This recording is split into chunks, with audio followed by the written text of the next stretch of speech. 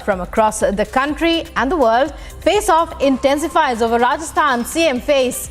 Pilot seeks time to meet Sonia. Major decision soon. After spat with Bhagwant Mann, Punjab governor approves special assembly session for today.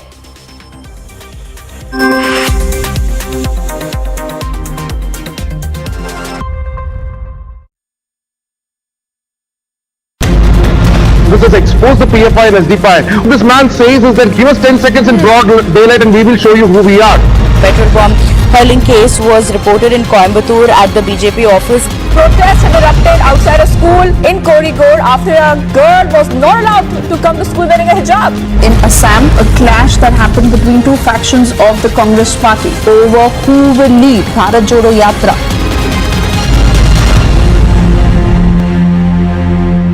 Shanti Dhariwal ji, doctor Joshi और प्रताप काचरियावास, ये तीनों विधायक उनके नुमाइंदे के तौर के ऊपर हमारे पास में आए और उन्होंने कहा 102 जो विधायक उस वक्त लॉयल थे, अशोक जी के साथ में थे, उनमें से ही कोई बनाया जाना चाहिए। सचिन पायलट या उसके ग्रुप में से नहीं बनाया जाना चाहिए। Sachin Pilot, Ashok Gehlot, Ajay Makan, Mallikarjun Kharge, all the leaders of Congress party was summoned by top leadership in Delhi today, but Sachin Pilot is deciding not to go to Delhi.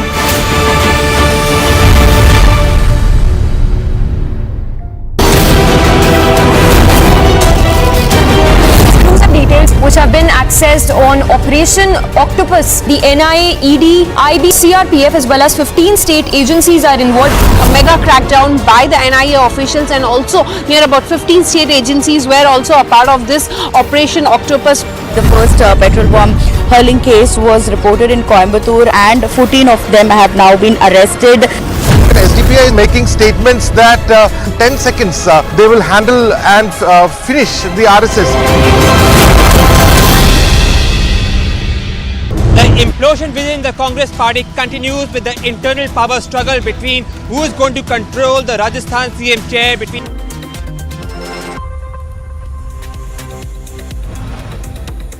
Prime Minister Narendra Modi to attend state funeral of former Prime Minister Shinzo Abe in Japan today.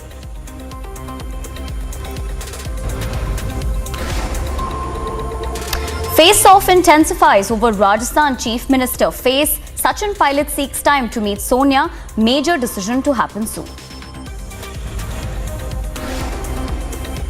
Maharashtra Congress to brainstorm over whether or not to continue alliance with MVA.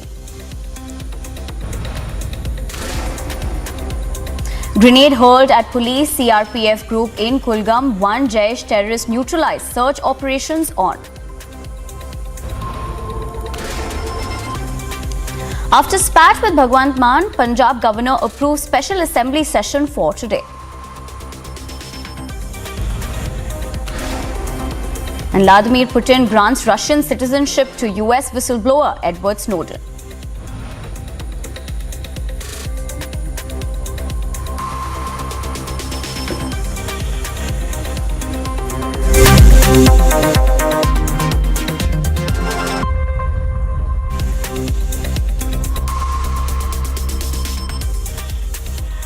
A very good morning. Thanks for tuning into Republic TV. I'm Nivedna Prabhu. Starting off with breaking news coming in. Anti-extortion cell of Mumbai crime branch on Monday arrested underworld don Dawood Ibrahim's aide Riaz Bhatti from the Andheri area in connection with an extortion case. Now, according to the officials, a businessman from Warsaw was threatened and a car valued at 30 lakh and cash worth 7.5 lakh were demanded from him.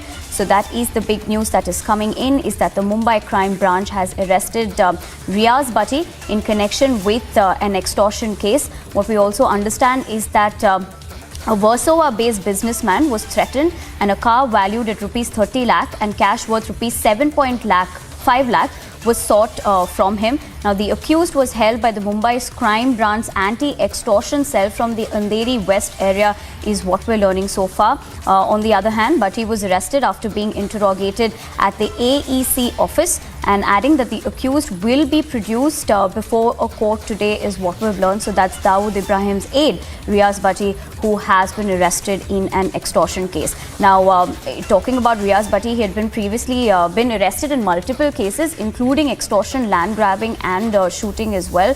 Now, there are reports also suggesting that he had attempted to flee the country using fake passports in 2015 and 2020. But this is a big breakthrough coming in terms of this extortion case, where a Warsaw businessman was threatened and a car valued at rupees 30 lakh and cash worth rupees 7.5 lakh was sought from him.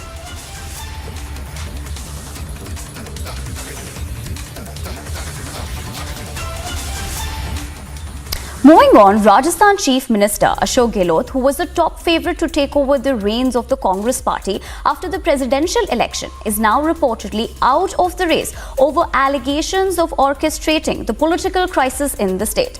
Meanwhile, Congress interim president Sonia Gandhi has sought a written report on it from the party observers Mallikarjun Kharge and Ajay Makan.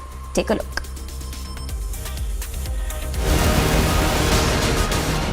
Amid the deepening political turmoil in Rajasthan, the chances of Ashok Gehlot becoming the party chief receded and other names cropped up for the post.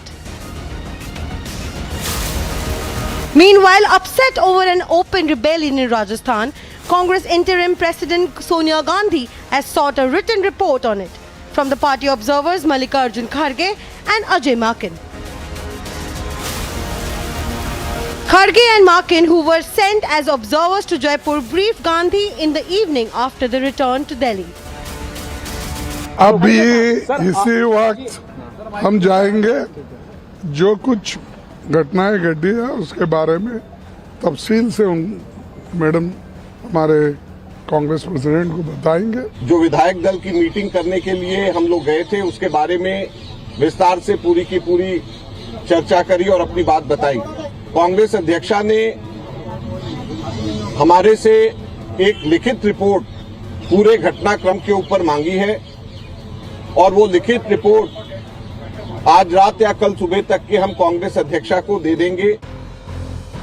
They are expected to recommend disciplinary action against those behind the move, including Minister Shanti Dhariwal and Rajasthan Congress Chief Whip Mahesh Joshi.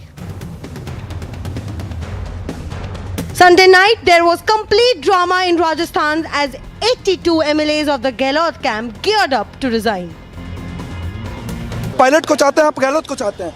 Gehlot को क्यों चाहते हैं? राजस्थान चाहता, पूरा देश चाहता, ऐसी योजनाएं दी है। सचिन पायलट को क्यों चाहते हैं? बिल्कुल, कौन नहीं चाहता उनको? युवाओं की आवाज pilot. The divide within is clear.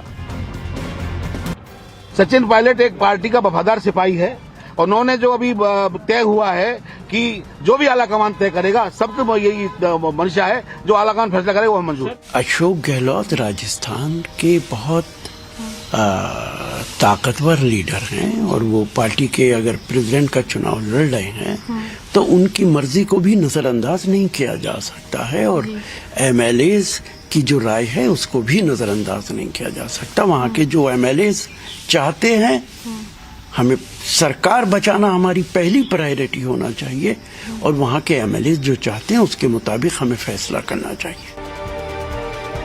Kharge and Makan are likely to submit the report to Gandhi about the crisis in the party's state unit by Wednesday.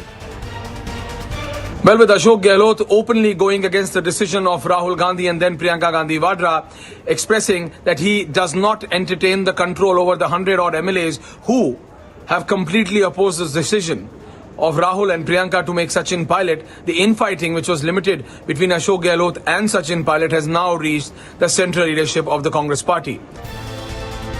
While Rahul Gandhi is trying to garner support travelling across India for his party in the hopes to fare better in 2024, his own house lies in disarray. Bureau Report, Republic TV. The nationwide crackdown on the PFI continues in several states across the country, such as Kerala, Karnataka, Tamil Nadu and Uttar Pradesh. Meanwhile, the court has refused to give bail to the accused PFI leaders. The question is it time to ban the outfit? After the September 22 NIA crackdown, raids against the Popular Front of India continue in states like Kerala, Karnataka, Tamil Nadu and Uttar Pradesh. Codenamed Operation Octopus, the NIA arrested more than 100 PFI workers and their aides. After the Friday violence by the PFI in Kerala, the police raided several houses, shops and establishments in Kannur district linked with connections to the PFI.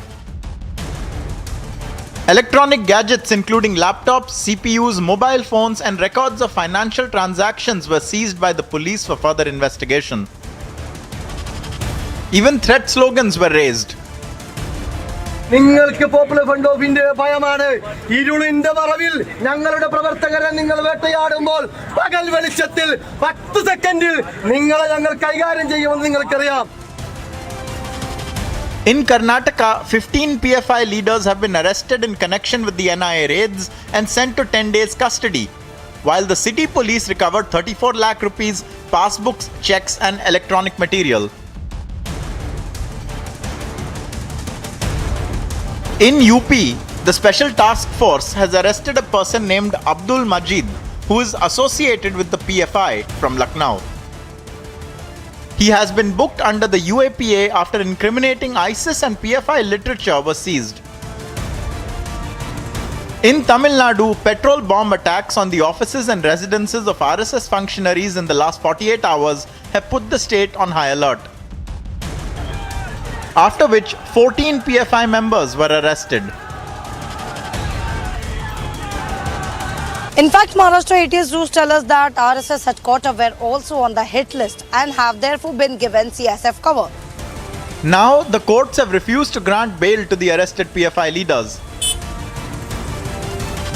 Meanwhile, Maharashtra ATS has the custody of 5 PFI accused till October the 3rd.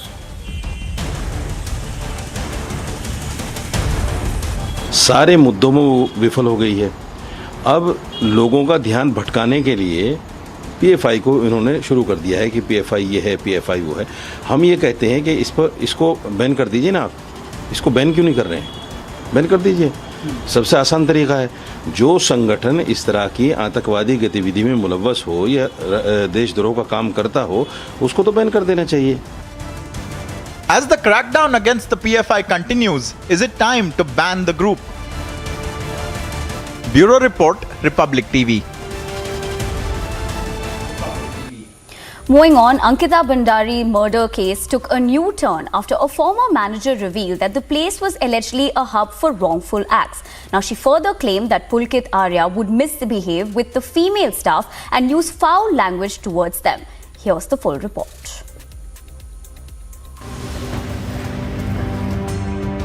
Ankita Bhandari murder case has revealed the dark secrets behind the Vanantra resort. Former manager revealed that the resort had become a hub for wrongful acts. Resort में लड़कियों के साथ बहुत घिनौनी हरकतें होती थी. वो लड़कियों को बहुत गंदी गंदी गालियाँ देता था. लड़कियाँ आती थी रिजॉर्ट से और रिजॉर्ट में तो मुझे एंट्री के लिए मना किया जाता था कि तुम इन लोगों की एंट्री नहीं करोगी. लड़का लड़कियाँ आते थे ज़्यादातर, तो उनके साथ भी घुल मिल जाता था. स्विमिंग पूल में नहाता था उन लोगों के साथ. मुझे बहुत गंदी से गंदी गालियाँ दी पुलकित आर्या ने. अंकित गुप्ता जो है वो लड़कियाँ लेके आता था रिजॉर्ट में. बहुत गंदी से गंदी हरकतें होती थी. Following the case registered by the SIT on September 24th, the team recreated the crime scene. As per the press release, the SIT had already collected the post-mortem reports from AIIMS along with CCTV footages, mobile CDR and other electronic evidences. DIGP Renuka Devi informed that SIT has sought police remand of the accused to collect other important evidences in the case.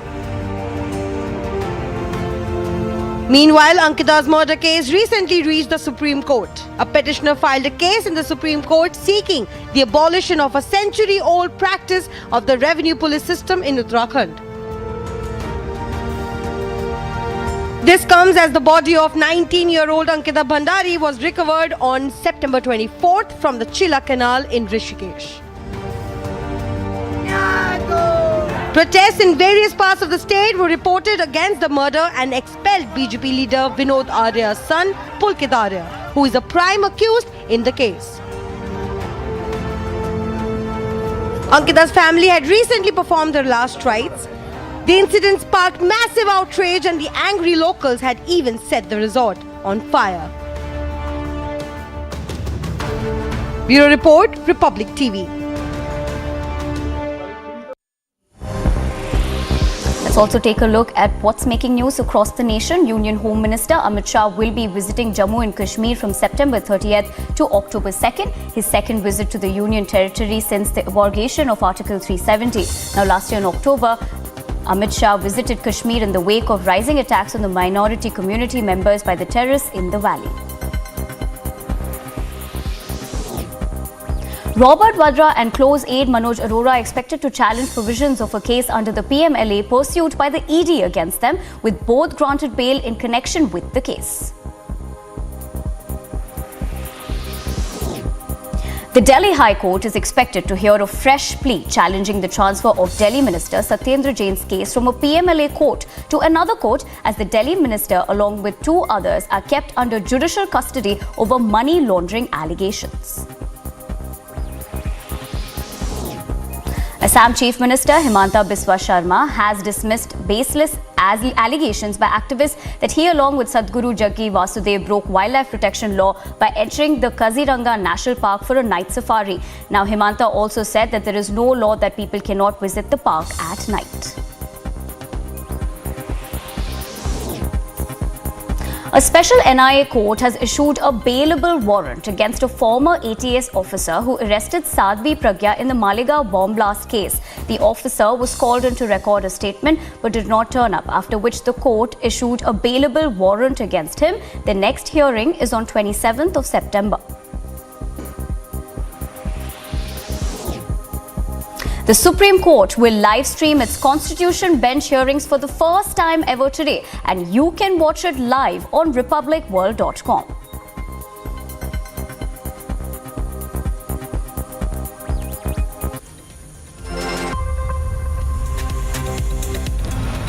Time for a short break now, but on the other side, Maharashtra Congress to brainstorm over whether or not to continue alliance with Maha Vikas Aghadi. And grenade hurled at police, CRPF group in Kulgam, one Jaish terrorist neutralized. Search operations on. We'll get you all of that on the other side of this short break. Stay tuned.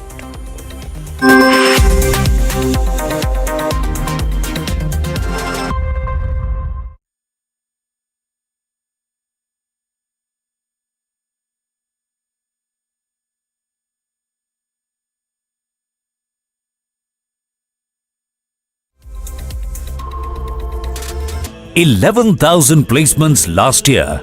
At Amity, we are committed to nurturing passionate, hardworking and proactive professionals. Good evening and welcome, viewers. It's going to be a really, in fact, it's going to be a terribly newsy week, because our legal and research teams at the Republic Network in our offices in New Delhi and in Mumbai are analyzing mountains of data ahead of the much awaited, nationally awaited public release of the final TRP report. And now, as you all know, the early snippets made it clear that India today, viewers, faces some very strong evidence against it for TRP manipulation. Alleged TRP manipulation by India Today, as a result of which India Today has been named and put firmly under serious investigation for spending cash, can you believe it, to gain viewership. And I'm not saying this has been done formally, and it has been done as per due legal process in the courts by the Enforcement Directorate. Now, viewers, we are going to get our hands onto that report soon. And my sources tell me that not even 1% of the report has come out so far. Some other news channels are heaving a sigh of relief that it's only India Today, they've not been named. I'd say to them, relax, don't worry. There are reports that there are other news channels also. other news channels which have been found guilty and are going to be investigated, and some channels against whom there is some information and who will face investigation on the basis of that information. Ladies and gentlemen, is that why all those accusing us have gone into stone cold silence? Have you noticed it? I have. People are calling my newsroom asking, Arnab, what's going on? Why are they quiet now? And all I'd say is that we will put the report out on who really, operational word, who really paid cash for viewership, and who, after paying cash and committing that cardinal sin, tried to distract attention by blaming us using Parambir and Uddhav Thackeray. Viewers, that's going to be a big story, and the truth will come out this week, hopefully. And in the meantime,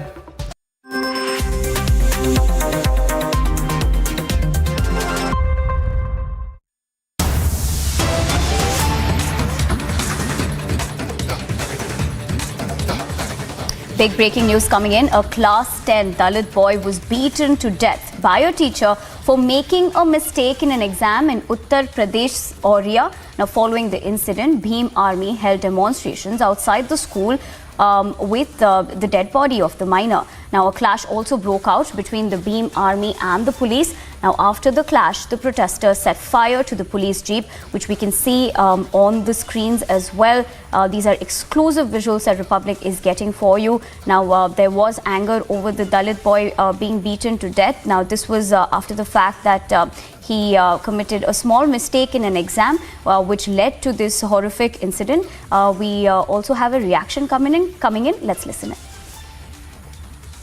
विद्यालय में पढ़ने आए थे एक जो ठाकुर समाज का अध्यापक है उसने जातिवाद के तहत उसको इतनी बेरहमी से मारा जो हमारे सेफई हॉस्पिटल में उसकी मृत्यु हो गई। क्या मांगे हैं और क्या चाहते हैं? हमारी ये है कि हमारे पीड़ित हमारे बच्चे को जो हमारे मुकाबले परिवार और 50 लाख का मुआवजा दिया जाए, एक परिवार को सरकारी नौकरी दी जाए, पीड़ित परिवार को ग्रामीण क्षेत्र में 2 एकड़ जमीन दी जाए और एक लाइसेंस दिया जाए जिससे अपने परिवार की सुरक्षा कर सके और एक शहरी आवास में शहरी क्षेत्र में एक आवास दी। राजू सिंह दोहरे निवासी बैसौली के द्वारा एक लिखित सूचना दी गई कि 7 सितंबर 2022 को उनके पुत्र निखित अछलदा थाना क्षेत्र अंतर्गत आदर्श इंटर कॉलेज के 10वीं के छात्र थे। उनको सामाजिक विज्ञान के टीचर अश्विनी सिंह के द्वारा कुछ एग्जाम में गलत लिखने के कारण काफ़ी मारा पीटा गया, जिससे उनकी तबीयत काफ़ी ख़राब हो गई। 7 सितंबर से ही लगातार वे इसका इलाज करा रहे थे।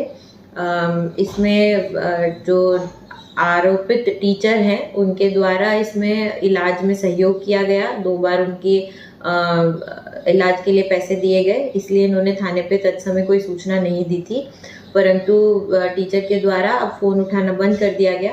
तब 24 तारीख को थाने पर सूचना प्राप्त हुई, जिस पर समीचीन धाराओं में अभियोग पंजीकृत कर लिया गया। सूचना ये प्राप्त हुई है कि सैफई में इलाज के दौरान निखित जो पीड़ित छात्र है उसकी मृत्यु हो गई है।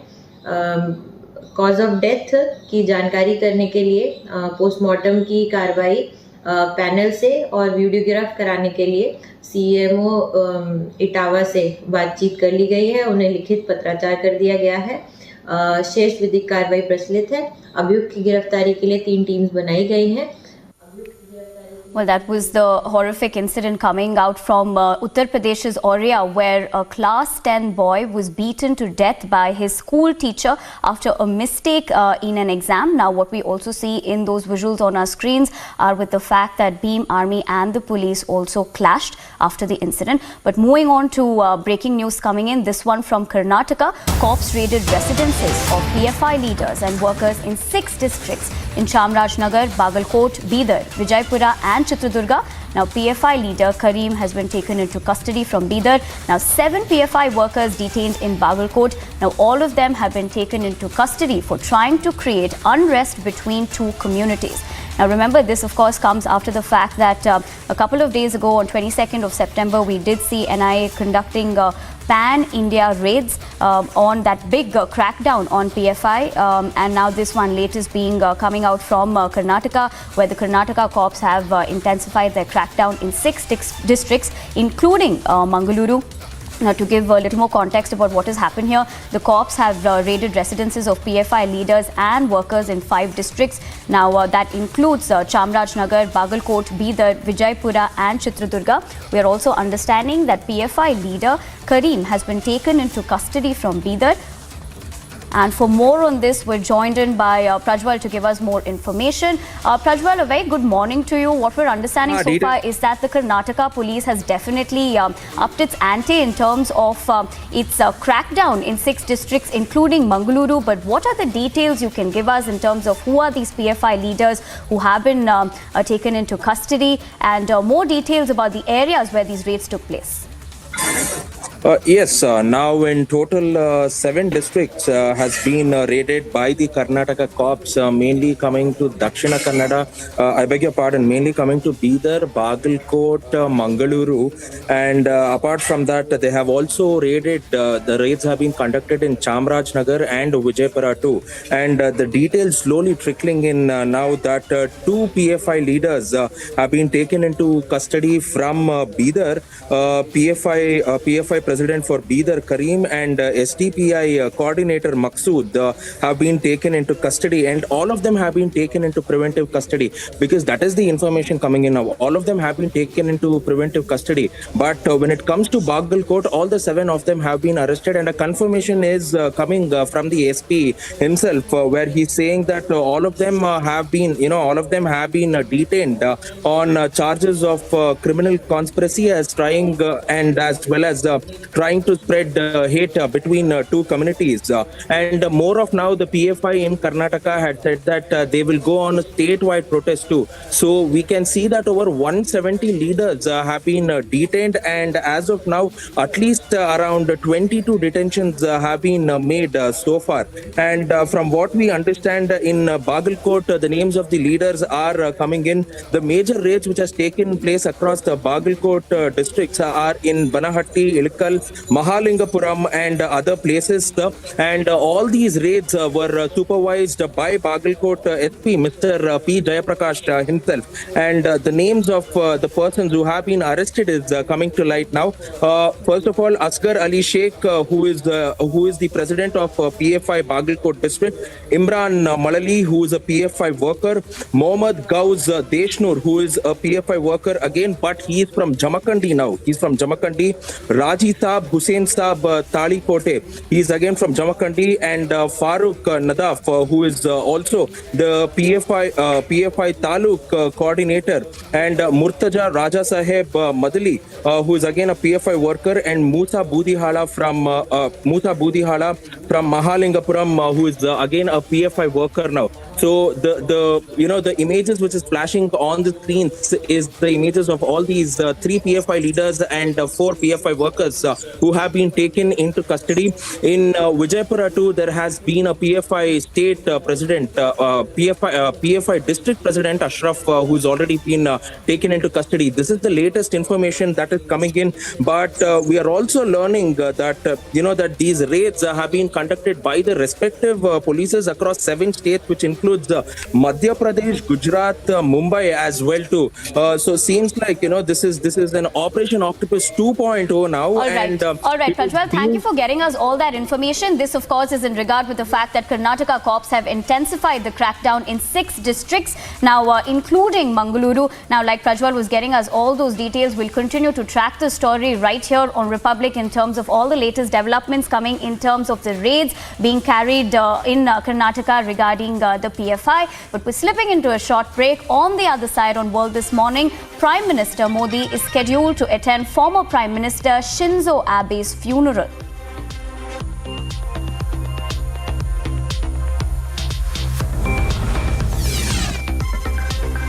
An incident of mass shooting in Russia leads to several casualties. We'll be getting you all of that and much more only on World This Morning. Stay tuned to Republic TV.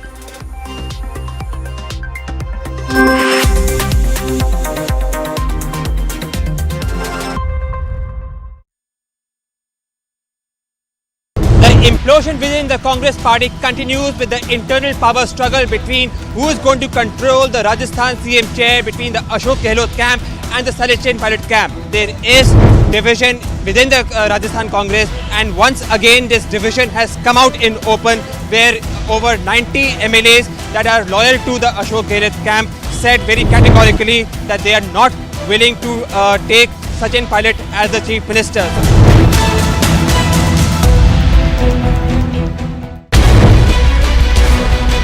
Days after Operation Octopus and the mega swoop down on the PFI, where in a shocking video that has come to light, the SDPI top leader can be heard issuing threats to kill the RSS workers. ഈ ആദർശം ഈ രാജ്യത്ത് വിജയിക്കും, അല്ലെങ്കിൽ ഞങ്ങൾ കണ്ണിലെണ്ണൊഴിച്ച് കാത്തിരിക്കുന്ന അരക്തസാക്ഷിത്വം ഞങ്ങൾ പുൽകും. നിങ്ങൾക്ക് പോപ്പുലർ ഫ്രണ്ട് ഓഫ് ഇന്ത്യയുടെ ഭയമാണ്.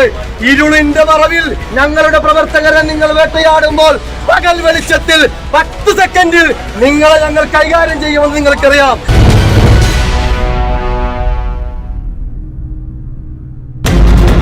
This has exposed the PFI and SDPI. What this man says is that give us 10 seconds in broad daylight and we will show you who we are. Petrol bomb hurling case was reported in Coimbatore at the BJP office. Protests have erupted outside a school in Kozhikode after a girl was not allowed to come to school wearing a hijab. In Assam, a clash that happened between two factions of the Congress party over who will lead Bharat Jodo Yatra.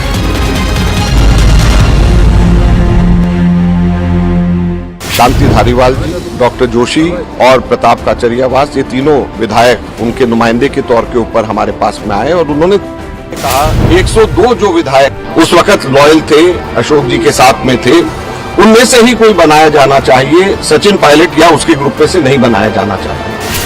Sachin Pilot, Ashok Gehlot, Ajay Makan, Mallikarjun Kharge, all the leaders of Congress party was summoned by top leadership in Delhi today, but Sachin Pilot is deciding not to go to Delhi.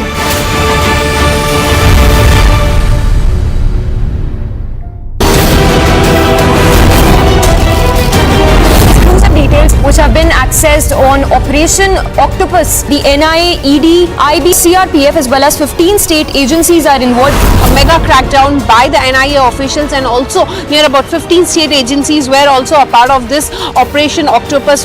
The first petrol bomb hurling case was reported in Coimbatore and 14 of them have now been arrested. SDPI is making statements that 10 seconds they will handle and finish the RSS.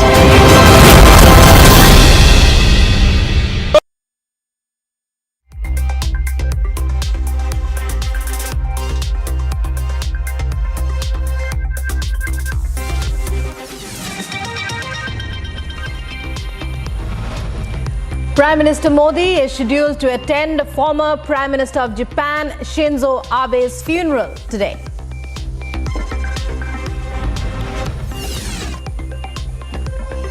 Several Japanese object to the state funeral for former Japanese PM Shinzo Abe, raising their dissent against the former PM's policies.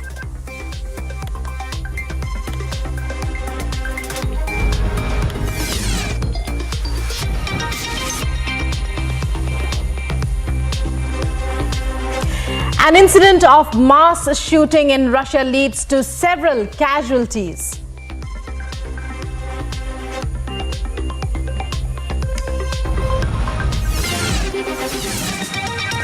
Protests continue against moral policing by the administration in Iran.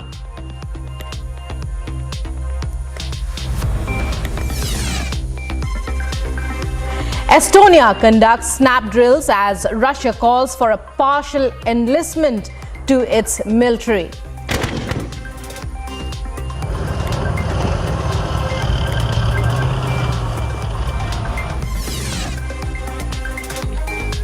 Russian President Vladimir Putin rewards citizenship to American whistleblower Edward Snowden.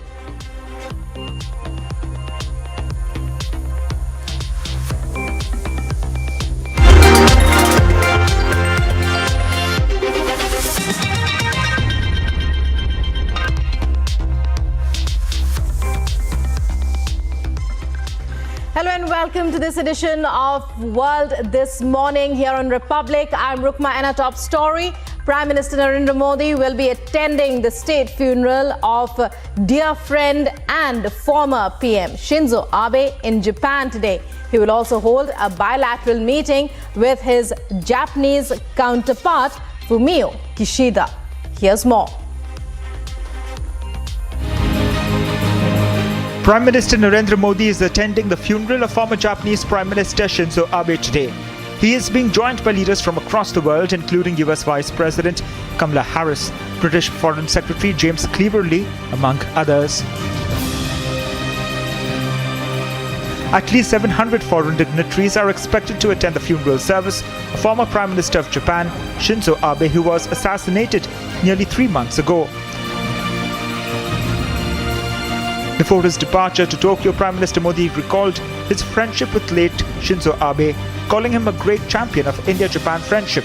He said that he will be conveying his heartfelt condolences to Prime Minister Kishida and Mrs. Abe on behalf of all Indians and will continue working to further strengthen India-Japan relations as envisioned by Abe-san.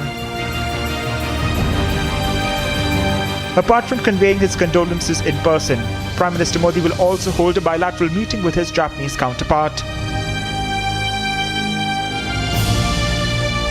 Prime Minister Narendra Modi will be visiting Tokyo, Japan, to attend the state funeral of former Prime Minister of Japan, Shinzo Abe. During this visit, the Prime Minister will attend the state funeral ceremony at Budokan. He will also meet Prime Minister Kishida and Mrs. Abe during this visit. Prime Minister Modi and Prime Minister Abe had developed a personal bond of trust and friendship through their numerous meetings and interactions spanning over a decade. Late Japanese Prime Minister Abe's contribution to India-Japan relations was recognized by the conferment upon him of the prestigious Padma Vibhushan in 2021.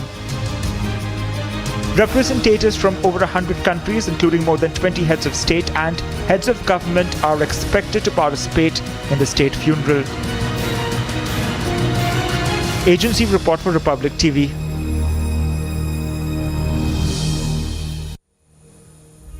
World leaders are flying into a political storm in Tokyo over state funeral service for former Japanese Prime Minister Shinzo Abe.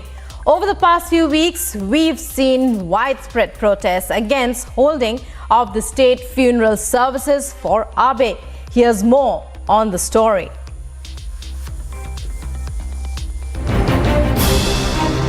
As world leaders head to Tokyo to attend the state funeral of former Japanese Prime Minister Shinzo Abe, the country has witnessed mega protests demanding the cancellation of the funeral. Many say it's a waste of public expenditure.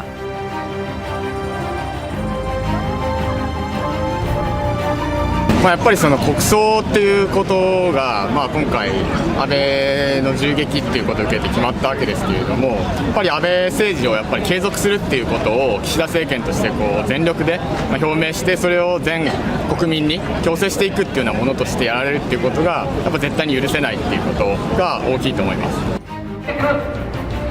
Shinzo Abe was assassinated in July by a gunman disenchanted with politicians' ties to the Unification Church. Abe's grandfather, former Prime Minister Nobusuke Kishi, helped found the church's political unit in Tokyo in 1968. The suspect in Abe's assassination reportedly believed in mother's donation to the church, ruined his family, built close ties with the LDP lawmakers over shared interest in conservative causes, including opposing communism. 名前を変えて、それを安倍政権の時代にやってるんですよね。そういう、いわゆるズブズブの関係、腐った関係、その中にも、安倍以降の自民党の本性というのは現れていると思います。だからみんなが統一教会の問題と合わせて国葬に反対しているんだと思います。 Last week, a man set himself on fire near the Prime Minister's residence in an apparent act of defiance. While the Japanese government plans to nonetheless go ahead with the state funeral, responding to the opposition over the event last month, Japanese Prime Minister Kishida assured that his ruling party will cut ties with the Unification Church following a widening scandal triggered by former leader Shinzo Abe's assassination in the month of July. 政治家側には社会的に問題が指摘される団体との付き合いには厳格な慎重さが求められます。私の政権における大臣、副大臣、政務官については自ら It remains to be seen if protesters hit the streets once again in defiance or if the state funeral will go smoothly as planned. With representatives from over 100 countries, including more than 20 heads of state and heads of government, expected to participate in the state funeral. Agency report, Republic TV. A gunman killed 15 people and wounded at least 23 others at a school in central Russia. We bring you all the details in our next report of this dastardly killing.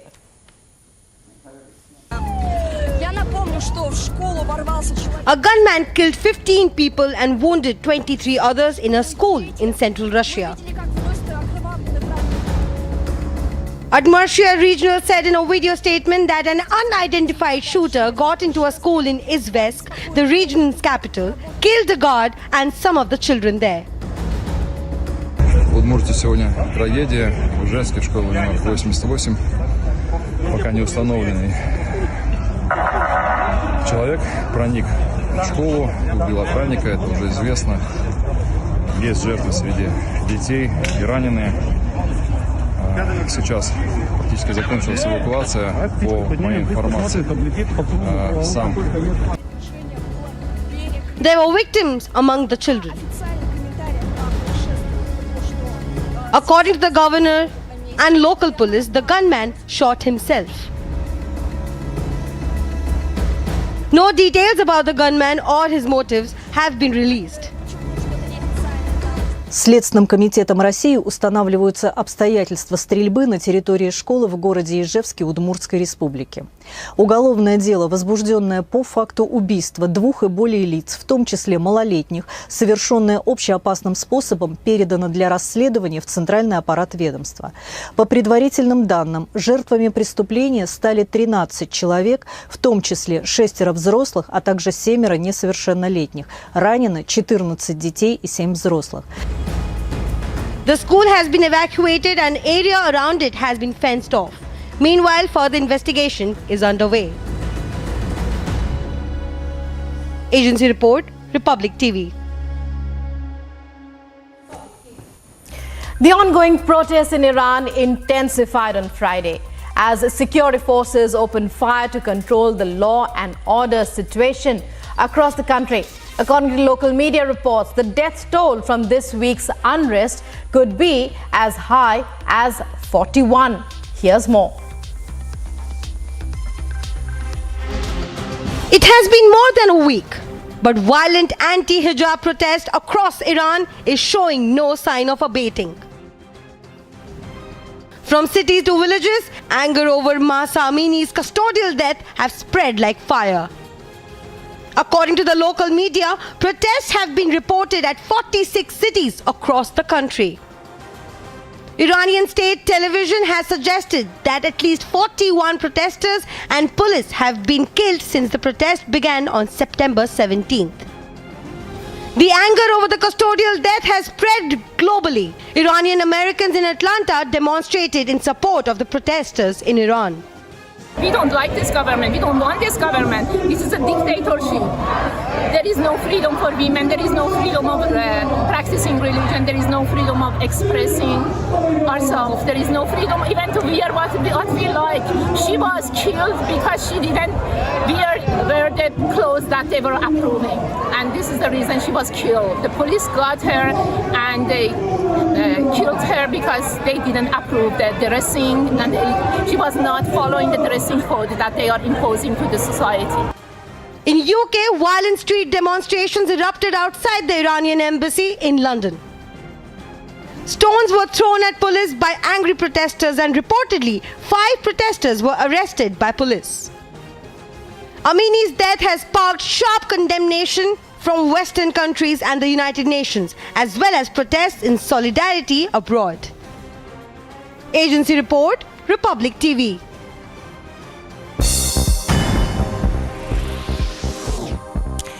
And a quick look at more international news stories. China's foreign ministry on Monday confirmed that China and North Korea have agreed to resume cross-border freight transport between the two border cities following a 5-month hiatus. The reopening comes after North Korean leader Kim Jong-un last month ordered an easing of restrictions guarding against the spread of coronavirus.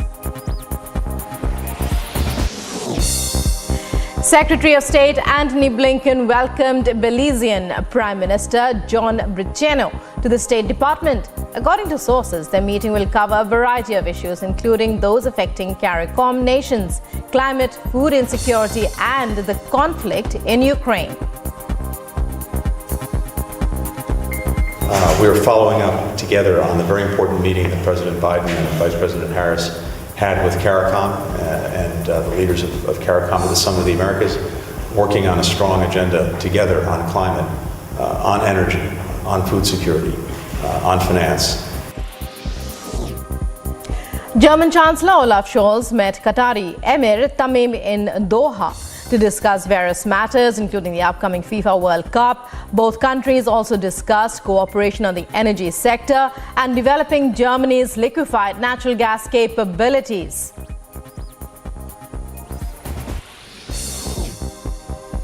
Thousands hit the streets in Germany's Lubmin demanding Nord Stream 2 be opened. Amid high energy costs, activists could be seen waving German and Russian flags while holding signs slamming sanctions against Moscow and arms supplies to Kyiv.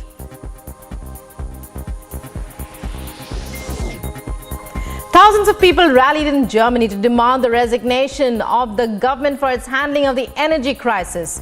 The protest was called Forum for Democracy and Freedom.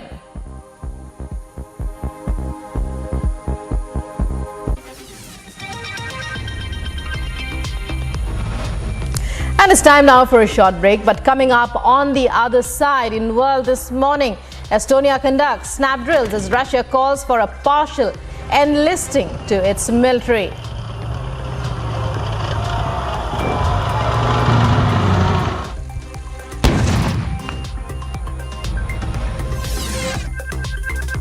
Also coming up, Russian President Vladimir Putin rewards citizenship to American whistleblower Edward Snowden.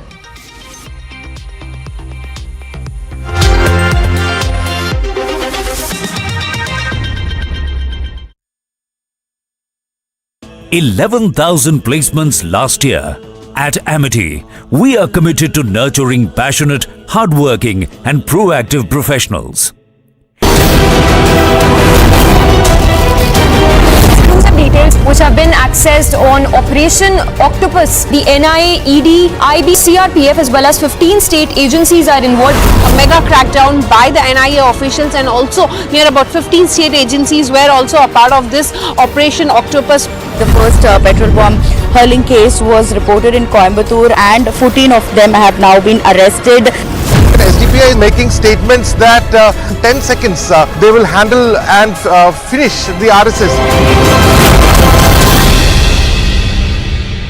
The implosion within the Congress party continues with the internal power struggle between who is going to control the Rajasthan CM chair between the Ashok Gehlot camp and the Salechen pilot camp. There is division within the Rajasthan Congress, and once again this division has come out in open, where over 90 MLAs that are loyal to the Ashok Gehlot camp said very categorically that they are not willing to take Sachin Pilot as the Chief Minister.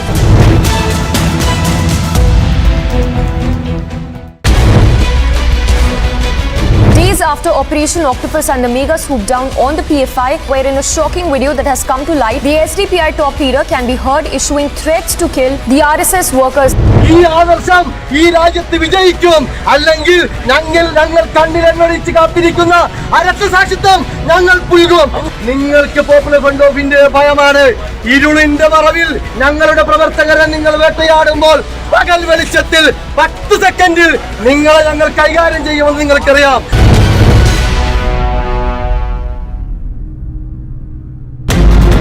This has exposed the PFI and SDPI. What this man says is that give us 10 seconds in broad daylight and we will show you who we are.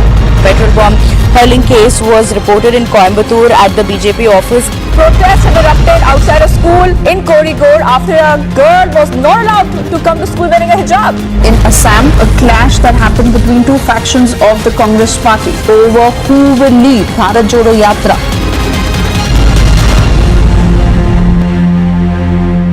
Shanti Dhariwal ji, doctor Joshi और प्रताप काचरियावास, ये तीनों विधायक उनके नुमाइंदे के तौर के ऊपर हमारे पास में आए और उन्होंने कहा 102 जो विधायक उस वक्त लॉयल थे, अशोक जी के साथ में थे, उनमें से ही कोई बनाया जाना चाहिए, सचिन पायलट या उसके ग्रुप में से नहीं बनाया जाना चाहिए.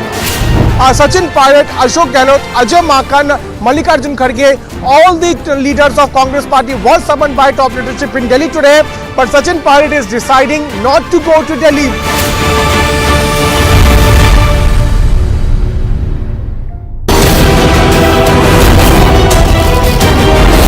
Details which have been accessed on Operation Octopus. The NIA, ED, IB, CRPF as well as 15 state agencies are involved. A mega crackdown. When you are journeying through life, you realize pretty quickly there are things you can do and there are things that are off limits.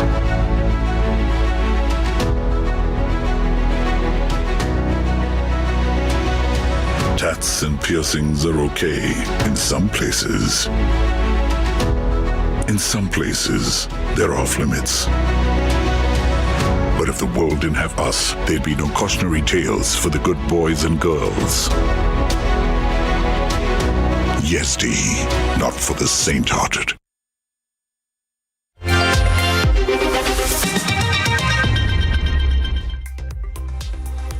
Welcome back. You're watching World This Morning. You're on Republic, and US Energy Secretary Jennifer Granholm gave a damning speech about Russia at the International Atomic Energy Agency's annual conference in Vienna. Let's listen in.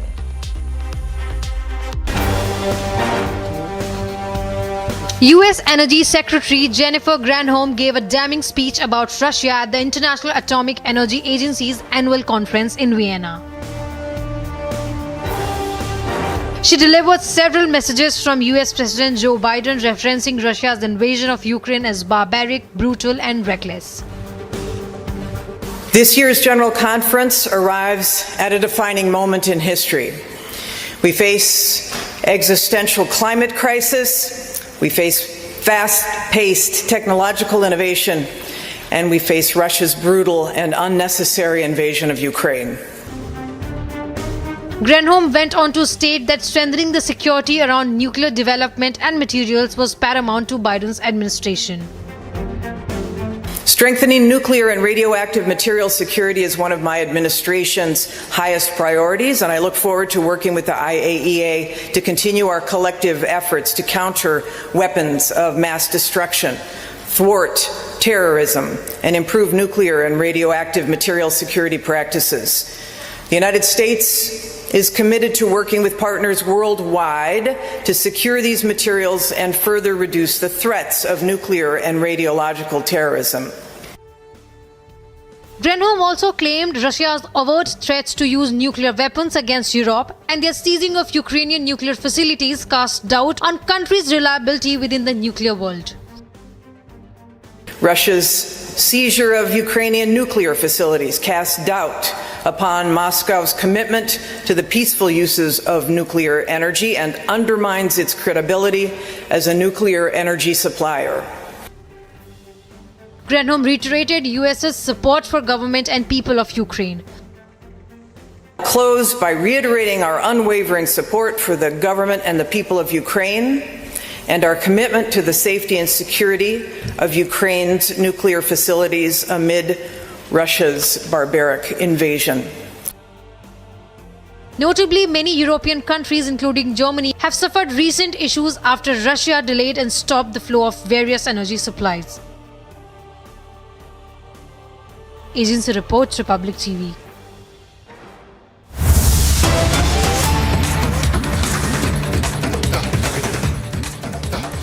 And breaking news coming in here from across the world. In world news, External Affairs Minister Dr. S. Jaishankar, who is in the United States, spoke up on the issue of scrapping of Article 370 in Kashmir.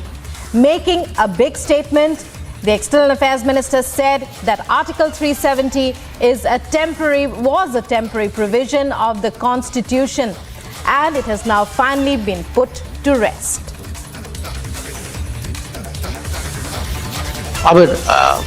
There was a big song and dance about internet being cut.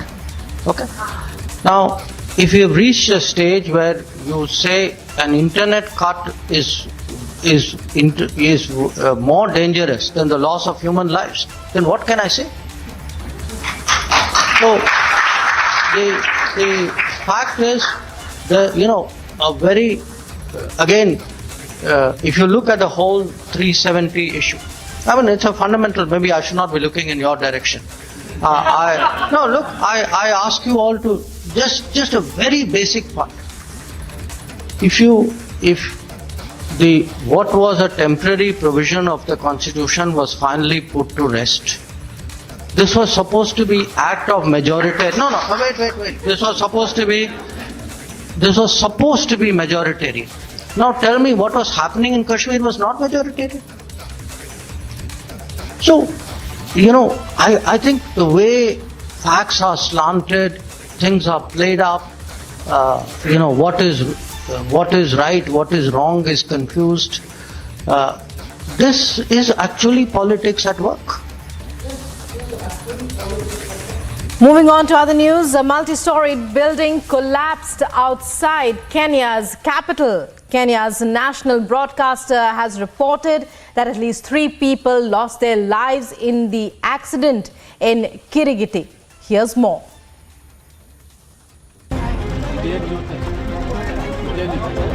A multi-story building collapsed outside Kenya's capital, killing a woman and 2 children.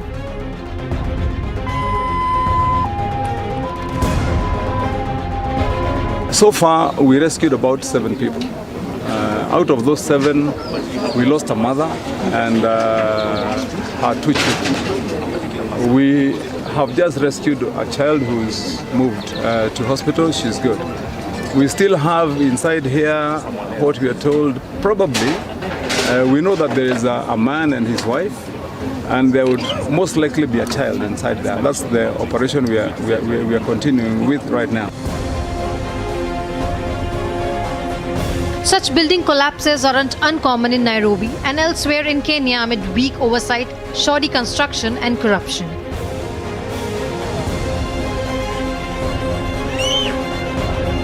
A building that was being put up here was being done in an extremely substandard way. And I've also had confirmation from my CEC who is in charge that this building was not authorized. That this guy built without authorization. He came and applied for permission. He was told to comply with a few conditions. He disappeared, continued to build, and it's only today that we've seen him. It is not immediately clear what caused the building to collapse. Rescuers picked through the debris in search of a family reported missing. Footage captured emergency service workers scrambling over rubble in attempt to search the debris.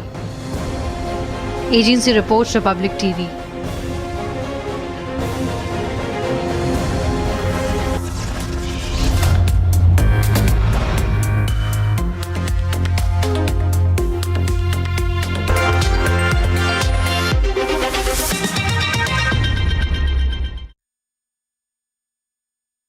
Shanti Dhariwal ji, doctor Joshi और प्रताप काचरियावास, ये तीनों विधायक उनके नुमाइंदे के तौर के ऊपर हमारे पास में आए और उन्होंने कहा 102 जो विधायक उस वक्त लॉयल थे, अशोक जी के साथ में थे, उनमें से ही कोई बनाया जाना चाहिए, सचिन पायलट या उसके ग्रुप में से नहीं बनाया जाना चाहिए।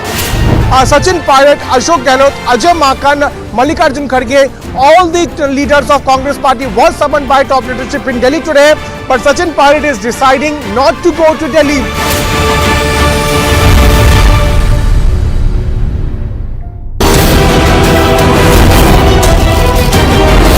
Details which have been accessed on Operation Octopus. The NIA, ED, IB, CRPF as well as 15 state agencies are involved. A mega crackdown by the NIA officials and also near about 15 state agencies were also a part of this Operation Octopus. The first petrol bomb hurling case was reported in Coimbatore and 14 of them have now been arrested. SDPI is making statements that 10 seconds they will handle and finish the RSS.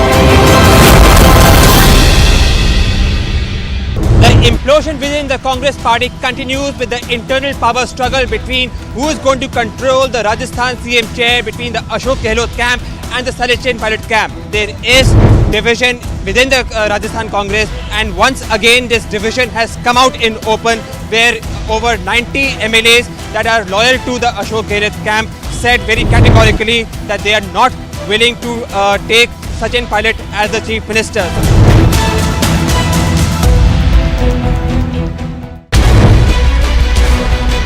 Days after Operation Octopus and the mega swoop down on the PFI, where in a shocking video that has come to light, the SDPI top leader can be heard issuing threats to kill the RSS workers.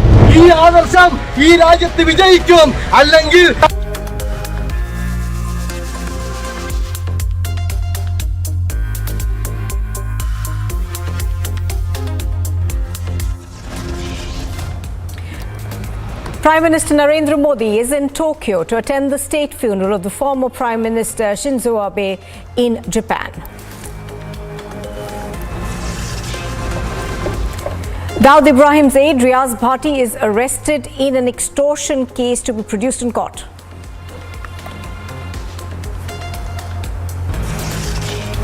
Days after Operation Octopus, mega swoop down on the PFI continues. Raids on PFI across 8 states.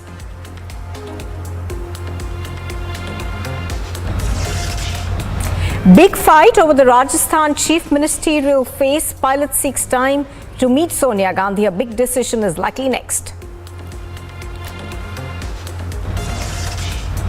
After a war of words between the Aam Aadmi Party's government and the Punjab governor, special assembly session to be held today. Trust vote is likely.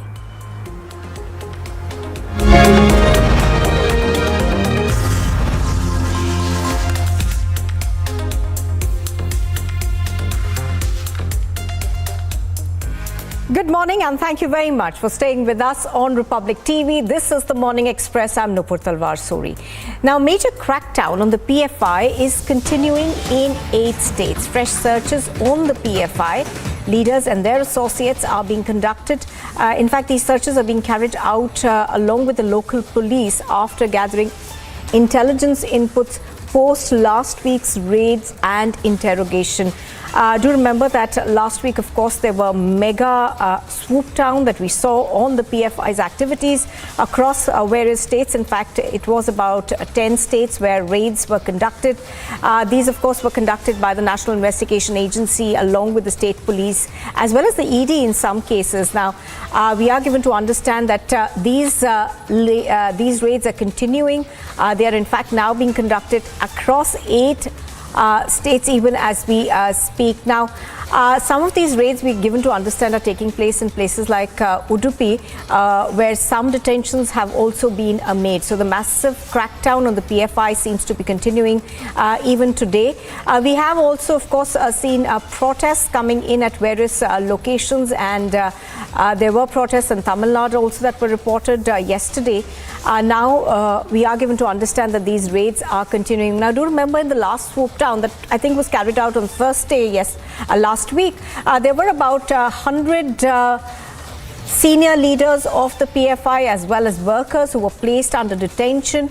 The police, the local police also was involved in those raids, and today also we're given to understand that the local police is helping authorities with these raids. Now, one of the things that has been of concern to not just intelligence agencies but also other investigative agencies is the kind of money that has been siphoned into the PFI and the fast-paced growth that we have seen of the PFI. So that's something that has been extremely concerning.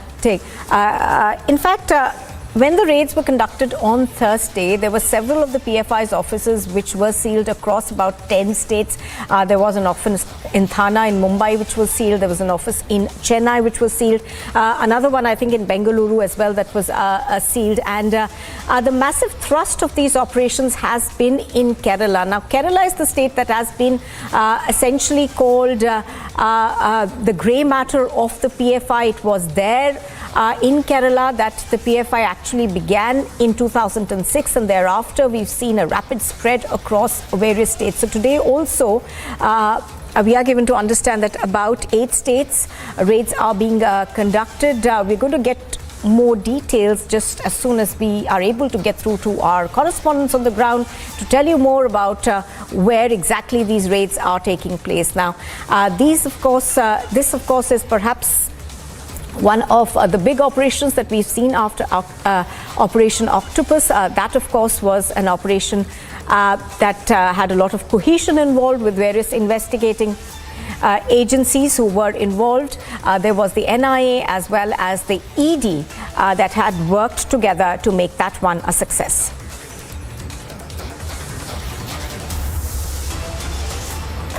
Now, the nationwide crackdown on the PFI continues in several states across the country, such as Kerala, Karnataka, Tamil Nadu and Uttar Pradesh. Meanwhile, the court has refused to give bail to the accused PFI leaders. The question is it time to ban the outfit now? After the September 22 NIA crackdown, raids against the Popular Front of India continue in states like Kerala, Karnataka, Tamil Nadu and Uttar Pradesh. Codenamed Operation Octopus, the NIA arrested more than 100 PFI workers and their aides. After the Friday violence by the PFI in Kerala, the police raided several houses, shops and establishments in Kannur district linked with connections to the PFI. Electronic gadgets including laptops, CPUs, mobile phones and records of financial transactions were seized by the police for further investigation. Even threat slogans were raised. നിങ്ങൾക്ക് popular front of India ഭയമാണ്. ഇരുളിന്റെ മറവിൽ ഞങ്ങളുടെ പ്രവർത്തകരെ നിങ്ങൾ വേട്ടയാടുമ്പോൾ പകൽ വെളിച്ചത്തിൽ 10 സെക്കൻഡിൽ നിങ്ങളെ ഞങ്ങൾ കൈകാര്യം ചെയ്യുമെന്ന് നിങ്ങൾക്കറിയാം. In Karnataka, 15 PFI leaders have been arrested in connection with the NIA raids and sent to 10 days custody, while the city police recovered 34 lakh rupees, passbooks, checks and electronic material. In UP, the Special Task Force has arrested a person named Abdul Majid, who is associated with the PFI from Lucknow. He has been booked under the UAPA after incriminating ISIS and PFI literature was seized. In Tamil Nadu, petrol bomb attacks on the offices and residences of RSS functionaries in the last 48 hours have put the state on high alert, after which 14 PFI members were arrested. In fact, Maharashtra ATS rules tell us that RSS headquarters were also on the hit list and have therefore been given CSF cover. Probe documents accessed by Republic TV shows that National General Secretary of the Campus Front of India, a related organization of Popular Front of India, KM Rauf Sharif, has received about 1.36 crore rupees. This money was largely used for unlawful activities in the country, which goes beyond the anti-CAA protests, as well as the Delhi riots and also organizing protests in Hathras. Not just that, PMLA investigation has revealed so far that over a period of time, Popular Front of India has received about 120 crore rupees. Large part of this money was coming in through cash. And not just that, all this while it was stated by the Popular Front of India that not a single penny was received by the Popular Front of India from foreign donors. Now, the courts have refused to grant bail to the arrested PFI leaders. Meanwhile, Maharashtra ATS has the custody of 5 PFI accused till October the 3rd. सारे मुद्दों में वो विफल हो गई है। अब लोगों का ध्यान भटकाने के लिए पीएफआई को इन्होंने शुरू कर दिया है कि पीएफआई ये है, पीएफआई वो है। हम ये कहते हैं कि इसको बैन कर दीजिए ना आप। इसको बैन क्यों नहीं कर रहे हैं? बैन कर दीजिए। सबसे आसान तरीका है। जो संगठन इस तरह की आतंकवादी गतिविधि में मुलव्वस हो या देशद्रोह का काम करता हो, उसको तो बैन कर देना चाहिए। As the crackdown against the PFI continues, is it time to ban the group? Bureau Report, Republic TV.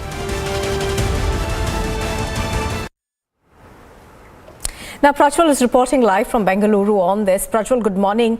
Give us more details of the raids that are being conducted even as we speak. We are given to understand that they are perhaps being conducted after interrogation of those who were put into custody by the authorities who were picked up on earlier raids on Thursday, I think? Absolutely, because earlier too we saw that the Bengaluru cops had gone on to detain 15 people, 2 from Bengaluru and 12 from other parts of Karnataka and 1 from Delhi. And on the backdrop of this, the PFI had issued threats stating that they will be calling in for a statewide protest across the entire state. And this was something which had not gone down well with the government of Karnataka, because they had witnessed many violent incidents coming to light from the neighboring states of Kerala and Tamil Nadu too. So as a preventive measure, these people have been taken into custody. They have been detained now, and they will be produced before the magistrate and the tahsildars to be seeking custody if there is any sort of incriminating evidence that is found against them. This is what they are saying. And one thing which is very important that we got to note over here is that all these raids are being supervised by the SP, that is the Superintendent of Polices of the respective districts themselves. Initially, it started off anywhere between 3 to 5 in the morning, and from what we understand now, 9 districts across Karnataka has been raided, and it is only likely to go up, and we are seeing over 50 to 60 detentions which has already come in. And especially what is very alarming over here is that the pattern in which we are seeing, because it is now being stated that North Karnataka is within the reach of the PFI, and they're expanding their bases across North Karnataka, because we are seeing districts like Bagalkot, Belagavi, Bidhar, and mainly in Bagalkot we are looking at Jamakandi over here. So that is something which comes as very surprising, because the PFI had not established themselves there, but in the past 3 years they have shifted their entire focus from the coastal belt of Karnataka towards North Karnataka and the central region of Karnataka, which is very alarming. And the Intelligence Bureau of the state and the Home Department here is alarmed by all these developments, and now they are keeping a close track of all these developments that is happening, because today they had planned to hold a massive protest across the entire state of Karnataka, and this is more of seen as a preventive detention, and trying, some of these people, mainly in Bagalkot, where we are trying to focus on all these 7 leaders who have been arrested, 6 from PFI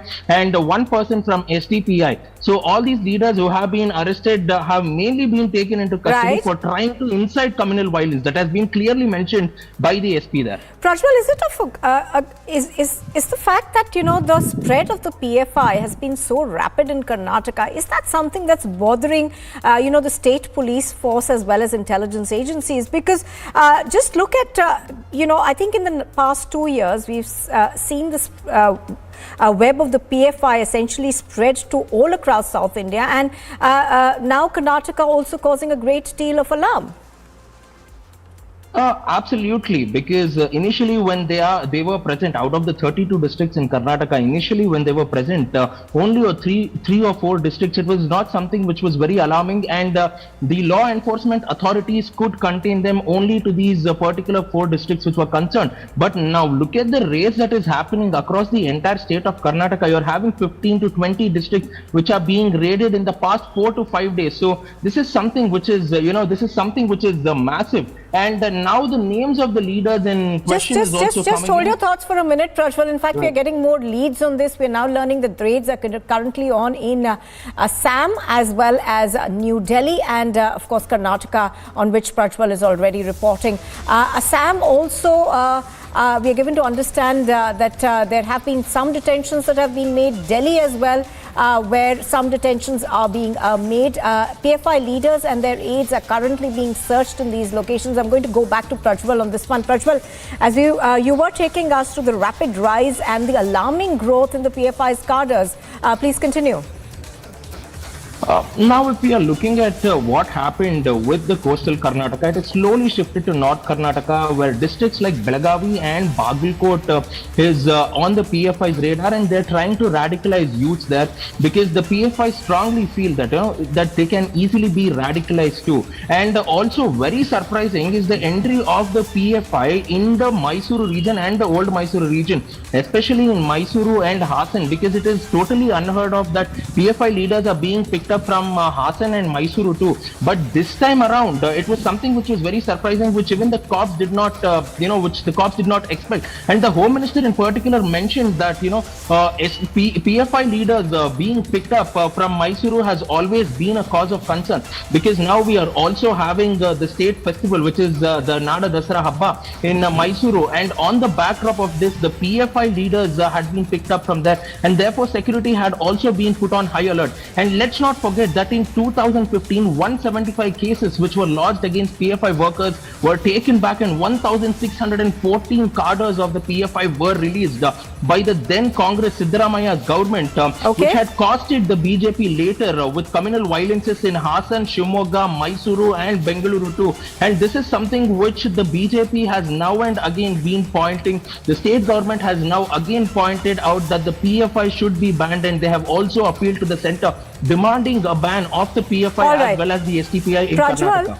Prajwal, the other part of it, was in Udupi, when we saw a large amount of protests that took place there. There were a lot of students who were involved in that protest also. But the manner in which the protests spread and how rapidly, people were being mobilized was something that, suggested to the fact that there could be something off about it.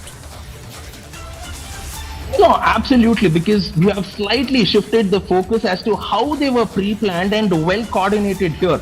And in Udupi, when it came to the hijab protest which happened over there were hundreds of colleges, thousands of students who came all at once, only because of one single online campaign which was run by the PFI and the STPI on a social media platform, which instigated the kids to wear hijab and enter their colleges and go inside their classrooms. Right. So this was a very well coordinated, protest which happened in Udupi in February 2022. And this is something though which the cops had been noticing, and based on the tip-off from the NIA too. This is just not the Karnataka cops acting, but the Karnataka cops are mainly acting on the tip-off from the NIA, which the Home Minister now and again has stressed on this. So therefore, we largely saw the role of SDPI and PFI leaders in particular giving out speeches on social media platforms, trying to incite the youngsters to protest and not enter schools and colleges. And it took a very ugly turn. Many of them were injured in these particular protests too. And in fact, the matter did reach the Karnataka High Court. But the Karnataka High Court clearly said that use of hijab or wearing of hijab was not an essential part of Islam too. But yes, just shifting our focus only towards the protest, they were definitely well coordinated and planned across Karnataka by the PFI, functionaries and leaders. All right, Prajwal, for the moment, thank you for joining us. Just to quickly update our viewers, we are given to understand that about 4 people linked to the PFI have been detained from Nagarbera in Assam. The Assam Police's special branch conducted this operation, and they have released a statement saying that operation against the PFI is on in many parts of the district. Earlier, of course, the Assam Police had arrested 11 people in the raids that were conducted last week. Now, Rajasthan's Chief Minister Ashok Gehlot, who was a top favourite to take over the reins of the Congress party after the presidential election, is now reportedly out of the race over allegations of orchestrating the political crisis in the state. Meanwhile, Congress interim President Sonia Gandhi has sought a written report on it from party observers Mallikarjun Kharge and Ajay Makan.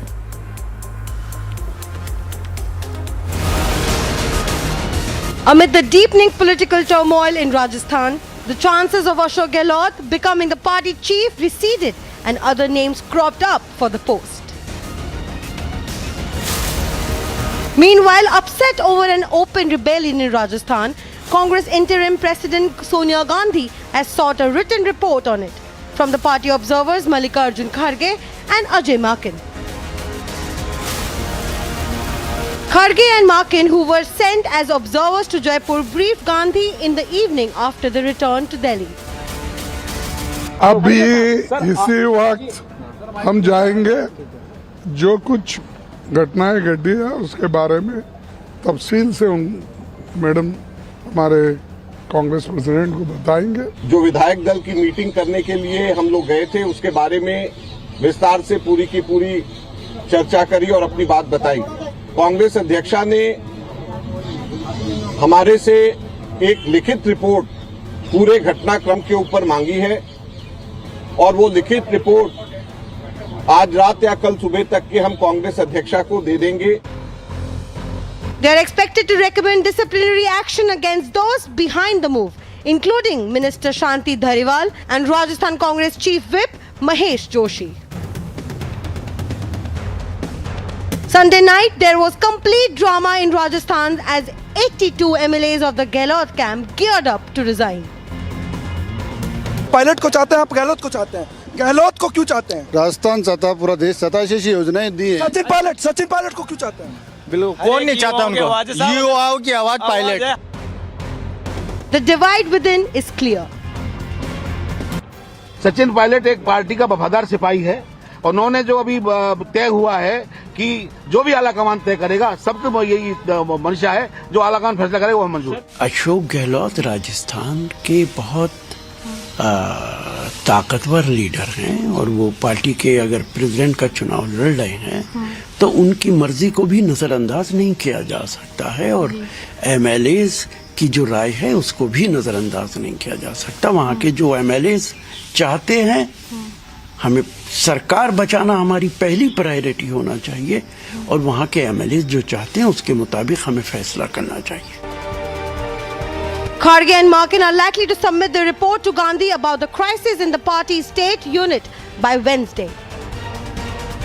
Well, with Ashok Gehlot openly going against the decision of Rahul Gandhi and then Priyanka Gandhi Vadra, expressing that he does not entertain the control over the 100-odd MLAs who have completely opposed this decision of Rahul and Priyanka to make Sachin pilot, the infighting which was limited between Ashok Gehlot and Sachin pilot has now reached the central leadership of the Congress party.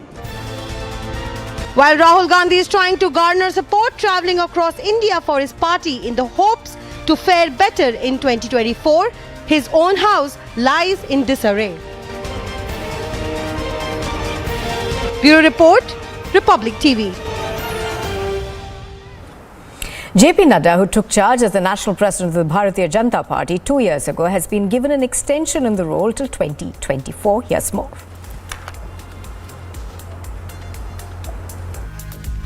JP Nadda, who took charge as the national president of Bharatiya Janata Party over the 2 years, has also got an extension till 2024. Nadda succeeded Union Home Minister Amit Shah and will remain the president of the BJP beyond his term ending on January 20th, 2023. The extension would cover the next Lok Sabha elections that are scheduled between April and May 2024. Notably, the former health minister would lead the BJP through a slew of state elections which will be conducted in the next 2 years. After being appointed as the working president in 2019, Nadda assumed the full-time position unopposed in January 2020. The Saffron Party allows the appointment of its members for 2 consecutive terms, 3 years each, and the election process of a president starts after the organizational elections are held in at least 50% of the state units. After party reposes faith in once again in JP Nadda, he is set to lead the party through key assembly polls which will be conducted in the next 2 years. Bureau Report, Republic TV. And here's a look at what else is making news this morning. Prime Minister Narendra Modi left for Japan on Monday to participate in the state funeral of Shinzo Abe. The Prime Minister will meet Abe's wife, Aki Abe, during the 16-hour stay in Japan and is also slated to hold bilateral talks with his Japanese counterpart, Fumio Kishida. Amidst the ongoing political crisis in Rajasthan, Congress, the former Deputy Chief Minister of Rajasthan, Sachin Pilot, has sought time to meet Congress's interim President Sonia Gandhi. This comes against the backdrop of Ashok Gehlot stalling Pilot.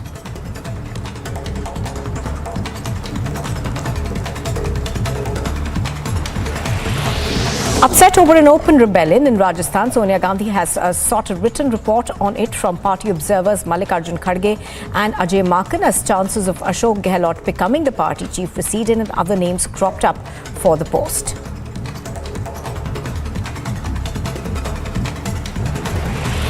The Punjab governor today approved a second special assembly session after the war of words with the chief minister. The special assembly session will commence at 11 this morning and sources have suggested that the trust vote will be held during the session.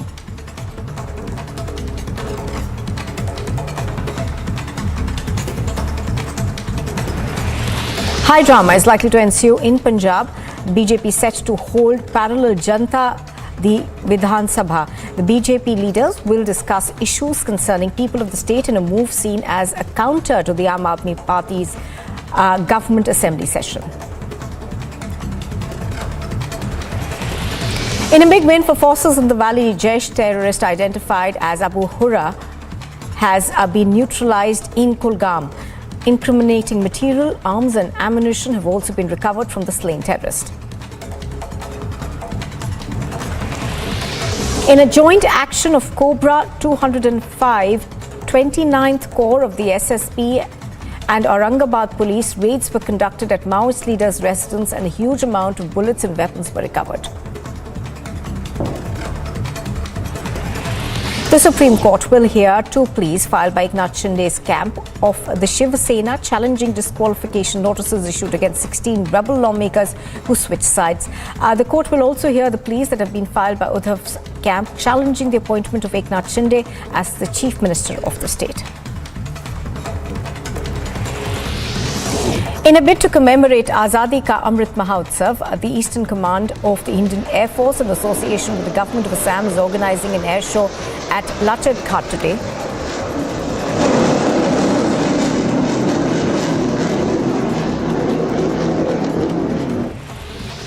Union Home Minister Amit Shah will be on a two-day visit to Gujarat from today. During his visit, Shah is scheduled to attend a series of events and inaugurate a host of development projects in Ahmedabad and Gandhinagar.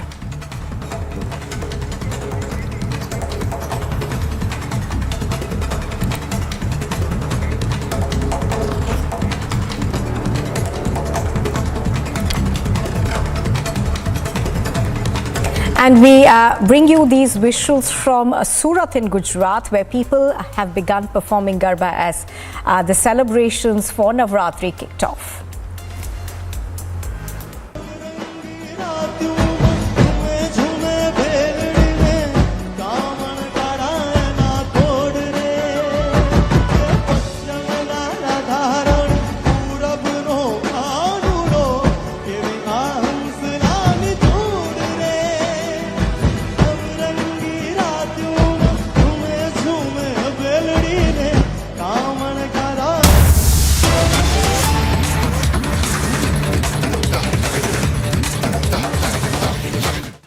आ रही है और उसकी बानगी ये तस्वीरें हैं। हालांकि ये एक भावनात्मक यात्रा पर प्रधानमंत्री नरेंद्र मोदी वहां पर पहुंचे हैं, लेकिन उसके बाद जो आने वाले समय के लिए अभी से जो द्विपक्षीय बैठक ये जो हो रही है उसमें तमाम नीतिगत फैसले, रणनीति और आने वाली जो वैश्विक स्तर पर जो चुनौतियां हैं उनसे निपटने के लिए तमाम यहां पर मूल मंत्र एक दूसरे के साथ साझा किए जाएंगे। बिल्कुल, और सबसे अहम बात गौरव यहाँ पर ये है क्योंकि हम कहते हैं ना कि किसी के जाने के बाद उसकी जो विरासत है वो आगे सौंपी जाती है, तो हम देख सकते हैं कि फुमियो किशिदा को जो हमें ग्रोथ स्टोरी की बात करते हैं जिसपे भारत और जापान एक दूसरे के साथ कंधे से कंधा मिलाकर चल रहे हैं, चाहे हम हाई स्पीड ट्रेन की बात करते हैं, हम न्यू इंडिया की बात करते हैं, हम क्लीन एनर्जी की बात कर रहे हैं, हम इंफ्रास्ट्रक्चर को बढ़ाने की बात कर रहे हैं, हम सोलर अलायंस की बात कर रहे हैं, हम क्वाड की बात कर रहे हैं। ये तमाम वो क्षेत्र हैं जहां पर शिंजो आबे ने भारत का समर्थन किया और भारत ने समर्थन किया जापान का। अब ऐसे में फुमियो किशिदा किस तरह से इसे आगे लेकर जाते हैं, पूरे विश्व की नजर इस पर होगी। और जहां तक जापान और भारत के रिश्ते हैं वो हमेशा से ही मैत्रीपूर्ण रहे हैं, चाहे हम पीपल टू पीपल कांटेक्ट की बात करें, हम बात करते हैं राजनीतिक लेवल पर, कूटनीतिक लेवल पर। और सबसे अहम बात यहां पर यह है कि कैसे जिस कॉन्सेप्ट को कॉइन किया गया था क्वाड को, उसके बाद भारत और ज्यादा कितना क्लोज आया जापान के, हम लगातार उस पर बात करें। All right, so Indian Prime Minister, of course, is in Japan. It's a short visit, about 16 hours or so, but he will, of course, be holding a host of bilateral meetings as well. He's, of course, there to attend Shinzo Abe's state funeral. We are expecting a meeting that will also take place between Fumio Kishida. Also, we are given to understand that he will be calling on Abe's withdrawal separately. So pictures on your screen are of the state visit that is taking place in Japan. The Prime Minister, of course, is holding talks over there. He is there to attend the funeral of Shinzo Abe. Abe, of course, was shot and killed while attending a campaign event.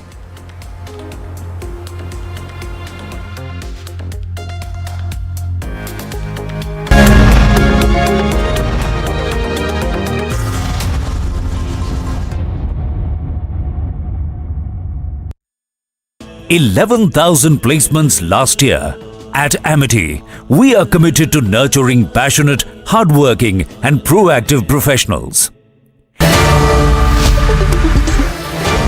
Good evening and welcome, viewers. It's going to be a really, in fact, it's going to be a terribly newsy week because our legal and research teams at the Republic Network in our offices in New Delhi and in Mumbai are analyzing mountains of data ahead of the much awaited, nationally awaited public release of the final TRP report. And now, as you all know, the early snippets made it clear that India today, viewers, faces some very strong evidence against it for TRP manipulation. Alleged TRP manipulation by India Today, as a result of which India Today has been named and put firmly under serious investigation for spending cash, can you believe it, to gain viewership. And I'm not saying this has been done formally, and it has been done as per due legal process in the courts by the Enforcement Directorate. Now, viewers, we are going to get our hands onto that report soon. And my sources tell me that not even 1% of the report has come out so far. Some other news channels are heaving a sigh of relief that it's only India Today, they've not been named. I'd say to them, relax, don't worry. There are reports that there are other news channels also. Other news channels which have been found guilty and are going to be investigated, and some channels against whom there is some information and who will face investigation on the basis of that information. Ladies and gentlemen, is that why all those accusing us have gone into stone cold silence? Have you noticed it? I have. People are calling my newsroom asking, Arnab, what's going on? Why are they quiet now? And all I'd say is that we will put the report out on who really, operational word, who really paid cash for viewership, and who, after paying cash and committing that cardinal sin, tried to distract attention by blaming us using Parambir and Uddhav Thackeray. Viewers, that's going to be a big story, and the truth will come out this week, hopefully. And in the meantime, I'd like to begin the week by saying that I feel sorry for those channels seriously discussing the drama in the Vadra Congress. I mean, discuss the Vadra Congress seriously? What a waste of time. The party is a joke. The only question is whether it's a joke or a tragedy, and I have an interactive poll on that tonight at 10 p.m. Fact is, Gehlot doesn't want to be Congress president. He's being forced to. And he has revolted when being almost forced to take up the job of a Stepney Vadra Congress president. Who wants to be a Stepney? I'm sorry, Mr. Gehlot, you're not going to like this because you may end up taking in the job. But let me say it again. You're going to be a political Stepney. And you don't want to be. The only headline here is that nobody really wants to be Congress president because the position is as irrelevant as the party. At one time, the Congress president ruled the country by proxy, like Sonia Gandhi. Today, you wouldn't even find a corporator or an MLA who would give up a corporator or an MLA's job to be the Congress president.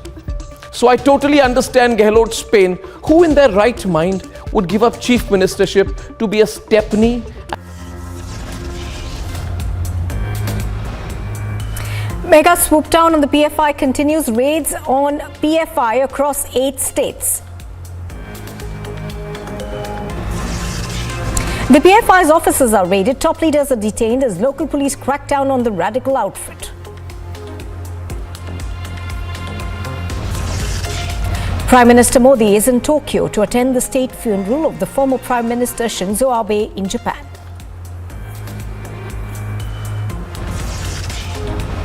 Daud Ibrahim's aide Riaz Bhatti is arrested in an extortion case to be produced in court.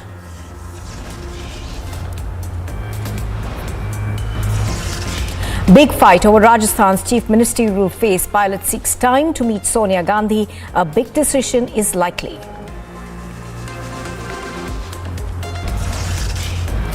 After a war of words between the Aam Aadmi Party's government and the Punjab governor, special assembly session to be held today. Trust vote likely.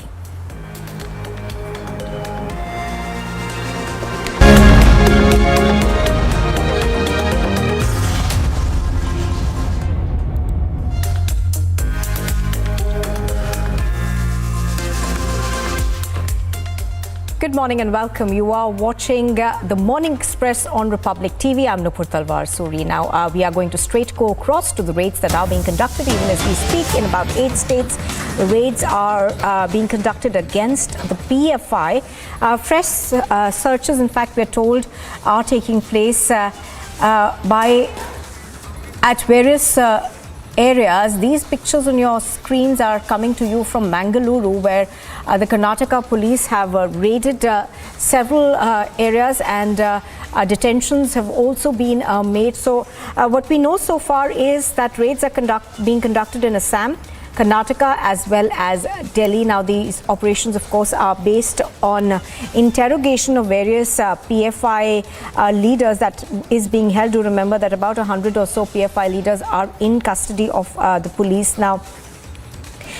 These pictures, of course, are coming in from Karnataka. These are raids that were carried out earlier in Mangaluru, and some detentions, of course, as you can see on your screens, are being made from there. In Assam, I think about 4 people have also been detained. Let's go across to Prajwal, who's bringing us the latest from Bengaluru on this. Prajwal, raids, of course, being conducted in Mangaluru as well as Udupi, I think. Give us more details in terms of what's happening.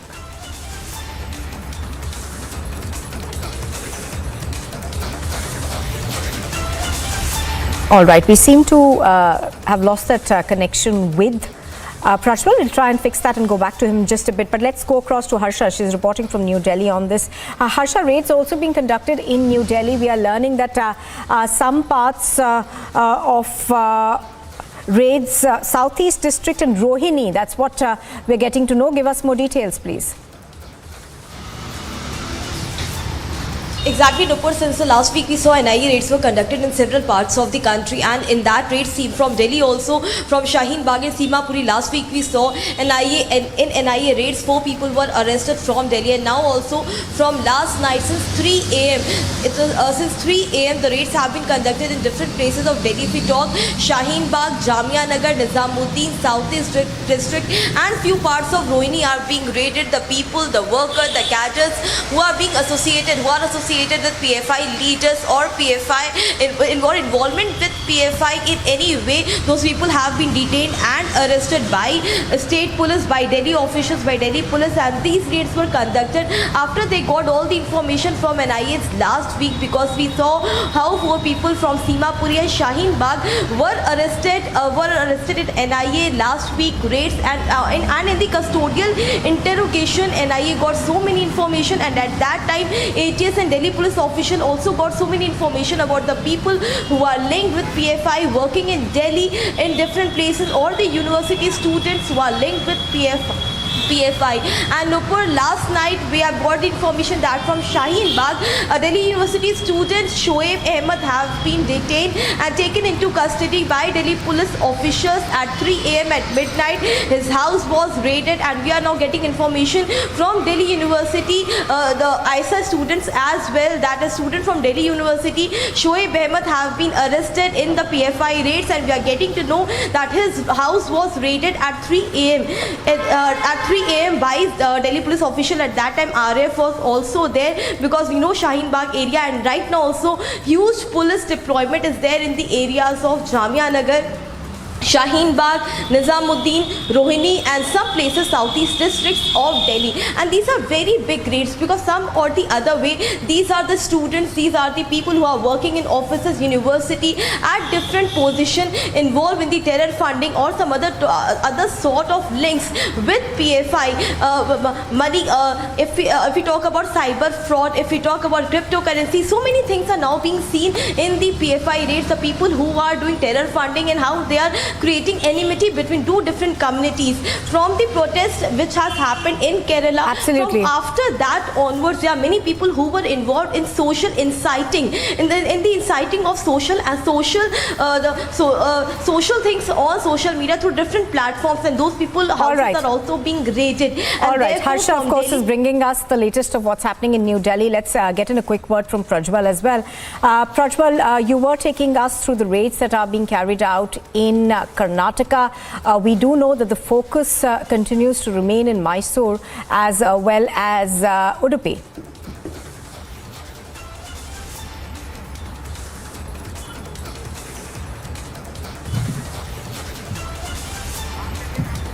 Prajwal, if you can hear us, take us through what's happening in Karnataka. We are learning that the focus of these raids has been on Mysuru and Udupi.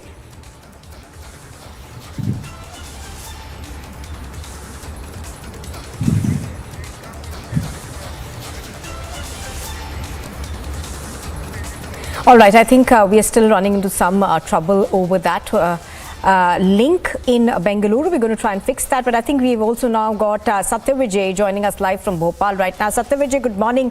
Satyavijay, give us more details in terms of the raids that are being conducted in Madhya Pradesh. Madhya Pradesh, of course, several places in Madhya Pradesh were raided on Thursday as well, so tell us more.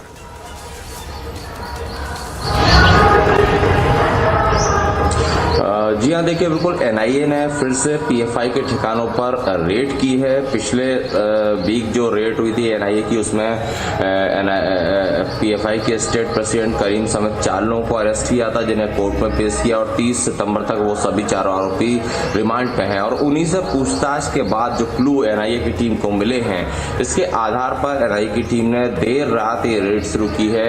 अभी तक की जो information, जो जानकारी हमें लगी है, उसके मुताबिक इंदौर से 3 लोगों को, भोपाल से 1 शख्स को, और इसके अलावा कुछ और जिले हैं मध्य प्रदेश के, खासकर मालवा बेल्ट के, जहां पर कि सिमी का भी जो गढ़ रहा है, उस बेल्ट में एनआईए ने ये रेड कंडक्ट की है। और इसमें अब तक की जानकारी के मुताबिक 4 लोगों को डिटेन किया है, लेकिन इसकी संख्या बढ़ भी सकती है। क्योंकि देखिए, मध्य प्रदेश की अगर तासीर की बात की जाए तो मध्य प्रदेश हमेशा से सिमी, जो कि एक प्रतिबंधित आतंकी संगठन है, उसका गढ़ रहा है, खासकर मालवा निवाड़ का बेल्ट। और पीएफआई को लेकर यही चीजें कही जाती हैं कि पीएफआई जो है नाम बदलकर सिमी की तरह ही काम कर रहा है। इन्हीं सब तथ्यों के आधार पर एनआईए की टीम देश भर में कार्रवाई कर रही है, और मध्य प्रदेश में भी जो कार्रवाई हुई थी उसमें 4 लोग अरेस्ट थे, जिनसे रिमांड के दौरान पुलिस को जो क्लू मिले हैं, और कुछ ऐसे लोग जिन्हें पहले जिला पुलिस ने जिला बदर किया था, जिनकी गतिविधियां संदिग्ध थीं, उनमें से कुछ लोग हैं जो पीएफआई के संपर्क में थे, पीएफआई के पदाधिकारियों के संपर्क में थे। इन लोगों को आज डिटेन किया।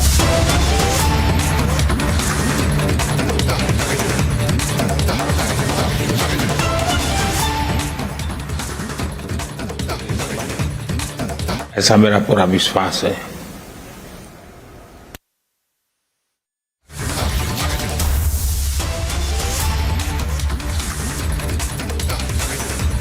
Who was interacting with his Japanese counterpart, Fumio Kishida. There are a slew of strategic partnerships that the two sides, of course, are reviewing. Do remember that the Prime Minister is in Japan to attend the state funeral of Shinzo Abe that is taking place today. He's in Japan for a short while only, for about 16 hours or so. He will also be meeting Shinzo Abe's widow later on. But the Prime Minister, of course, currently in Japan. ये दुख की घड़ी में आज हम मिल रहे हैं और जापान आने के बाद मैं अपने आप को ज्यादा शोकातुर अनुभव कर रहा हूं, क्योंकि पिछली बार जब मैं आया तब अबे शान से बहुत लंबी बातें हुई थी और कभी सोचा ही नहीं था कि जाने के बाद ऐसी खबर सुनने की नौबत आएगी। अबे शान और उनके साथ आपने विदेश मंत्री के रूप में भी भारत और जापान के संबंधों को नई ऊंचाई पर भी ले गए और बहुत क्षेत्रों में उसका विस्तार भी किया और हमारी दोस्ती ने एक वैश्विक प्रभाव पैदा करने में भी बहुत बड़ी भूमिका निभाई, भारत और जापान की दोस्ती ने। और इन सब के लिए आज भारत की जनता अबे शान को बहुत याद करती है, जापान को बहुत याद करती है। भारत एक प्रकार से अबे शान को मिस कर रही है, लेकिन मुझे विश्वास है कि आपके नेतृत्व में भारत जापान संबंध और अधिक गहरे होंगे और अधिक ऊंचाइयों को पार करेंगे और हम विश्व में समस्याओं के समाधान में एक उचित भूमिका निभाने के लिए समर्थ बनेंगे, ऐसा मेरा पूरा विश्वास है। तो प्रधानमंत्री Narendra Modi The Prime Minister over there, of course, after his bilateral meeting with the Japanese counterpart, speaking about Shinzo Abe and the deep influence that Shinzo Abe had on Japan, also speaking about how he helped strengthen bilateral relations between India and Japan. The Prime Minister, of course, is in a meeting right now with Fumio Kishida, his Japanese counterpart.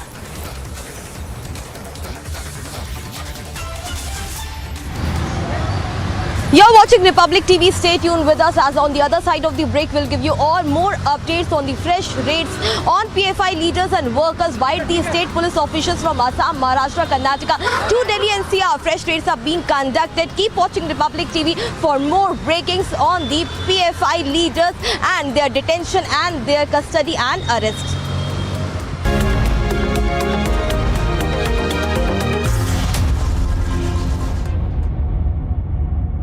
11,000 placements last year. At Amity, we are committed to nurturing passionate, hardworking and proactive professionals.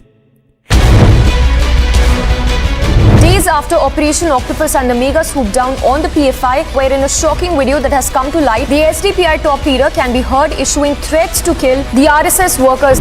ഈ ആദർശം ഈ രാജ്യത്ത് വിജയിക്കും, അല്ലെങ്കിൽ ഞങ്ങൾ കണ്ണിലെണ്ണൊഴിച്ച് കാത്തിരിക്കുന്ന അരക്തസാക്ഷിത്വം ഞങ്ങൾ പുൽകും. നിങ്ങൾക്ക് പോപ്പുലർ ഫ്രണ്ട് ഓഫ് ഇന്ത്യയുടെ ഭയമാണ്. ഇരുളിന്റെ മറവിൽ ഞങ്ങളുടെ പ്രവർത്തകരെ നിങ്ങൾ വേട്ടയാടുമ്പോൾ പകൽ വെളിച്ചത്തിൽ 10 സെക്കൻഡിൽ നിങ്ങളെ ഞങ്ങൾ കൈകാര്യം ചെയ്യുമെന്ന് നിങ്ങൾക്കറിയാം.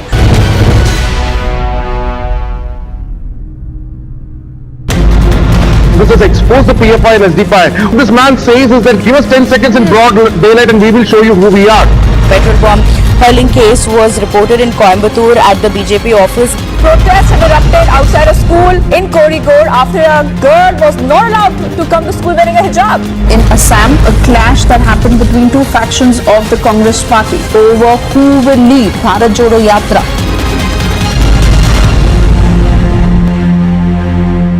शांति धारीवाल जी, डॉक्टर जोशी और प्रताप काचरियावास, ये तीनों विधायक उनके नुमाइंदे के तौर के ऊपर हमारे पास में आए और उन्होंने कहा 102 जो विधायक उस वक्त लॉयल थे, अशोक जी के साथ में थे, उनमें से ही कोई बनाया जाना चाहिए, सचिन पायलट या उसके ग्रुप में से नहीं बनाया जाना चाहिए। Sachin Pilot, Ashok Gehlot, Ajay Makan, Mallikarjun Kharge, all the leaders of Congress party was summoned by top leadership in Delhi today, but Sachin Pilot is deciding not to go to Delhi.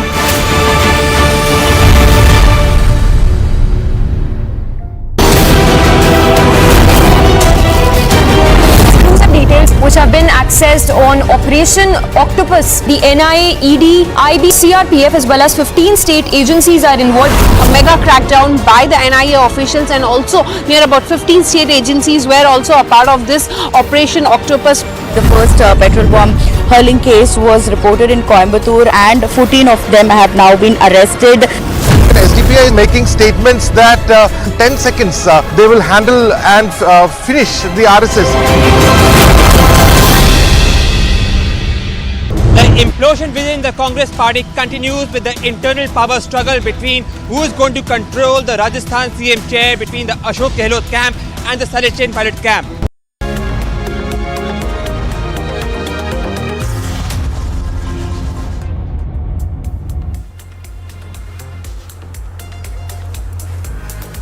Welcome back. Now, Prime Minister Narendra Modi is attending the state funeral of the former Prime Minister of Japan, Shinzo Abe. He is also holding a slew of bilateral meetings. In fact, the one with his Japanese counterpart, Fumio Kishida, just took place a while ago.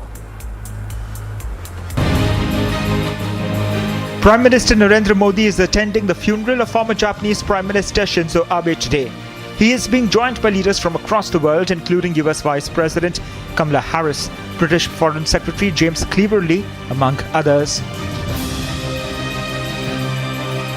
At least 700 foreign dignitaries are expected to attend the funeral service of former Prime Minister of Japan, Shinzo Abe, who was assassinated nearly 3 months ago. Before his departure to Tokyo, Prime Minister Modi recalled his friendship with late Shinzo Abe, calling him a great champion of India-Japan friendship.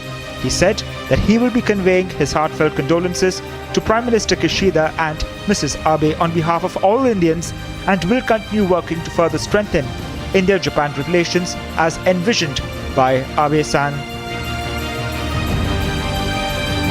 Apart from conveying his condolences in person, Prime Minister Modi will also hold a bilateral meeting with his Japanese counterpart. Prime Minister Narendra Modi will be visiting Tokyo, Japan, to attend the state funeral of former Prime Minister of Japan, Shinzo Abe. During this visit, the Prime Minister will attend the state funeral ceremony at Budokan. He will also meet Prime Minister Kishida and Mrs. Abe during this visit. Prime Minister Modi and Prime Minister Abe had developed a personal bond of trust and friendship through their numerous meetings and interactions spanning over a decade. Late Japanese Prime Minister Abe's contribution to India-Japan relations was recognized by the conferment upon him of the prestigious Padma Vibhushan in 2021. Representatives from over 100 countries, including more than 20 heads of state and heads of government, are expected to participate in the state funeral. Agency report for Republic TV. In fact, we're now bringing you some visuals from Delhi's Chhatarpur temple of Aarti being performed early in the morning on day 2 of Navratri.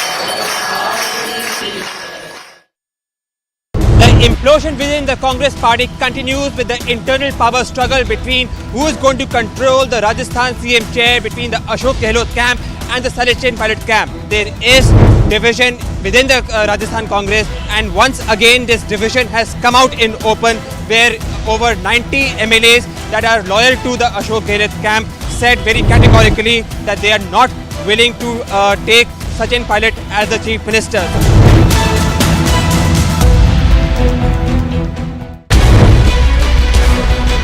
Days after Operation Octopus and the mega swoop down on the PFI, where in a shocking video that has come to light, the SDPI top leader can be heard issuing threats to kill the RSS workers. ഈ ആദർശം ഈ രാജ്യത്ത് വിജയിക്കും, അല്ലെങ്കിൽ ഞങ്ങൾ കണ്ണിലെണ്ണൊഴിച്ച് കാത്തിരിക്കുന്ന അരക്തസാക്ഷിത്വം ഞങ്ങൾ പുൽകും. നിങ്ങൾക്ക് പോപ്പുലർ ഫ്രണ്ട് ഓഫ് ഇന്ത്യയുടെ ഭയമാണ്. ഇരുളിന്റെ മറവിൽ ഞങ്ങളുടെ പ്രവർത്തകരെ നിങ്ങൾ വേട്ടയാടുമ്പോൾ പകൽ വെളിച്ചത്തിൽ 10 സെക്കൻഡിൽ നിങ്ങളെ ഞങ്ങൾ കൈകാര്യം ചെയ്യുമെന്ന് നിങ്ങൾക്കറിയാം.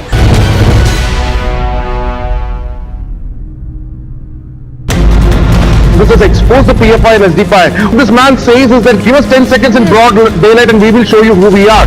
Petrol bomb hurling case was reported in Coimbatore at the BJP office. Protests have erupted outside a school in Kozhikode after a girl was not allowed to come to school wearing a hijab. In Assam, a clash that happened between two factions of the Congress party over who will lead Bharat Jodo Yatra.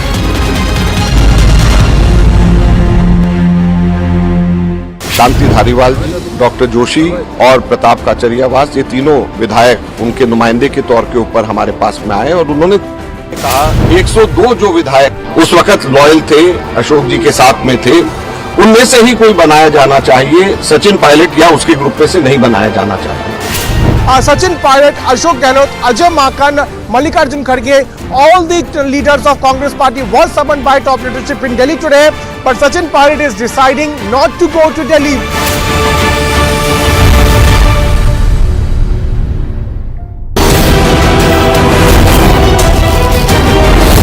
Details which have been accessed on Operation Octopus. The NIA, ED, IB, CRPF as well as 15 state agencies are involved. A mega crackdown by the NIA officials, and also near about 15 state agencies were also a part of this Operation Octopus. The first petrol bomb hurling case was reported in Coimbatore and 14 of them have now been arrested. SDPI is making statements that 10 seconds they will handle and finish the RSS. The implosion within the Congress party continues with the internal power struggle between who is going to control the Rajasthan CM chair between the Ashok Gehlot camp and the Selection pilot camp. There is division within the Rajasthan Congress, and once again this division has come out in open, where over 90 MLAs that are loyal to the Ashok Gehlot camp said very categorically that they are not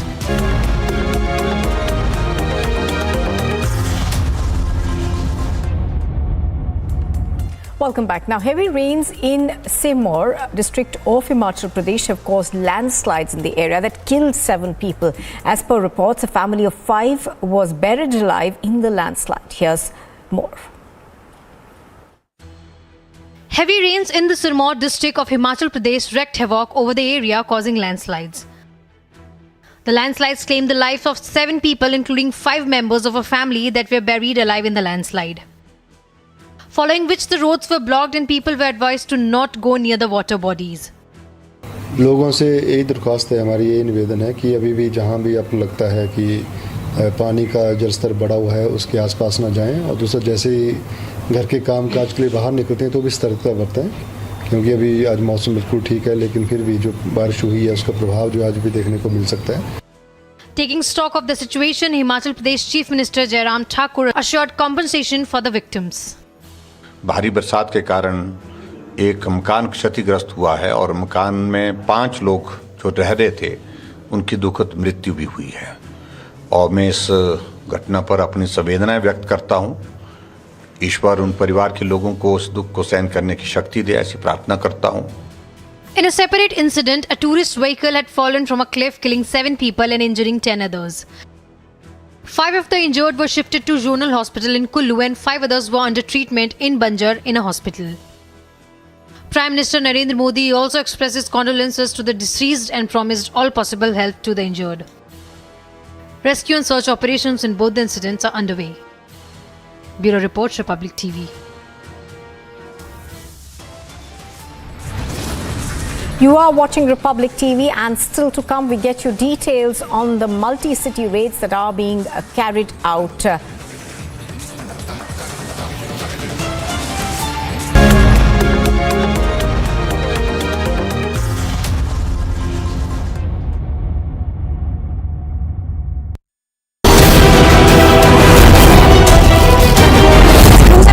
Which have been accessed on Operation Octopus. The NIA, ED, IB, CRPF as well as 15 state agencies are involved. A mega crackdown by the NIA officials, and also near about 15 state agencies were also a part of this Operation Octopus. The first petrol bomb hurling case was reported in Coimbatore, and 14 of them have now been arrested. SDPI is making statements that 10 seconds they will handle and finish the RSS. The implosion within the Congress party continues with the internal power struggle between who is going to control the Rajasthan CM chair between the Ashok Gehlot camp and the Salechen pilot camp. There is division within the Rajasthan Congress, and once again this division has come out in open, where over 90 MLAs that are loyal to the Ashok Gehlot camp said very categorically that they are not willing to take Sachin Pilot as the Chief Minister.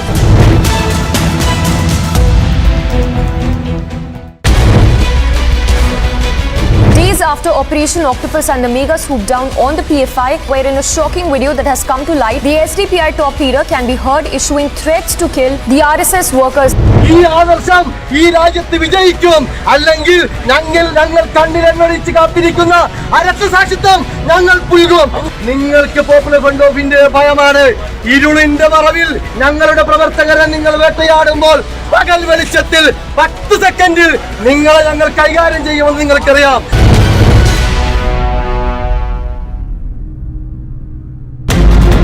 This has exposed the PFI and SDPI. What this man says is that give us 10 seconds in broad daylight and we will show you who we are. Petrol bomb hurling case was reported in Coimbatore at the BJP office. Protests have erupted outside a school in Kozhikode after a girl was not allowed to come to school wearing a hijab. In Assam, a clash that happened between two factions of the Congress party over who will lead Bharat Jodo Yatra.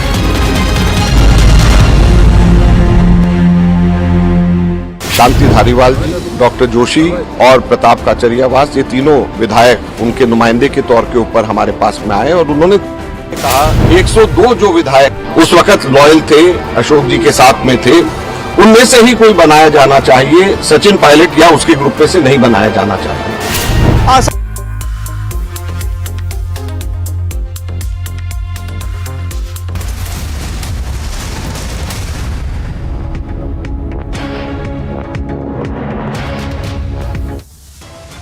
Mega swoop down on PFI continues. Raids on PFI across 8 states.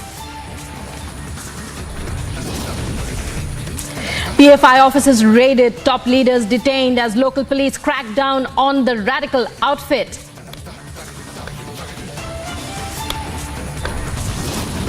Prime Minister Narendra Modi in Tokyo to attend state funeral of former Premier Shinzo Abe in Japan.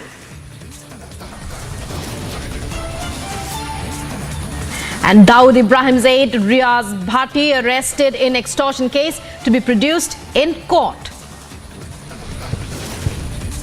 Big fight over Rajasthan chief ministerial phase. Pilot seeks time to meet Sonia Gandhi.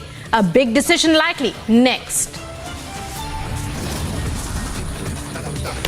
After war of words between Aam Aadmi Party government and Punjab governor, special assembly session today.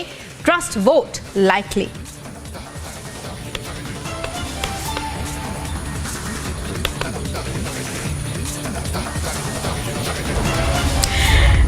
You're watching live and breaking here on Republic. I'm Rukma, and in our top story, the story we're breaking at this hour, crackdown on the Popular Front of India, the PFI, continues in 8 states. Fresh searches on PFI leaders and their associates continue. Searches being carried out by local police after gathering input post last week's raids and interrogation by the NIA. Raids are underway in Assam, Karnataka, Maharashtra and the national capital. And joining us now is our correspondent Piyush Ohri, who is on this story. Piyush, when we talk about continuing raids, continuing searches, what are you hearing from your sources? What are the latest updates? So good morning, Rukma, and as you rightly said that yes, today the crackdown again has been intense on PFI and its associate organizations, and there has been a big crackdown in states of in 8 states, which include states in southern India, Maharashtra, but not only these states but also in national capital.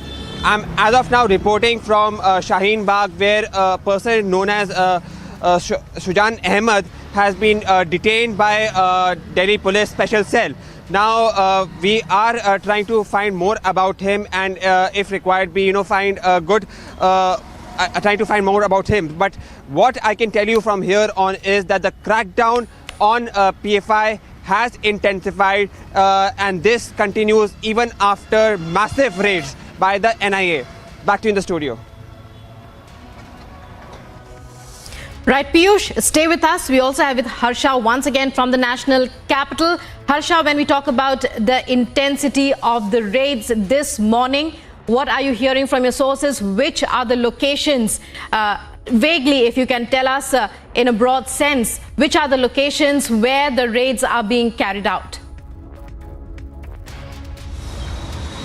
Exactly, Rukma. If we talk about the national capital, because there are 8 states where the raids are being conducted by the police officials, state police officials. If we talk about Delhi, the ATS, RAF, CRPF and Delhi Police Official Special Cell is involved in the raids in national capital. If we talk right now, I am outside Nizamuddin police station. I'll show you the visuals of CRPF. As we can clearly see that in Nizamuddin, in several places near the Dargah area, near the intense lanes of the Nizamuddin Dargah area, raids have been conducted since last night. If we talk Rohini, southeast districts of Delhi, Jamia Nagar, Shaheen Bagh and Nizamuddin area of Delhi, Special Cell has conducted raids and many have been detained by Special Cell Delhi. Many have been taken into custody and the interrogation since last night happened.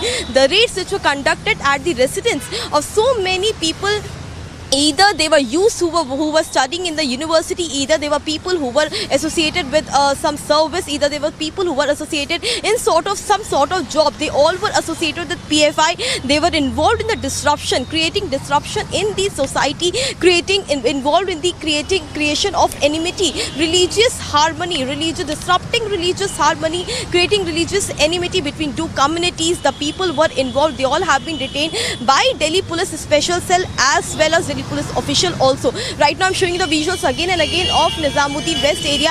As you can see, many CRPF officials are right now here inside police station because raids were conducted from 12 p.m. night it went till 3 and 4 a.m. in the morning, and many police officials were involved, ATS were involved and the Special Cell police official were also involved. We are getting to know more than 20-30 people have been detained till now from various locations of Rohini, Nizamuddin, Shaheen Bagh and Jamia Nagar.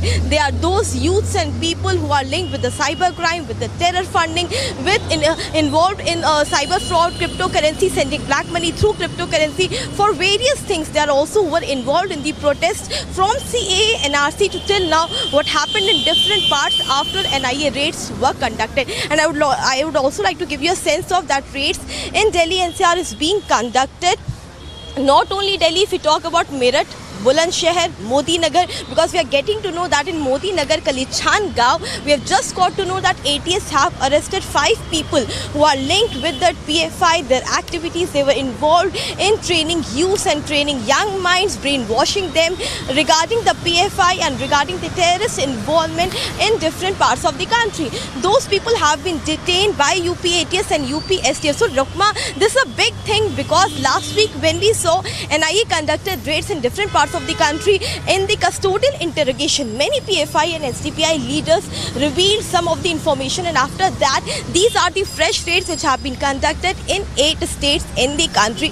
And if we talk about national capital, last week from national capital, 4 people were arrested, 2 from Shaheen Bagh, 2 from Simapuri. And right now we are getting, as our colleague Piyush Ori was telling us, that from Shaheen Bagh, one student who is from Delhi University, his house was raided, he was arrested by Delhi police officials, but others regarding who have been detained from Jamia Nagar and Rohini and Nizamuddin area, the proper information about the raided location and their details have yet not been shared by special cell. But we are getting to know that there's a big crackdown on PFI without using weapon, only through information. The raids were conducted and many documents and things have been taken from their home, be it the documents, be it the things which are related to cyber crime, cyber fraud, terror funding and different things. Rukma, back to you. So Harsha with us, giving us those details of the crackdown that's underway in Nizamuddin West. We'll have to wait and watch what emerges in those searches and those raids there. But going back once again to Piyush, coming to you Piyush once again, well, the money trail considered to be as important as, the kind of electronic gadgets that have been recovered, kind of details, the terror activities and so on. So what about that? Are the police accompanied by ED officials and ED officials as well? So yes, Rukma, as Harsha comprehensively put it out, that there is an investigation, a very thorough investigation now which is being done on the money trail and how actually these organizations were receiving funds. Now, we have done a report earlier, we have done a very thorough investigative report earlier, and also through the ED remand copy, we have found that most of these funds which were being received by these organizations were through Gulf countries. They were receiving illegal donations. They were receiving donations that was not accounted for. So yes, for this purpose, definitely the assistance of Enforcement Directorate is also being sought. And yes, as Harsha, very well put it out, that because there is a very complicated network of money trail which is being used, where not only illegal donations but also donations from the Gulf countries, also through cyber technologies and various other technologies is being utilized, it becomes very important to make sure that all this investigation takes place thoroughly. So in accordance with the state police which is conducting the raids today and NIA, the help of ED officials is also being sought. Back to you in the studio. Well, right. Right, Piyush, many thanks for joining us, and also Harsha, well, keep your eyes on that story. We'll be back with you throughout the day for more. Meanwhile, as we move on to more news regarding this, the nationwide crackdown on the PFI continues in several states across the country, such as Kerala, Karnataka, Tamil Nadu and Uttar Pradesh. Meanwhile, the court has refused to grant bail to accused PFI leaders. The question is it time to ban the outfit? After the September 22 NIA crackdown, raids against the Popular Front of India continue in states like Kerala, Karnataka, Tamil Nadu and Uttar Pradesh. Codenamed Operation Octopus, the NIA arrested more than 100 PFI workers and their aides. After the Friday violence by the PFI in Kerala, the police raided several houses, shops and establishments in Kannur district linked with connections to the PFI. Electronic gadgets including laptops, CPUs, mobile phones and records of financial transactions were seized by the police for further investigation. Even threat slogans were raised. നിങ്ങൾക്ക് popular front of India ഭയമാണ്. ഇരുളിന്റെ മറവിൽ ഞങ്ങളുടെ പ്രവർത്തകരെ നിങ്ങൾ വേട്ടയാടുമ്പോൾ പകൽ വെളിച്ചത്തിൽ 10 സെക്കൻഡിൽ നിങ്ങളെ ഞങ്ങൾ കൈകാര്യം ചെയ്യുമെന്ന് നിങ്ങൾക്കറിയാം.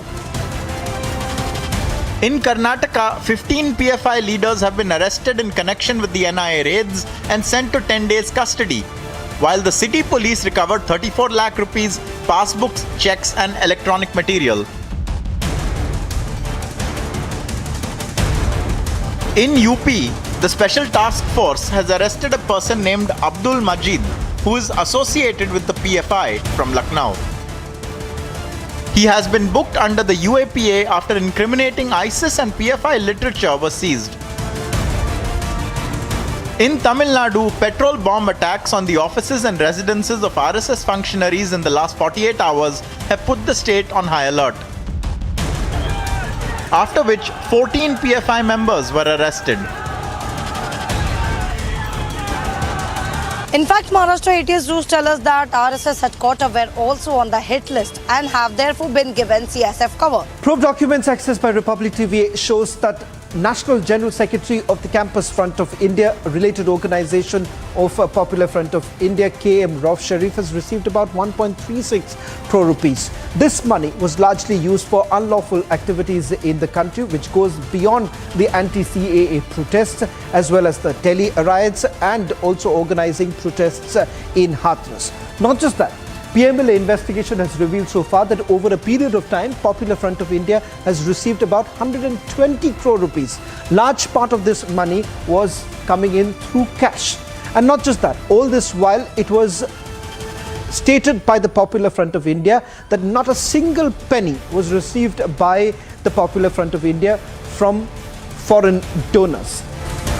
Now, the courts have refused to grant bail to the arrested PFI leaders. Meanwhile, Maharashtra ATS has the custody of 5 PFI accused till October the 3rd. सारे मुद्दों में वो विफल हो गई है। अब लोगों का ध्यान भटकाने के लिए पीएफआई को इन्होंने शुरू कर दिया है कि पीएफआई ये है, पीएफआई वो है। हम ये कहते हैं कि इसको बैन कर दीजिए ना आप। इसको बैन क्यों नहीं कर रहे हैं? बैन कर दीजिए। सबसे आसान तरीका है, जो संगठन इस तरह की आतंकवादी गतिविधि में मुलव्वस हो या देशद्रोह का काम करता हो, उसको तो बैन कर देना चाहिए। As the crackdown against the PFI continues, is it time to ban the group?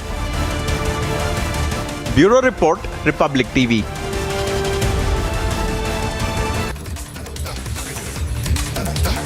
And even as we speak and raids, the crackdown against the PFI continues.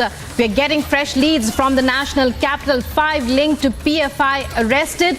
Also in Maharashtra, raids on in Solapur and Nanded. So, well, these are fresh updates. We're getting you fresh leads in the swoop down on the Popular Front of India. As raids and searches continue in 8 states across the country since this morning. And in the national capital and Maharashtra included among them, well, 5 people associated with the PFI have been taken into custody. Also, raids are on in Solapur and Nanded in Maharashtra.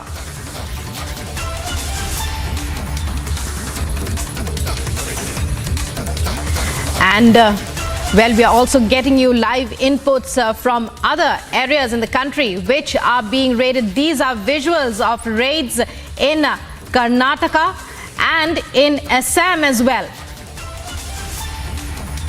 The swoop down on the PFI, the Popular Front of India, continues. Aniruddha with all the details from Assam.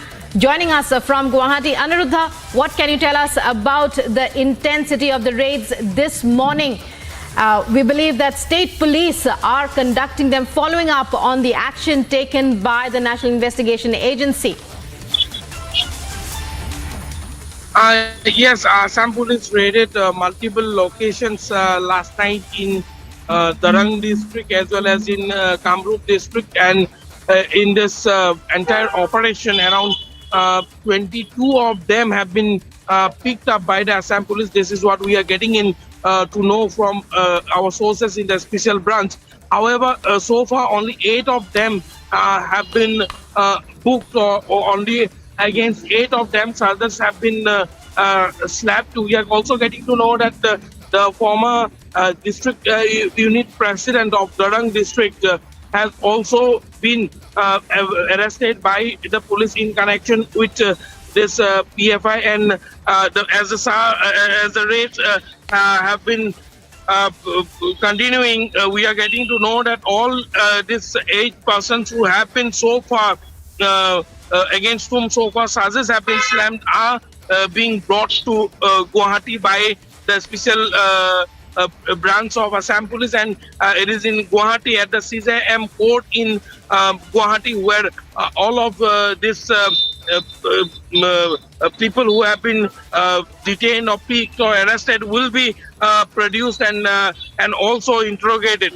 In the last operation that was carried out by the NIA as well as the Assam Police, in that operation around 11 of them were arrested, and now in a subsequent operation that was carried out last night in Nagarbera as well as in Darang district, 8 of them have been arrested. As far as the entire crackdown on the PFI is concerned, so far in Assam, 19 of them have been arrested, and we are getting to know that the state police will be continuing with the operations. Darang district had been a very sensitive area after the Gorukuti eviction drive, which was carried out last year. We have witnessed how the situation turned violent, and there were reports coming in. There were intelligence reports clearly indicating that the PFI had a role in mobilizing of the crowd as far as the Gorukuti eviction drive was concerned. And ever since there was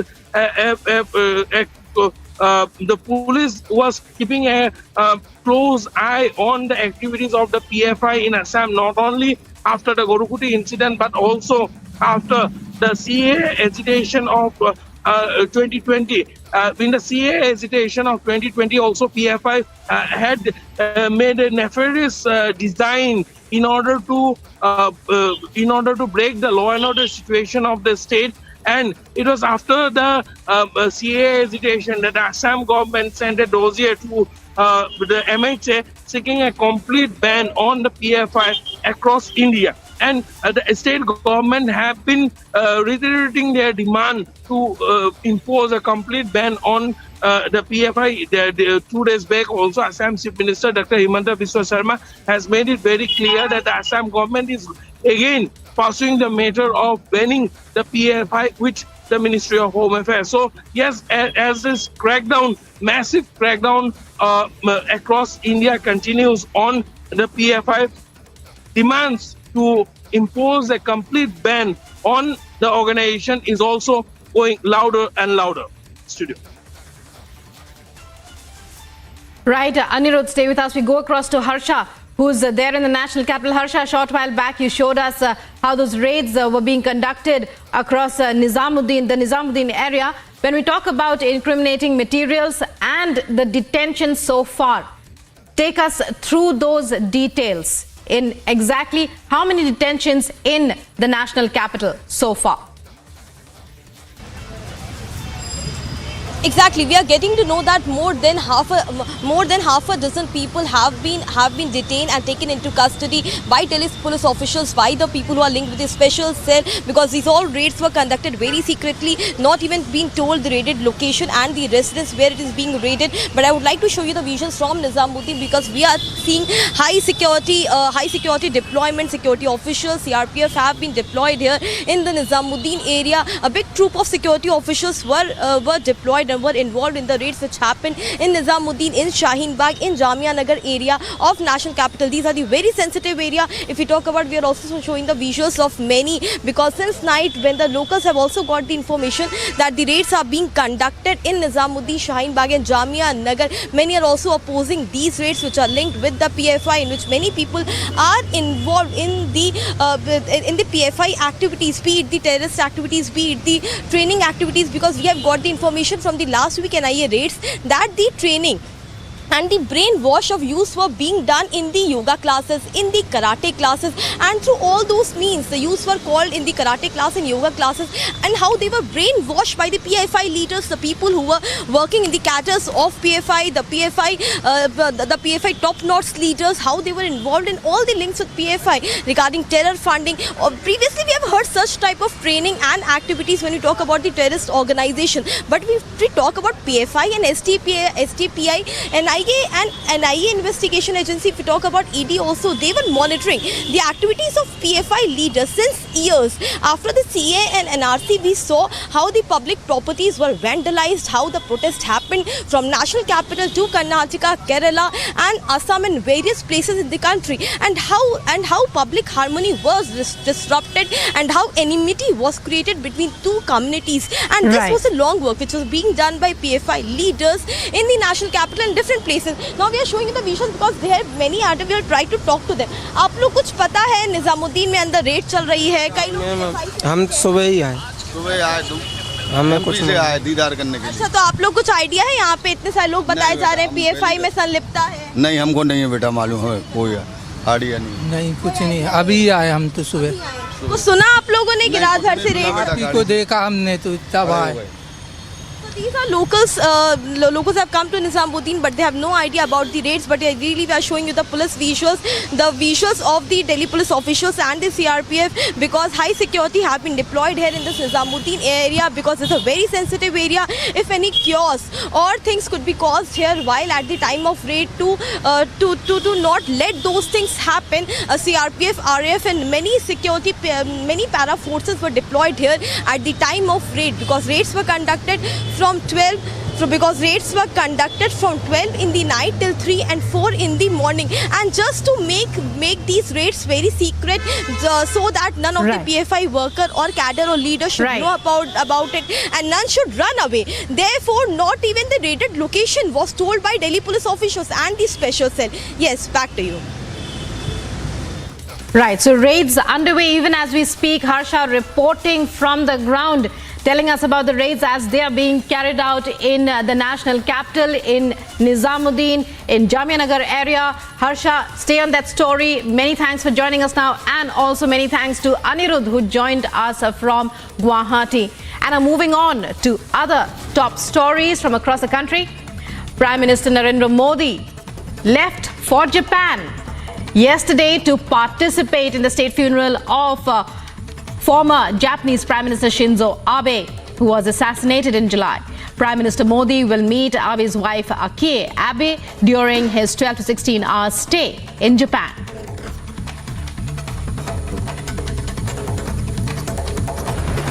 Amidst the ongoing political crisis in Rajasthan, Congress's former Deputy CM of Rajasthan, Sachin Pilot, has sought time to meet Congress interim President Sonia Gandhi. This comes against the backdrop of Ashok Gehlot stalling Sachin Pilot.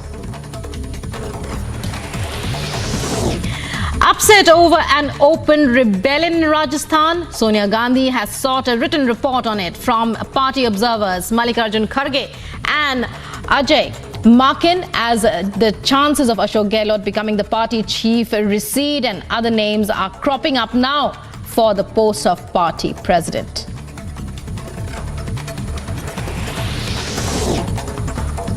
Punjab governor approves a second special assembly session today after a war of words with the chief minister. The special assembly session will commence at 11 in a short while from now, and sources have suggested that a trust vote will be held during it.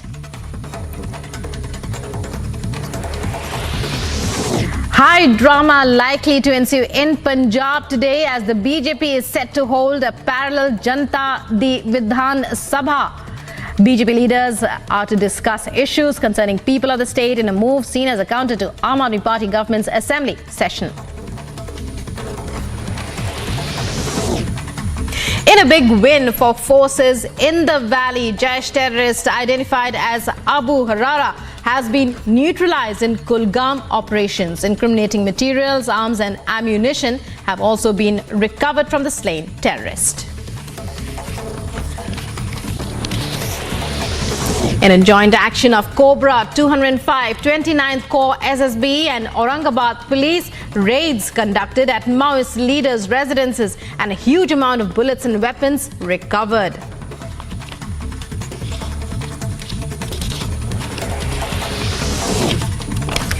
Supreme Court to hear two pleas filed by Eknath Shinde camp at Shiv Sena, challenging the disqualification notices issued against 16 rebel lawmakers who switched sides. The court will also hear the pleas filed by the Uddhav camp, challenging the appointment of Eknath Shinde as the Chief Minister of the state.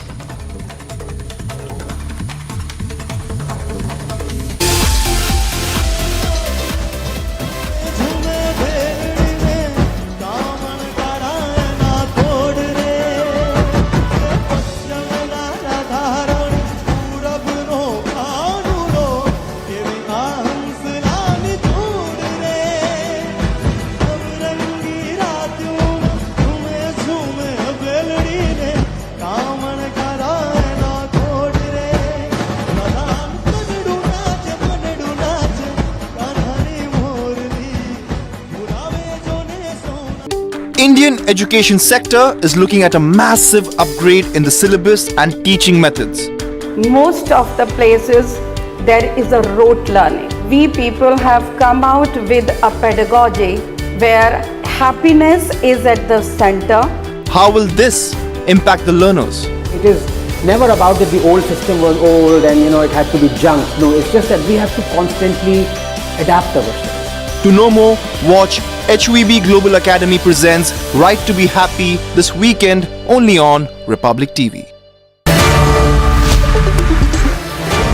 Good evening and welcome, viewers. It's going to be a really, in fact, it's going to be a terribly newsy week because our legal and research teams at the Republic Network in our offices in New Delhi and in Mumbai are analyzing mountains of data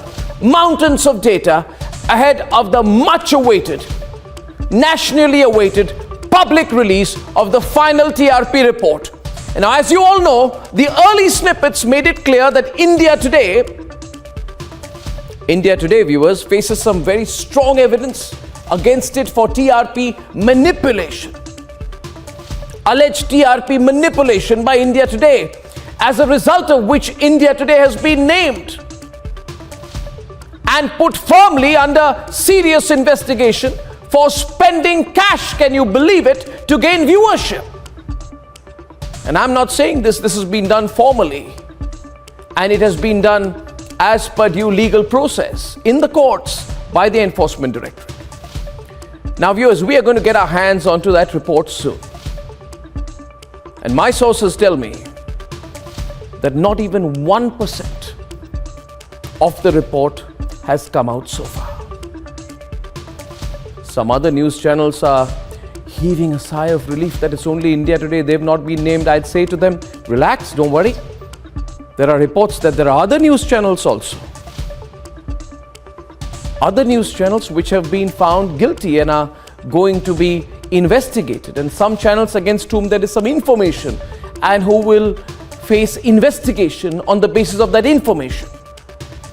Ladies and gentlemen, is that why all those accusing us have gone into stone cold silence? Have you noticed it? I have. People are calling my newsroom asking, Arnab, what's going on? Why are they quiet now? And all I'd say is that we will put the report out on who really, operational word, who really paid cash for viewership, and who, after paying cash and committing that cardinal sin, tried to distract attention by blaming us using Parambir and Uddhav Thackeray. Viewers, that's going to be a big story, and the truth will come out this week, hopefully. And in the meantime, I'd like to begin the week by saying that I feel sorry for those channels seriously discussing the drama in the Vadra Congress. I mean, discuss the Vadra Congress seriously? What a waste of time. The party is a joke. The only question is whether it's a joke or a tragedy, and I have an interactive poll on that tonight at 10 p.m. Fact is, Gehlot doesn't want to be Congress president. He's being forced to. And he has revolted when being almost forced to take up the job of a Stepney Vadra Congress president. Who wants to be a Stepney? I'm sorry, Mr. Gehlot, you're not going to like this because you may end up taking in the job. But let me say it again. You're going to be a political Stepney. and you don't want to be. The only headline here is that nobody really wants to be Congress president because the position is as irrelevant as the party. At one time, the Congress president ruled the country by proxy, like Sonia Gandhi.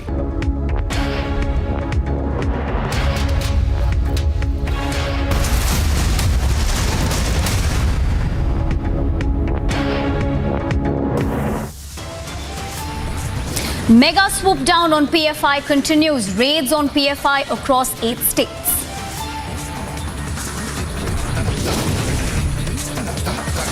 PFI offices raided, top leaders detained as local police crack down on the radical outfit.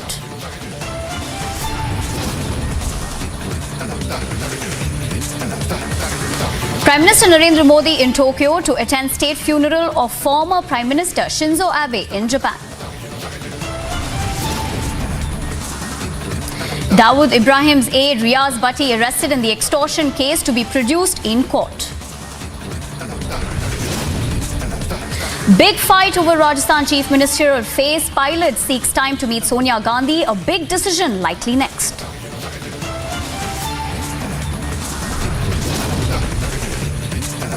After war of words between Aam Aadmi Party governor and Punjab governor, special assembly session today. Trust vote likely.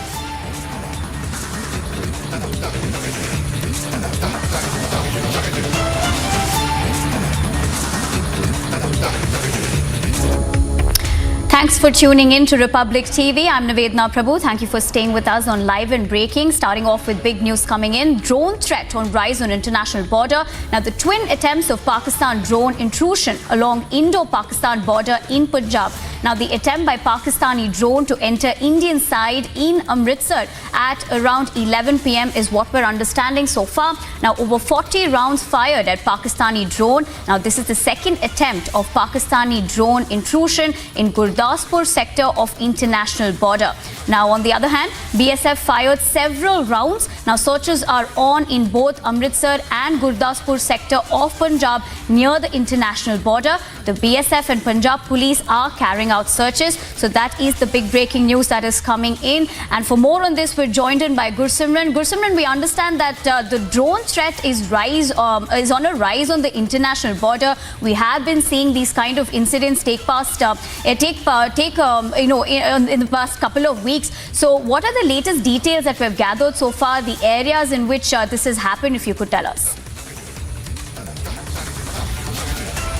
See, this is a serious threat for the security agencies as the drone threat along the international border, especially in the Punjab, is on continuous rise. Pakistan is using drones to push in narcotics as well as the weapon consignment into the Indian territory so that they can create trouble in the Indian side. Important to mention that yesterday night at around 11 a.m. a Pakistani drone tried to enter the Indian territory in the Amritsar sector, after which it was fired upon. Over 40 rounds and several illumination bombs were fired on the Pakistani drone, after which it went back to the Pakistani territory.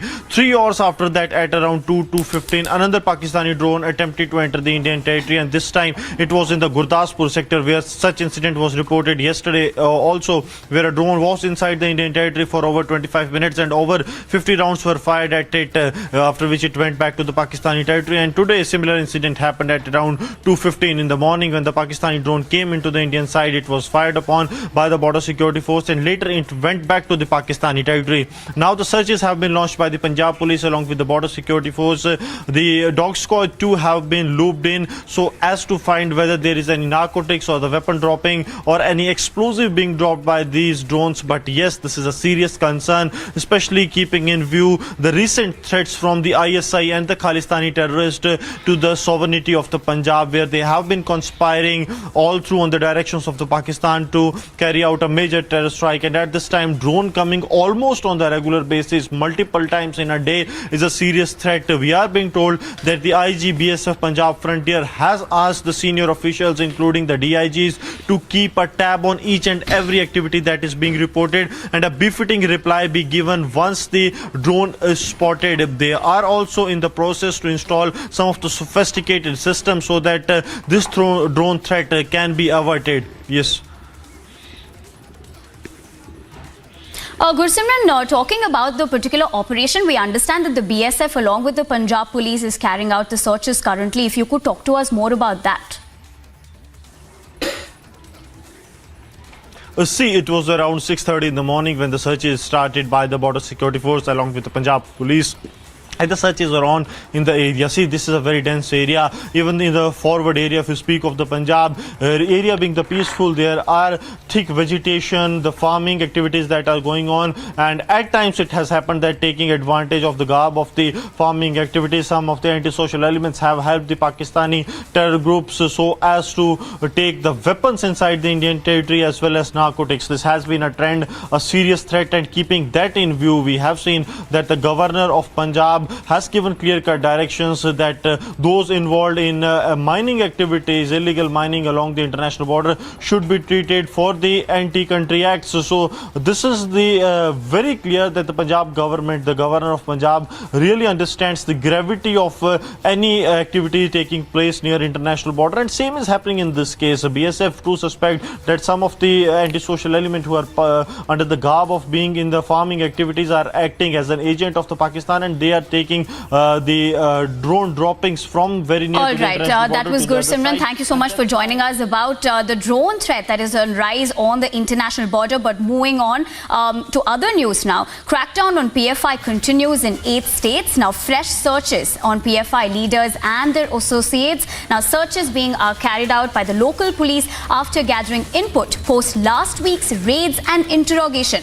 Now raids are underway in Assam, Karnataka, Maharashtra and the national capital. Now, of course, these pan-India raids were carried out on September 22nd, where, of course, more than 10 states were of the PFI leaders and the officers as well were raided. We also saw a lot of PFI leaders being detained as well. But the fresh lead in this is that the crackdown on PFI continues in 8 states. Now, we're understanding that fresh searches on PFI leaders and their associates are being carried out.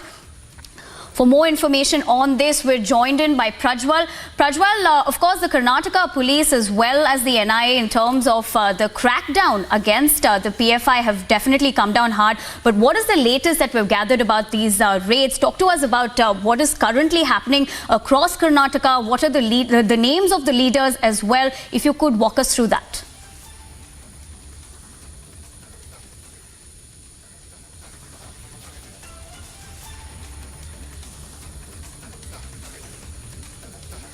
Nivedna, good morning. We are getting to understand that all the 31 districts across Karnataka has been raided, which means to say that this is a statewide crackdown by the Karnataka cops under the supervision and instructions of the ADGP of Law and Order, Mr. Alok Kumar. And these raids started at morning between 2 to 4 o'clock, and the raids were completed by between 4 to 5:30. And majority of the PFI leaders who have already been taken into custody, 70 to 75 is the number, is what we get to know now, have already been produced in front of the Tahsildars as well as the magistrate too, because they have all been booked under preventive custody now, is what we get to understand. The magistrate in Dakshina Kannada has already given, has already gone ahead and given instructions to the Mangaluru cops that they can be taken into custody. And we are also getting to learn that even if they have to be released on any sort of bail, they will have to sign a bond or surety, and only after which they will be released. These raids coming on the backdrop of these raids are basically coming on the backdrop of the police getting sensitive information that the PFI and the STPI were going to stage a protest.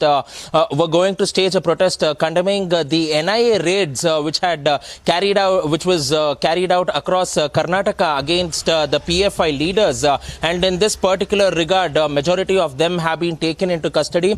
We are learning that 16 people have been taken into custody in Dakshina Kannada, 9 of them have been taken into custody in Ramnagara, 7 from Bagalkot, 7 from Bidar, 5 in Kalaburgi and 3 in Shimoga. And more details are still coming in now. More and more details are coming in now, Nivedna. Right, that was Prajwal getting us the latest information as to what is happening in terms of the PFI crackdown on Karnataka. But we also have Harsha joining us from the Nizamuddin area of the national capital. Harsha, talk to us about what is currently happening. What is the latest that is happening in terms of these raids in the national capital? Also talk to us about how many detentions have been made so far and the areas of these raids that have been carried out. Exactly, Nivedna. If we talk about the national capital, there are so many places which are being raided in national capital. If we talk about the north districts of national capital, if we talk about the south district of national capital, because it involves Simapuri, Rohini, and places like Nizamuddin, Shaheen Bagh, Jamia Nagar, all are being raided since night. After 12 p.m. in the night till morning 7 a.m. These raids were conducted by Delhi Police Special Cell, and this operation was kept very secretive. Only the people who were involved in the raids of Special Cell knew about this information about these raids which were conducted. Right now I am at Nizamuddin. I would like to show you the visuals because right now raid has been finished. The raids which were going on here have been now which was carried out here inside the Dargah area and the very narrow lanes of Nizamuddin. CRPF was involved, RAF was involved, and we are getting to know that more than half a dozen who were linked with PFI have been detained by Delhi Police Special Cell, and much more information we are getting about that. 4 suspected have been arrested. They were directly linked with PFI cadres and PFI leaders who were involved in money laundering, in crypto format of money, sending money for the protest, for the riots, and also we are getting to know these are those 4 suspected who have been arrested. They were links with PFI and they were involved during the Delhi riots which happened in the Bhajanpura area and Shaheen Bagh area and Jamia area, because we saw before COVID how Delhi riots happened in national capital and how the things were circulated through cyber, through social media, and people from Kerala, Karnataka, Assam and so many places were gathered here in national capital. So many public properties were vandalized, and since that time only NIA, ED were keeping close monitoring into on these PFI leaders and workers and cadres. And right now we are getting the information that half a dozen of people have been arrested only from Nizamuddin area. If we talk about Shaheen Bagh, from Shaheen Bagh, Navedna, Shaheen Bagh, 1 Delhi University students we are getting to know has been arrested, and many more have been detained from Jamia Nagar and Shaheen Bagh. That one student is being told of Delhi University, Shoaib Ahmed. He was linked with PFI, involved in the cyber crime activities. Not only this, involved in the terror funding, and also used to collect youths along with him from the university and from different places, used to train them and used to brainwash them as well. And these trainings were given at his residence in Shaheen Bagh and also at university, at the premises, in the classroom and library areas where he used to go in the routine, in his day-to-day routine. At those places he used to brainwash all the youths, his friends and the people who were the youths who used to come from Meerut, Modi Nagar, Ghaziabad area. We are getting to know all this information from Special Cell, but yet we are not known about the Simapuri and Rohini areas, that what are the specific locations, what are the specific house or the number where raids are being conducted now also, because Special Cell is now also conducting raid in Rohini and Simapuri area and Buradi area and different places as well. The raids and the locations are not being disclosed by Special Cell, but yes, we have been given known information through our sources that more than 20 to 30 people have been detained from different parts of national capital. Many have been arrested also who have been seen direct link with PFI. So we can see this is a very big crackdown on PFI leaders, because they have been disrupting harmony in society since long, creating enmity between two communities. Stay with us. We will come back to you on this, but cutting across to Piyush Hori, who joins us from the national capital as well. Piyush, talk to us about what is happening over there, the latest that we have gathered so far in terms of these raids. What are the areas that are being raided? Also, it's a growing concern for security agencies as well as police officials about the growing footprint of the PFI. So if you could talk to us about that as well. So yes, good morning Nivedna and Harsha. My colleague has comprehensively put out about the areas that have been raided by the special cell of Delhi police today over here. Now, yes, the focus as of now has mostly been on southern states that includes Karnataka, Kerala and even Tamil Nadu. But today what we have seen is that there has been a major crackdown by the special cell of Delhi police in national capital also. Now this comes just days after there was a massive crackdown by the National Investigative Agency on PFI and its associates. I'm right now reporting from Shaheen Bagh area, an area which has seen a lot of protests by its citizens and by a lot of residents earlier over the anti-CAA protests. So yes, you can understand the significance of this area where I'm reporting from. Now, as Harsha put it out, one person who has been identified as Shoaib Ahmed has been detained from this area. Now, this person is a Delhi University student and he was considered to be one of the persons who was trying to brainwash people, who was trying to influence people over the Islamic ideology and who was also trying to create a kind of thinking and liking for the PFI and its associates. How much of it is going to be found out, how much of it is going to be truth, it's all going to be investigated. But as again Harsha pointed out, there was an important point of money trail, an important point of funding of these organizations for which the help of Enforcement Directorate is also being sought, and for which we have already found out that how there have been dubious donations that have been received by these organizations, how money through Hawala has been coming to these organizations. So yes, it's a comprehensive investigation which is being taking place.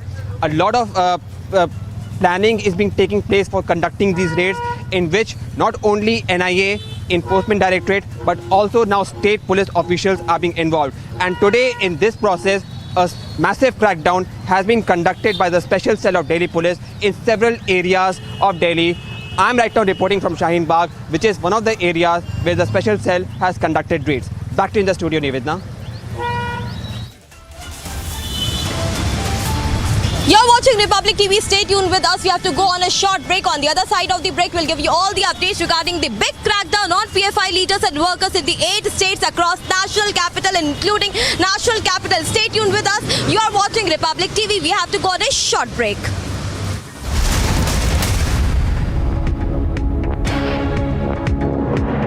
$11,000 placements last year.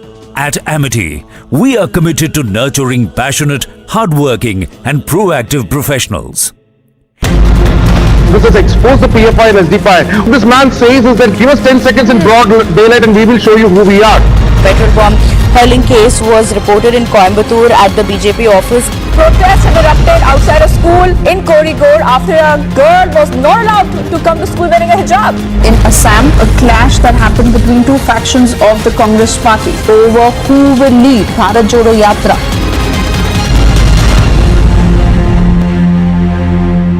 Shanti Dhariwal ji, doctor Joshi और प्रताप काचरियावास, ये तीनों विधायक उनके नुमाइंदे के तौर के ऊपर हमारे पास में आए और उन्होंने कहा 102 जो विधायक उस वक्त लॉयल थे, अशोक जी के साथ में थे, उनमें से ही कोई बनाया जाना चाहिए, सचिन पायलट या उसके ग्रुप में से नहीं बनाया जाना चाहिए। Sachin Pilot, Ashok Gehlot, Ajay Makan, Mallikarjun Kharge, all the leaders of Congress party was summoned by top leadership in Delhi today, but Sachin Pilot is deciding not to go to Delhi.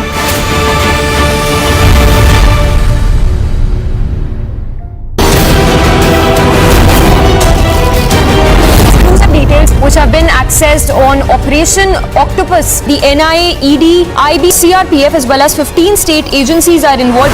A mega crackdown by the NIA officials and also near about 15 state agencies were also a part of this Operation Octopus. The first petrol bomb hurling case was reported in Coimbatore and 14 of them have now been arrested. SDPI is making statements that 10 seconds they will handle and finish the RSS. The implosion within the Congress party continues with the internal power struggle between who is going to control the Rajasthan CM chair between the Ashok Gehlot camp and the Sachin Pilot camp. There is division within the Rajasthan Congress, and once again this division has come out in open, where over 90 MLAs that are loyal to the Ashok Gehlot camp said very categorically that they are not willing to take Sachin Pilot as the Chief Minister.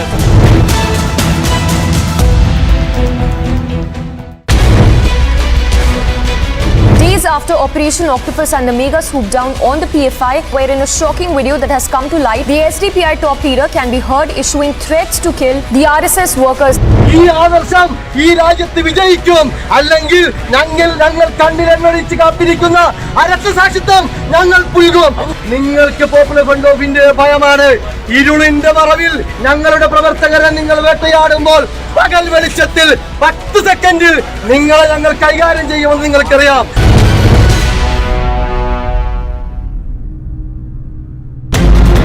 This has exposed the PFI and SDPI. What this man says is that give us 10 seconds in broad daylight and we will show you who we are. Petrol bomb hurling case was reported in Coimbatore at the BJP office. Protests have erupted.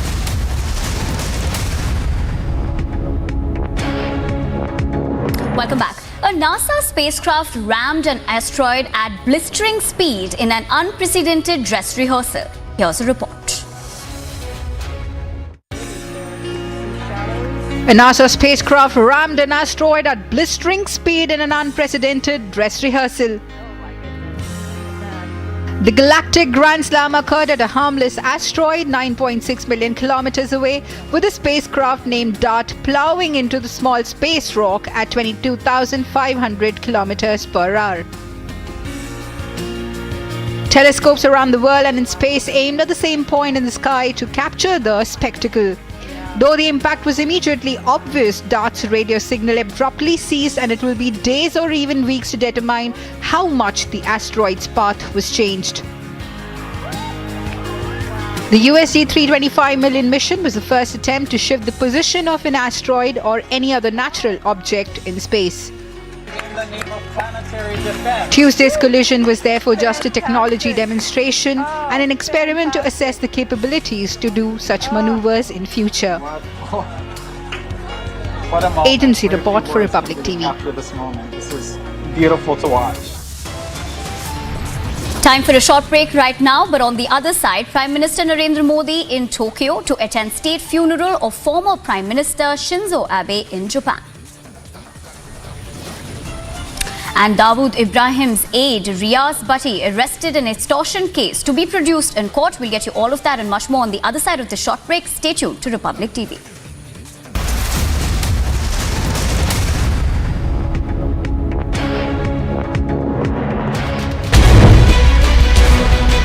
Days after Operation Octopus and the mega swoop down on the PFI, where in a shocking video that has come to light, the SDPI top leader can be heard issuing threats to kill the RSS workers.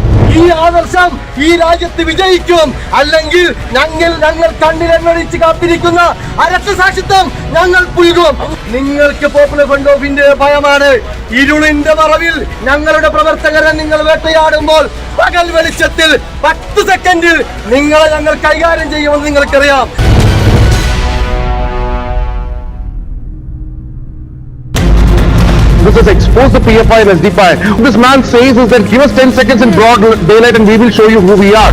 Petrol bomb hurling case was reported in Coimbatore at the BJP office. Protests have erupted outside a school in Kozhikode after a girl was not allowed to come to school wearing a hijab. In Assam, a clash that happened between two factions of the Congress party over who will lead Bharat Jodo Yatra.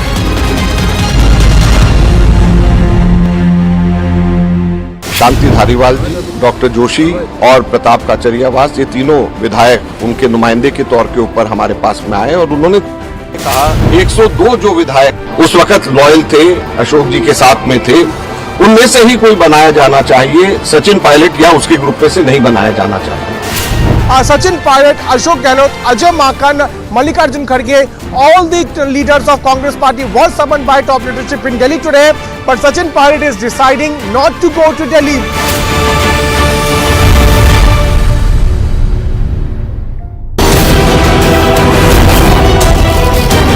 Exclusive details which have been accessed accessed on Operation Octopus. The NIA, ED, IB, CRPF as well as 15 state agencies are involved. A mega crackdown by the NIA officials, and also near about 15 state agencies were also a part of this Operation Octopus.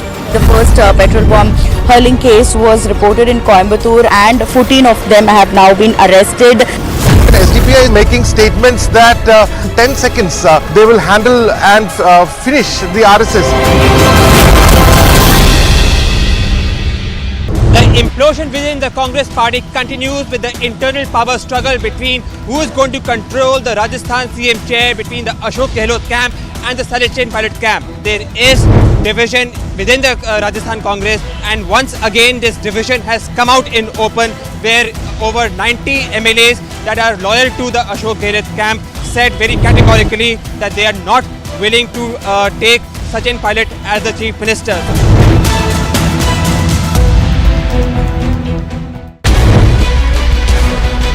Days after Operation Octopus and the mega swoop down on the PFI, where in a shocking video that has come to light, the SDPI top leader can be heard issuing threats to kill the RSS workers.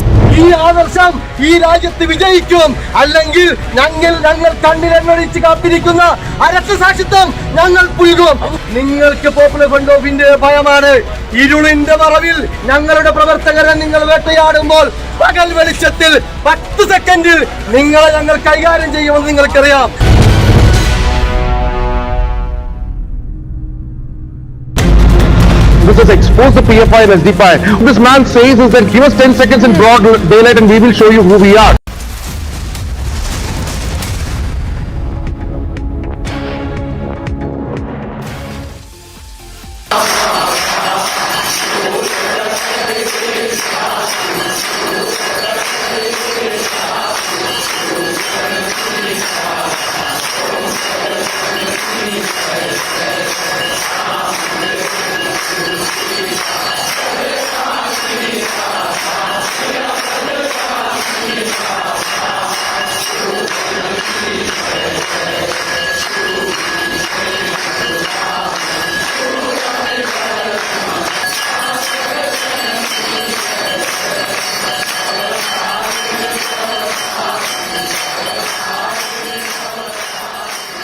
The implosion within the Congress party continues with the internal power struggle between who is going to control the Rajasthan CM chair between the Ashok Gehlot camp and the Salechen pilot camp. There is division within the Rajasthan Congress, and once again this division has come out in open, where over 90 MLAs that are loyal to the Ashok Gehlot camp said very categorically that they are not willing to take Sachin Pilot as the Chief Minister.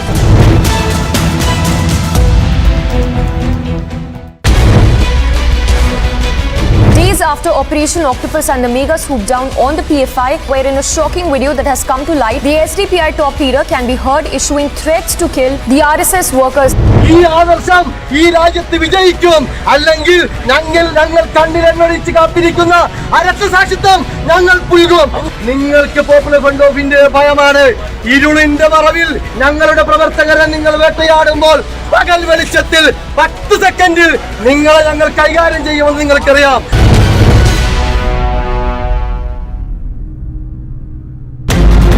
This has exposed the PFI and SDPI. What this man says is that give us 10 seconds in broad daylight and we will show you who we are.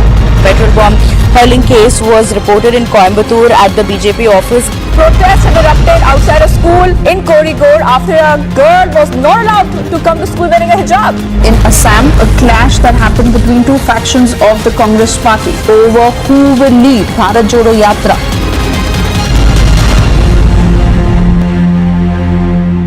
Shanti Dhariwal ji, doctor Joshi और प्रताप काचरियावास, ये तीनों विधायक उनके नुमाइंदे के तौर के ऊपर हमारे पास में आए और उन्होंने कहा 102 जो विधायक उस वक्त लॉयल थे, अशोक जी के साथ में थे, उनमें से ही कोई बनाया जाना चाहिए, सचिन पायलट या उसके ग्रुप में से नहीं बनाया जाना चाहिए।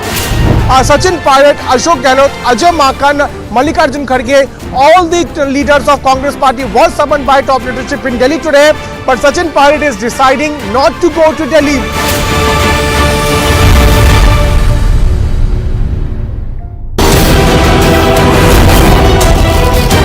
Exclusive details which have been accessed on Operation Octopus. The NIA, ED, IB, CRPF as well as 15 state agencies are involved.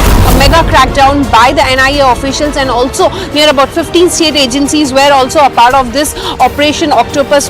The first petrol bomb hurling case was reported in Coimbatore, and 14 of them have now been arrested. SDPI is making statements that 10 seconds they will handle and finish the RSS.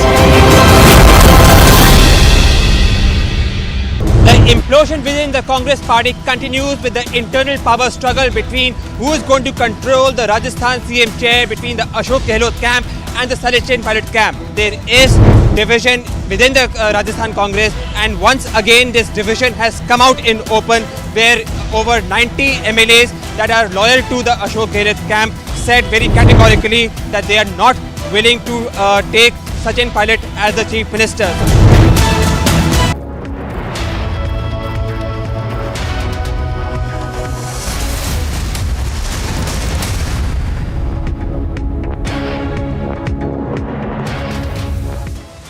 Mega swoop down on the PFI continues. Raids on PFI across 8 states.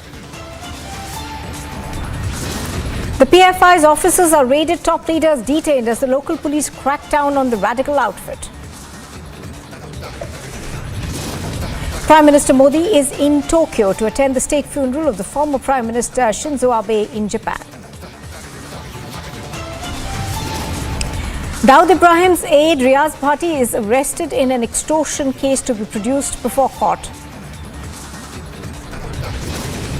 Big fight over the Rajasthan chief ministerial phase. Sachin Pilot seeks time to meet Sonia Gandhi. A big decision is likely.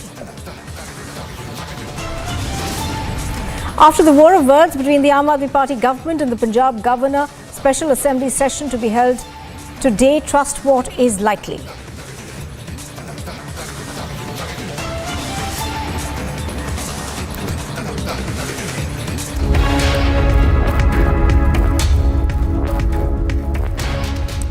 Good morning and welcome. You are watching Live and Breaking on Republic TV. I'm Nupur Talwar Suri. Straight across to the raids that are being conducted, in fact the crackdown that is taking place on the PFI in 8 states.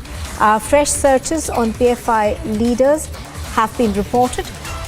We are given to understand that in about 8 states we are getting reports of raids being conducted. Now at least 21 leaders have been arrested in Madhya Pradesh alone.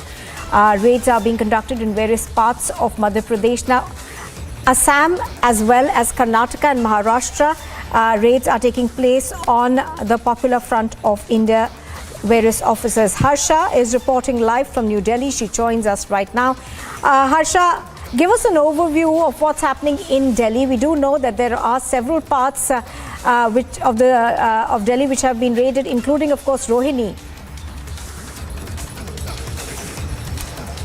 Exactly. We are showing the visuals from outside Nizamuddin East, as you will see, because several deployments have taken place in different parts of national capital, from Jamia, Nizamuddin, Shaheen Bagh and Rohini and Simapuri areas of national capital. These are very sensitive and are those locations where since long the people who were linked with the PFI, with Popular Front of India and SDPI, and were involved in Delhi riots and at the time of anti-CA protest also, those all were linked with PFI. Not only this, the people who were involved in Kerala protests we saw last week after NIA raids were conducted, several social media things were floated from national capital only. We're getting to know that from Shaheen Bagh at 3 AM in the morning, Delhi University student Shoaib Ahmed has been arrested, and that is the one arrest which has been made from national capital, from Shaheen Bagh. But if we talk about others, we're getting to know that from Nizamuddin, 4 suspected have been arrested and more than dozen have been detained from Nizamuddin, because I would like to give you a sense of this entire area. This is Nizamuddin station, Nizamuddin police station, outside which I am, because till night from 12 to 6 in the morning raids were conducted. CRPF and RAF are also involved with the Delhi Police Special Cell in this entire raid, because yes, very sensitive area. I will like to show you many police van you can also see here. I like my camera person Anil to show you that police vehicles are still here, and inside at few locations right now also the raids are being conducted by Special Cell. More than dozen have been detained and taken to the Delhi Police Special Cell office. And in the last week NIA's interrogation, many things came up regarding the links of PFI, regarding the Maulanas and Muftis of Dargah and Masjid who are also involved and linked with PFI, how they are training youth and how youth are also being trained in Masjid, with link with PFI, involved in terror funding, involved in money. The money link is also very important link, which is also being seen by NIA and ED, but these raids were conducted by Delhi Police Special Cell with ATS and with other para forces. Back to you. All right, let's bring in Aneri right now. She's bringing us the latest from Hyderabad on this. Aneri, good morning. Give us more details in terms of what's happening in Telangana as well as Andhra Pradesh. We do know that it has both states, of course. We've seen increased activity of the PFI as well as the SDPI.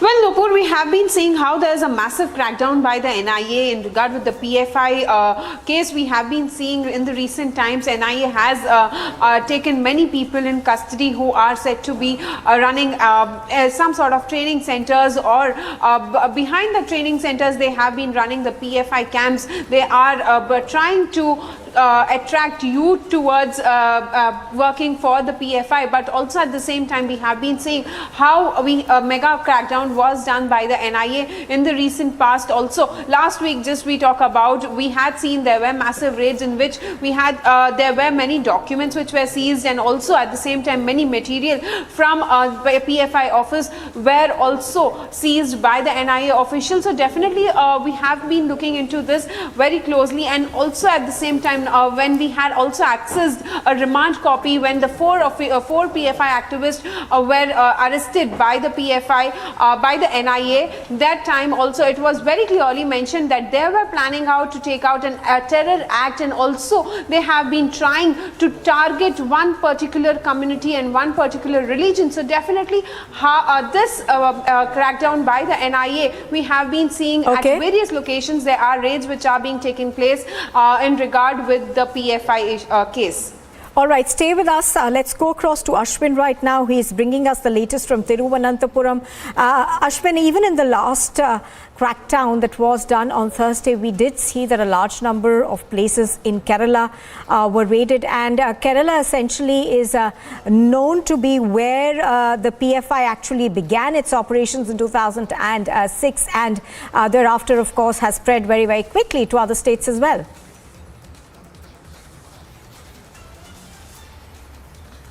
Well, what we can definitely confirm for sure is that in Kannur there were multiple raids that had taken place, and from the police sources we get to understand that all these shops which were raided on Sunday, as a subsequent action, some of these shopkeepers have also been called into the police station also. So today also some of these shopkeepers, which include some of the prominent supermarkets in some of the towns in Kannur, some of the top grocery shops, some of the top electronic item shops, as well as the Akshaya Kendras, many of them have been called.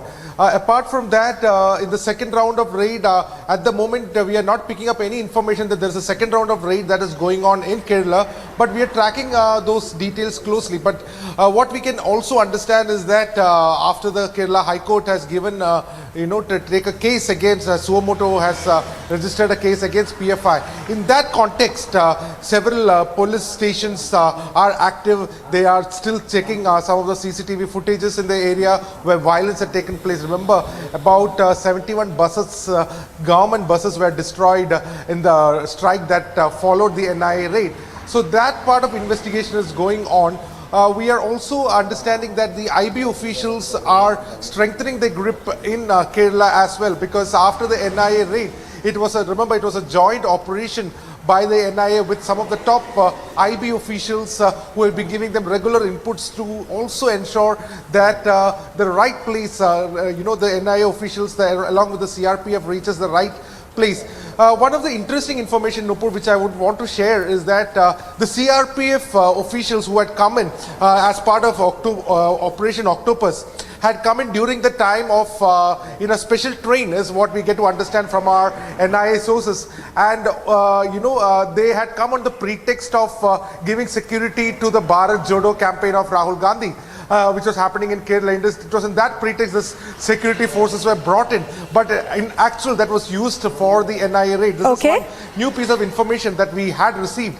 But apart from that, Nupur, what we are seeing is that there is a fear that has definitely come across the PFI cadres for sure, because in a place like, for instance, Alleppey, where there, remember where the whole protest against the controversial speech had taken place.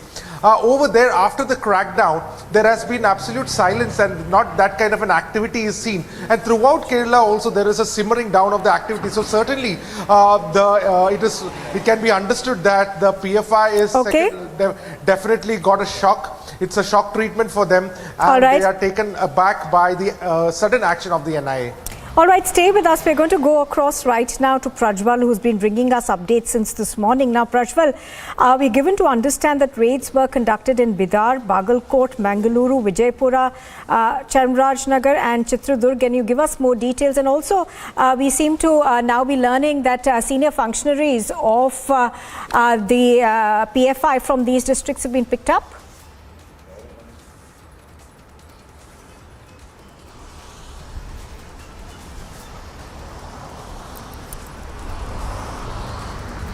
Now, adding on to this list, the list only gets longer here, Nupur, because now we are getting in information from Hassan, Ramnagar, Mandya, Mysuru and other parts of Karnataka, mainly the old Mysuru region, where the cops have cracked down on PFI functionaries. One prominent name that is figuring among all these PFI functionaries who have already been arrested by the cops is the Vijaypura PFI district president, Ashok Jamakandi. So this is the same Ashok Jamakandi who had also given provocative speeches on the hijab issue during the Udupi clashes that happened in 2022 in Feb. And this is now again the same Ashok Jamakandi who had gone on to threaten, the cops that if they stop the protest, then there will be more violence that will be seen across the district of Vijaypura. So the SP of Vijaypura personally monitored, and he was present at the spot when Ashok Jamakandi was taken into custody, and he has already been produced before the magistrate, and now the police have finally taken him into custody. And during the investigation, the cops are learning that this is not only Ashok Jamakandi, because he's just not the district president of Vijaypura. He's also one of the state spokespersons for the PFI in Karnataka, and he was very active on social media platforms, where every day he used to post messages which used to incite communal groups, and he used to radicalize youngsters, is what we get to know. And he also had a connection with one of the primary accused who has already been seized by the NIA, Mohammad Shakif from Richmond town. So this is the connection that is being made, and he was a regular visitor to Bengaluru. And in fact, as Shakif was also one of the spokespersons for the PFI now, Ashok Jamakandi too visited his residence and offices very frequently to collect details, information as well as other material that were provided to him, where he used to distribute them in coastal parts of Karnataka, including Vijaypura district. All right, of course, as Prajwal is bringing us the latest from Bengaluru, we are also trying to go across to Anirudh right now, who's reporting from Guwahati. We have also seen a huge crackdown in Assam that has taken place. Just to bring our viewers up to speed with what's happened in Assam, we're now learning that about 20 people have been taken into custody in Assam as well. I'm going to go back to Anirudh in just a bit, but let me go back to Ashwin. Now, Ashwin, one of the things that has been really bothersome is the manner in which the PFI is able to spread its message so quickly. Prajwal was talking about Udupi earlier, and earlier also in the year we've seen how, just one message on social media is able to get so many crowds to these protest sites. Now that also has been a matter of grave concern, hasn't it, Ashwin? Well, yes, throughout the time, whenever there has been an ED raid or an NIA raid earlier in the state of Kerala against any of the PFI or SDPI offices, we have seen in a matter of minutes people gather at that office shouting slogans, NIA go back, police go back. And in fact, a few months ago, we had in fact broken the story also when a similar raid had taken place at Karnataka in Kollam, known to be a stronghold of the PFI, where the police suspected there was a training camp which has been going on for 100 people, which was for a duration of 1 week. And we had given an exclusive story on that as well. Saying that, Nupur, you're absolutely right. PFI has already started a campaign, online campaign, which says support Popular Front with a hashtag called support Popular Front, where it is giving out posters and other details saying that their activists have been illegally detained and taken to Delhi as well. All said and done, what we see, in fact, in Kerala, where there are at least 6 prominent, Muslim political outfits, none of them have rendered any kind of support to the PFI. Whether it's a Muslim League, whether it's a Jamaat Islami, whether it is the Welfare Party or some of the other INL and some of these parties, they have not come forward to give any kind of voice to the PFI raids for that matter. So this is something which we have seen. I think the centre was able to also bring in the mainstream Muslim majority into confidence and has been successfully able to de-alienate PFI from, being who themselves have been trying to say they are the guardians of the minority community in India. So that has fallen flat, in fact, we can say, because after this raid, we have not seen any of the other Muslim organization coming forward questioning this raid. So that is one good thing, Nupur. All right, do stay with us, Ashwin. I think we are going to go across to Varshini right now. She's reporting from Chennai. Varshini, we've also seen increased activity in Tamil Nadu, and what has been of great concern in Tamil Nadu specifically is, the law and order issues that have been linked to the PFI in the state. Raids conducted there as well today. Tell us more, Varshini. Well, you rightly mentioned about the law and order issue that's currently prevailing in the state. There has been extreme, disorder that is, witnessed in different parts of the state, and we've been seeing that the police are able to make arrests in this matter as well. Yesterday, we saw 14 PFI members being arrested in regards to the violence that had taken place in the past few days, and as of now, the second round of raids have not yet begun in the state of Tamil Nadu, but the kind of massive, the size of the crackdown that is going on in the different parts of the country definitely makes us, make sure that that something like that. Just to interrupt you for a second, Varshini, I'm going to come back to you. Varshini, hold your thoughts. Just to tell our viewers, what we are getting right now is news that the raids have been conducted in Maharashtra. 3 arrests have been made over there in Maharashtra, particularly from Mumbai. Yes, Varshini, back to you. Tell us what you were, giving us more details about what's happening in Tamil Nadu. Raids not conducted there today. Nupur, yes, the second round of raids that's happening in different parts of the country is not happening in Tamil Nadu. We did not have any concrete information about any raids, ongoing raids in the state, but we are following it closely, and we will be able to track down if at all there is something that's happening related to this case. And we also are figuring out about the side of the PFI also. There are, words doing the rounds that PFI is also planning to escalate a few things in the state, and we will be following up with that as well very closely. But as of now, we have the arrest list that has been made, and it is just keep growing longer and longer, and more PFI members are getting arrested. A few days ago, there was a petrol bomb hurling that took place in Coimbatore, the first in the past few days, and we have seen that PFI members related to that from Coimbatore have now been arrested, and which which several other petrol bomb hurling incidents did also take place throughout the state, and as of now 14 people have been arrested apart from the 11 people who got arrested during the raids. Therefore the list gets longer and longer, and we'll have to see how how many more people from the PFI are going to be found guilty to have taken part in these kind of incidents that has taken place in the state. All right, stay with us. Just to tell our viewers that we are getting to know that the ATS in Mumbai, in Maharashtra, has acted, and about 40 plus arrests have taken place from Maharashtra so far. And we're going to go across to our correspondents in Mumbai for that later. Just getting in a word from Piyush Ori. Piyush, if you can hear me. All right, I think Piyush is just moved away from his spot. We're going to go back to him in just a bit. But Delhi, what we are hearing is raids were carried out in various locations. About 30 people were detained in Delhi. Piyush, if you're back with us, can you give us more details of what's happened in Delhi? Now, we've heard of raids being conducted in Simapuri as well as Rohini areas, and senior functionaries of the SDPI as well as the PFI taken into custody. All right, Harsha, if you can take that question, please.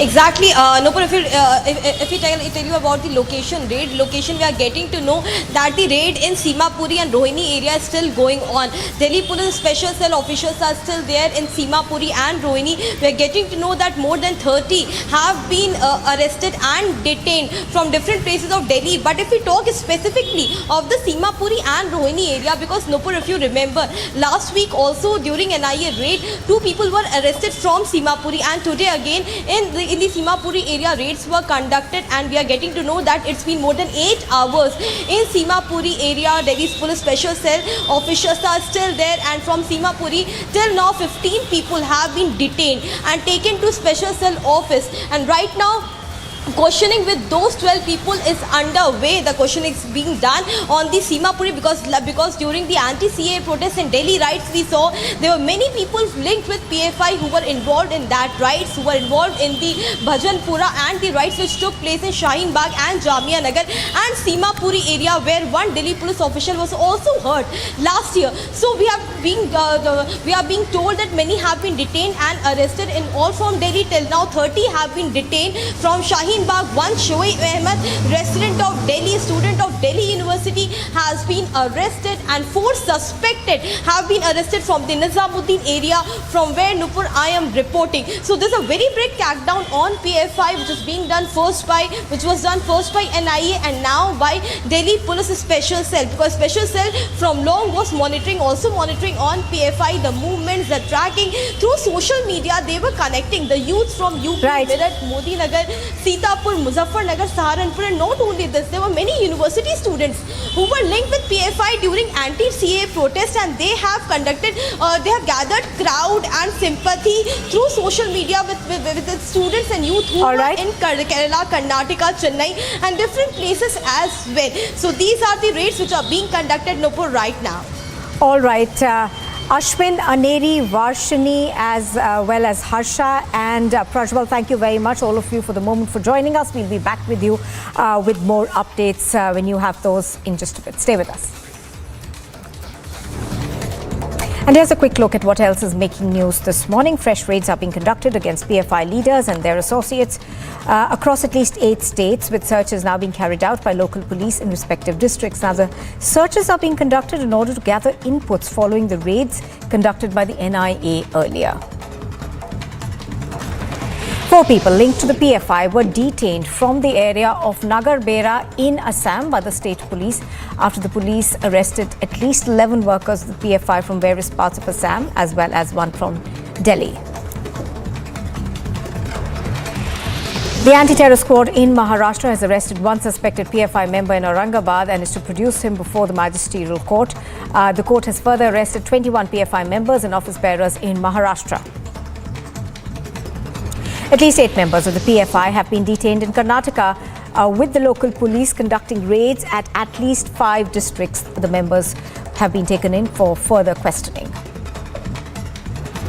Two people have been arrested for hurling petrol bombs at homes of the BJP and RSS functionaries in Ramanathpuram and Kanyakumari districts in Tamil Nadu, with the petrol bomb attacks coming following the raids by the NIA on the PFI. 4 members of family, including 3 women, were forced to consume human excreta after they were tortured with a hot iron rod in Jharkhand's Tumka district over allegations that they participated in witchcraft. The victims were later admitted to the community health care centre. The anti-extortion cell of the Mumbai crime branch arrested underworld don Dawood Ibrahim Zaid Riaz Bhatti from Andheri in Mumbai in connection with an extortion case. Bhatti is set to be produced before a court with a case of threatening and extortion registered against him. A Pakistani terrorist linked with the proscribed terror outfit the Jaish-e-Mohammed was killed during an encounter that took place in Kulgam. The police further recovered incriminating materials, arms and ammunition, including an AK rifle from his possession. Rajasthan's Cabinet Minister Shanti Dhariwal has lashed out at the Congress's state in charge Ajay Makhan, alleging that he was part of a conspiracy to remove Ashok Gehlot as the Chief Minister.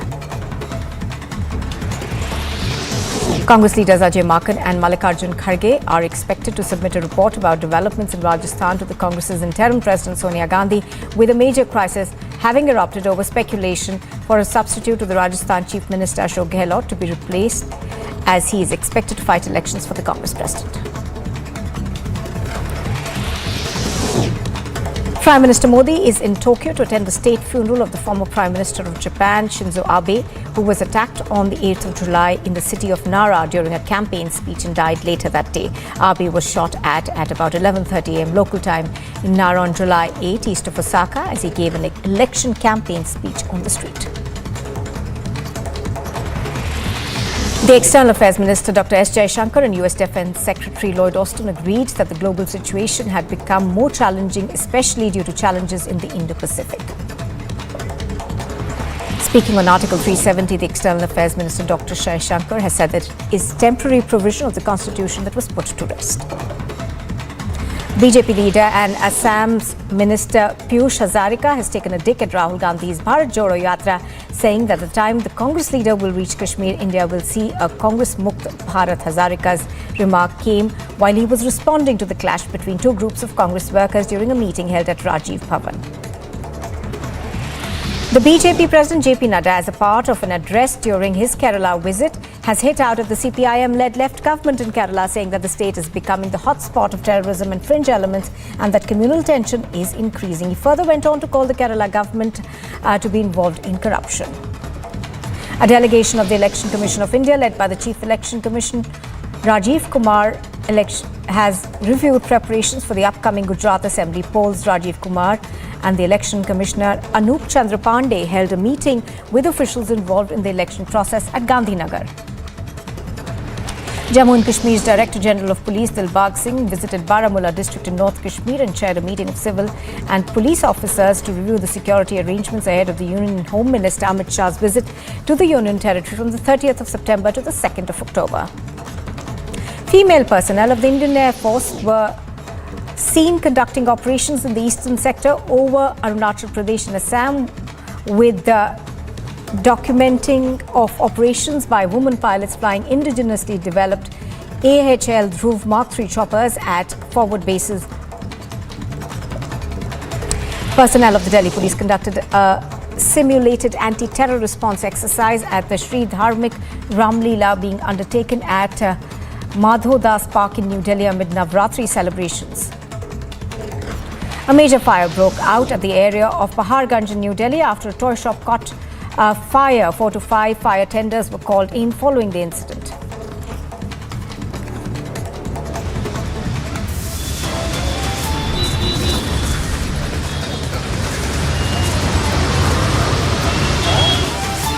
You're watching Republic TV. Now it's the time for a short break, but stay tuned with us for more live and breakings on the PFI crackdown in national capital, and from Kerala, Karnataka to Maharashtra, Assam and national capital, many arrests have been made by police officials in the PFI crackdown. Stay tuned with us. Keep watching Republic TV. Now we have to go on a short break.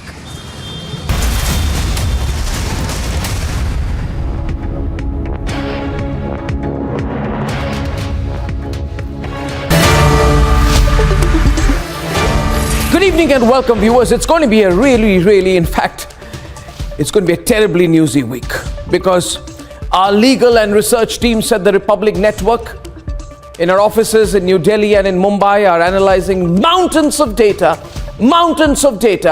ahead of the much awaited, nationally awaited public release of the final TRP report. And now, as you all know, the early snippets made it clear that India today, viewers, faces some very strong evidence against it for TRP manipulation. Alleged TRP manipulation by India Today, as a result of which India Today has been named and put firmly under serious investigation for spending cash, can you believe it, to gain viewership. And I'm not saying this has been done formally, and it has been done as per due legal process in the courts by the Enforcement Directorate. Now, viewers, we are going to get our hands onto that report soon. And my sources tell me that not even 1% of the report has come out so far. Some other news channels are heaving a sigh of relief that it's only India Today, they've not been named. I'd say to them, relax, don't worry. There are reports that there are other news channels also. Other news channels which have been found guilty and are going to be investigated, and some channels against whom there is some information and who will face investigation on the basis of that information. Ladies and gentlemen, is that why all those accusing us have gone into stone cold silence? Have you noticed it? I have. People are calling my newsroom asking, Arnab, what's going on? Why are they quiet now? And all I'd say is that we will put the report out on who really, operational word, who really paid cash for viewership, and who, after paying cash and committing that cardinal sin, tried to distract attention by blaming us using Parambir and Uddhav Thackeray. Viewers, that's going to be a big story, and the truth will come out this week, hopefully. And in the meantime, I'd like to begin the week by saying that I feel sorry for those channels seriously discussing the drama in the Vadra Congress. I mean, discuss the Vadra Congress seriously? What a waste of time. The party is a joke. The only question is whether it's a joke or a tragedy, and I have an interactive poll on that tonight at 10 p.m. Fact is, Gehlot doesn't want to be Congress president. He's being forced to. And he has revolted when being almost forced to take up the job of a Stepney one.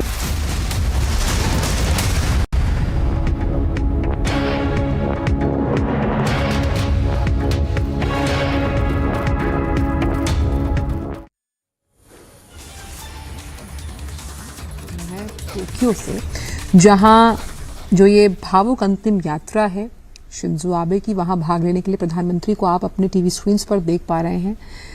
तो प्रधानमंत्री आज Shinzo Abe की जो राजकीय सम्मान के साथ अंतिम यात्रा निकाली जा रही है, उसमें भाग लेने के लिए जापान पहुंचे हैं। जिस तरह से इस यात्रा में सम्मिलित होने से पहले उन्होंने अभी के जो प्रधानमंत्री हैं फुमियो किशिदा, उनसे मुलाकात की।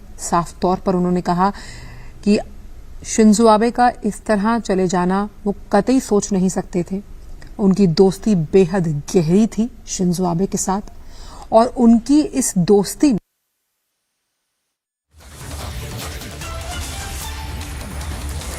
Those are live visuals that we're getting you of the state funeral of former Prime Minister of Japan, Shinzo Abe, in Tokyo.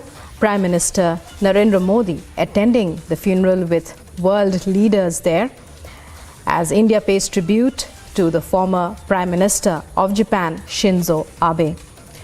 The Prime Minister, as he had said earlier, it's a tribute to a dear friend as he attends the state funeral for Shinzo Abe. Shinzo Abe was assassinated on the 8th of July. And right now we're getting you visuals of the Prime Minister in Japan. Prime Minister Modi had earlier said that India will always remember her dear friend Shinzo Abe.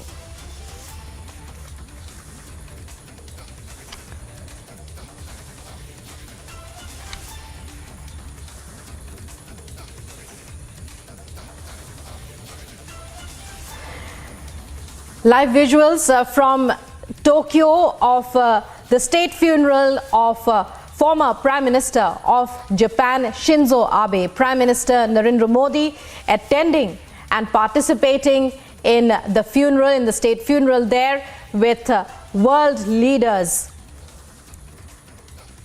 The Prime Minister had earlier said it's a tribute to a dear friend, as India pays tribute to the former Prime Minister of Japan, Shinzo Abe, whose state funeral it is today in Japan.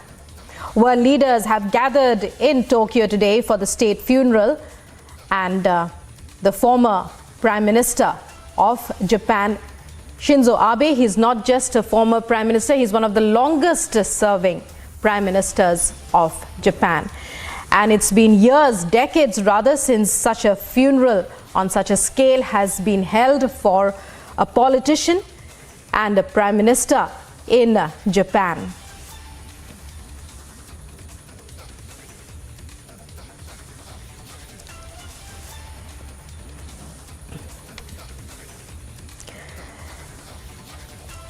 And Prime Minister Modi said earlier that India will always remember Shinzo Abe. Shinzo Abe has, throughout his tenure, always expressed great love for India. And right now we are getting you visuals from the state funeral of former Prime Minister of Japan, Shinzo Abe, which is currently underway in Tokyo. Prime Minister Narendra Modi attending the funeral, along with world leaders who have gathered in Tokyo today to pay tribute to the former Prime Minister. As you can see in those visuals, leaders from across the world, from every region, leaders from the Arab world. And joining us now is our senior editor, our senior executive editor, Abhishek Kapoor, joining us on the phone line. Abhishek Kapoor, it's a solemn, somber moment that sends...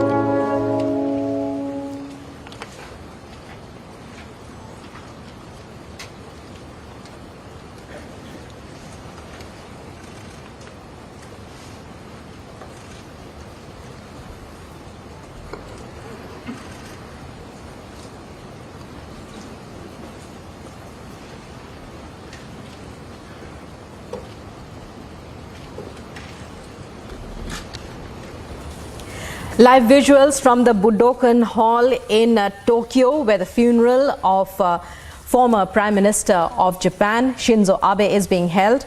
Akie Abe there performing the ceremony as world leaders gather at the Budokan Hall today to attend the funeral of one of Japan's longest serving prime ministers.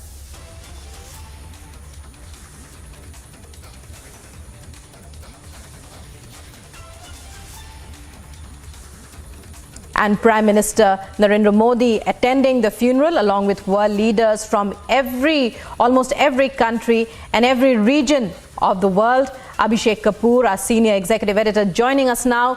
Abhishek, it's a solemn ceremony and a great message that goes out to the world as we see world leaders gathered here today to pay tribute to one of the stalwart leaders of our times.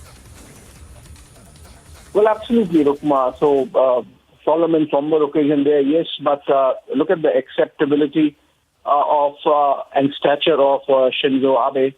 Prime Minister would call him Abe-san, a very personal friend. 217 nations have sent their representatives to participate in this ceremony, including 20-odd heads of states or government coming in, and including Prime Minister Narendra Modi. I could see in the pictures Emmanuel Macron of France. I could see in the pictures Justin Trudeau of Canada, and also Kamala Harris from the United States. So that's a measure of the acceptability and statesmanship of Shinzo Abe, that all these people are there gathered from around the world. And ceremony is going on now. So far as Prime Minister's participation is concerned, he saw Shinzo Abe as a very personal friend. I remember outside of South Asia, in our neighborhood, when Prime Minister took over as the head of the country, he made Japan his first port of call insofar as his foreign policy is concerned. That really gives you an idea of the kind of relationship that existed between the two of them. Prime Minister was given a state guest status even as Chief Minister when he would travel to Japan, and their understanding of each other went back to 2007 when Prime Minister had visited Japan to drum up support for his Vibrant Gujarat Summit. In fact, Japan was one of the first countries to partner Gujarat in that flagship event, and since then we saw how the relationship really endured, and we have seen how Prime Minister was even visibly disturbed when the news came of Shinzo Abe having been hit and killed during campaigning in the month of July, and the government of India declared a day of national mourning on 9th of July. So that gives an idea of the kind of connect that was there, and why not the amount of the scaling up of relationship that went in between the two of them, leading to India and Japan relationship really flowering into a special strategic global partnership from just a trade and aid relationship that it was before the two of them decided really to take it up. So far as Shinzo Abe is concerned, he thought beyond the shores of Japan. In fact, he was the one who gave the idea of Quad. He was the one who, in effect, gave the idea of Indo-Pacific when, as far back as 2007, he spoke about confluence of two seas, by which he meant the Indian Ocean and the Pacific Ocean. So I think in the pictures we are seeing a tribute to that statesmanship, that vision that Shinzo Abe really brought. He was not a pacifist, and he was trying to bring about changes in the Japanese society and constitution as well. And perhaps that's the reason why he became a victim of his own statesmanship in some ways and was killed. Because the changes that he was trying to bring were both internal and external. So, for example, his thought that the Japanese pacifist constitution should be changed and Japan should have its own standing army. As of now, there are some self-defense forces. and the overall security umbrella is provided by the Americans with huge bases there from Osaka to Okinawa and on the outskirts of Tokyo. And he thought that China is a clear threat. And that was one other aspect which brought Shinzo Abe and Prime Minister Modi and Japan and India together. So while he thought of Quad as far back as 2007, it ultimately took shape in 2018, 17, 18, and since then we have seen how it has become the most defining global partnership in the present times, particularly post-COVID. And in fact, Prime Minister Modi recalled how he had met Shinzo Abe during the Quad Summit in the month of May itself and spent quality time with him discussing the nature of not just the India-Japan partnership, but also the situation.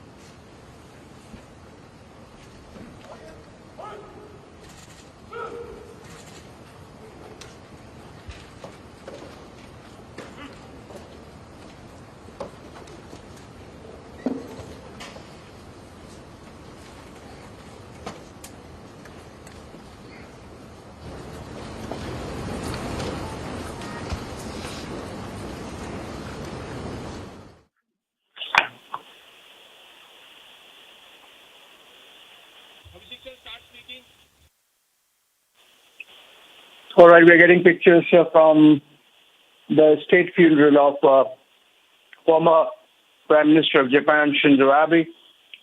We have two important guests joining us over the phone, Professor Madhav Nalapat, strategic analyst and Vice Chairman of the Manipal Advanced Research Group.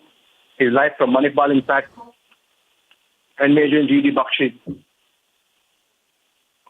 As we look at the pictures, if I could come to Professor Nalapat. Sir, I was mentioning a while back of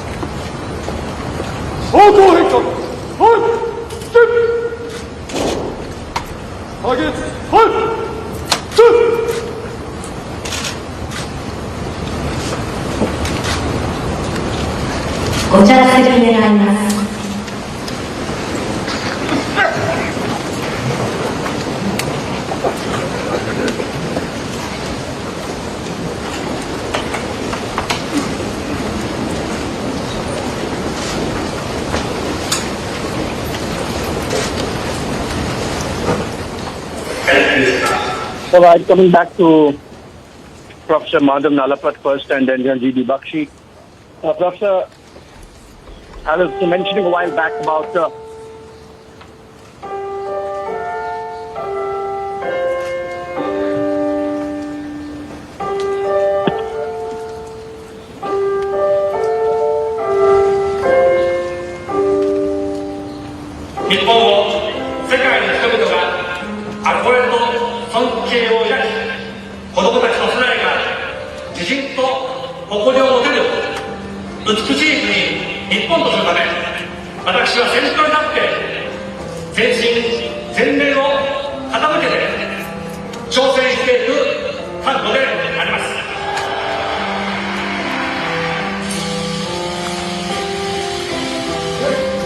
成長になった経験、挫折をした経験を生かしていきたい。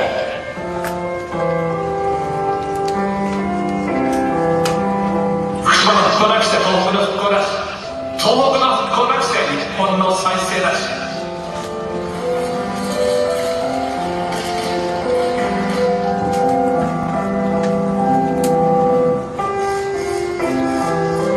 生きてたんだったら続いて大変。My Abenomics 3本の矢を力強く射止めます。大胆な金融政策であり、機動的な財政政策、そして民間投資を管理する成長戦略です。深い岩盤のような日本の姿勢を私自身を努力の刃として突き破ろうと思っています。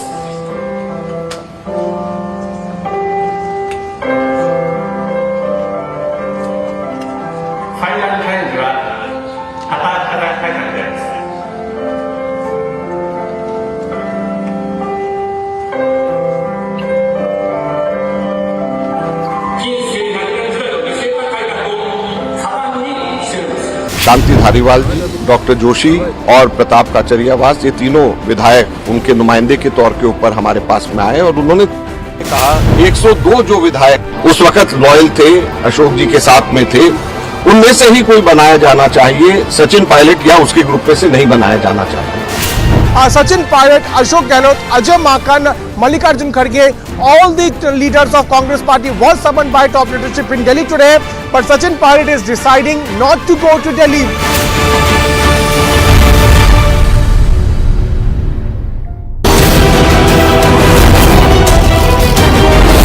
Details which have been accessed on Operation Octopus. The NIA, ED, IB, CRPF as well as 15 state agencies are involved. A mega crackdown by the NIA officials and also near about 15 state agencies were also a part of this Operation Octopus. The first petrol bomb hurling case was reported in Coimbatore and 14 of them have now been arrested. SDPI is making statements that 10 seconds they will handle and finish the RSS. The implosion within the Congress party continues with the internal power struggle between who is going to control the Rajasthan CM chair between the Ashok Gehlot camp and the Sachin Pilot camp. There is division within the Rajasthan Congress, and once again this division has come out in open where over 90 MLAs that are loyal to the Ashok Gehlot camp said very categorically that they are not willing to take Sachin Pilot as the Chief Minister.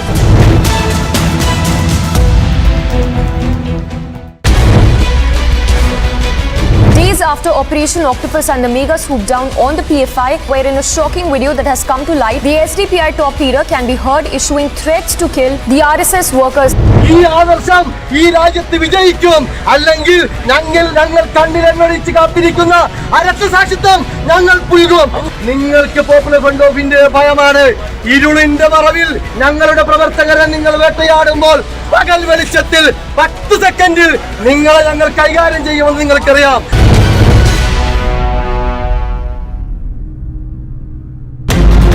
This has exposed the PFI and SDPI. What this man says is that give us 10 seconds in broad daylight and we will show you who we are. Petrol bomb hurling case was reported in Coimbatore at the BJP office. Protests have erupted outside a school in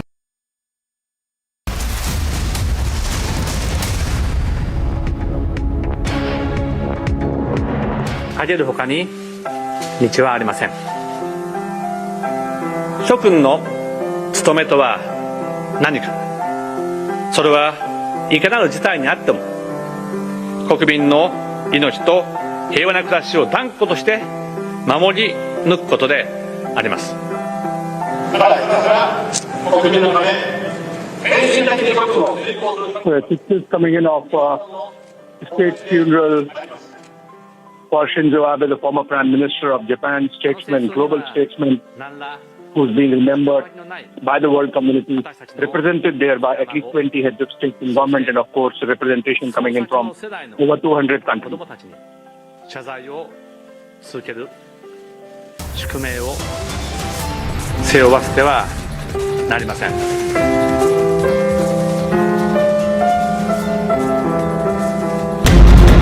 This has exposed the PFI and SDPI. What this man says is that give us 10 seconds in broad daylight and we will show you who we are. Petrol bomb hurling case was reported in Coimbatore at the BJP office. Protests have erupted outside a school in Kozhikode after a girl was not allowed to come to school wearing a hijab. In Assam, a clash that happened between two factions of the Congress party over who will lead Bharat Jodo Yatra.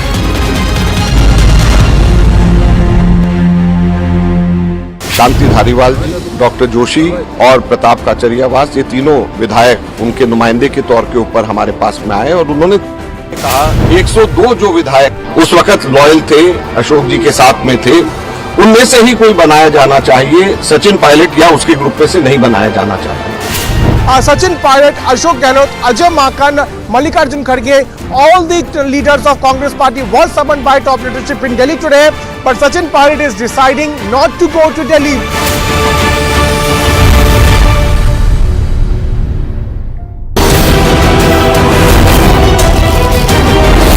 Details which have been accessed on Operation Octopus. The NIA, ED, IB, CRPF as well as 15 state agencies are involved. A mega crackdown by the NIA officials, and also near about 15 state agencies were also a part of this Operation Octopus. The first petrol bomb hurling case was reported in Coimbatore and 14 of them have now been arrested. SDPI is making statements that 10 seconds they will handle and finish the RSS. The implosion within the Congress party continues with the internal power struggle between who is going to control the Rajasthan CM chair between the Ashok Gehlot camp and the Sachin Pilot camp. There is division within the Rajasthan Congress, and once again this division has come out in open, where over 90 MLAs that are loyal to the Ashok Gehlot camp said very categorically that they are not willing to take Sachin Pilot as the Chief Minister.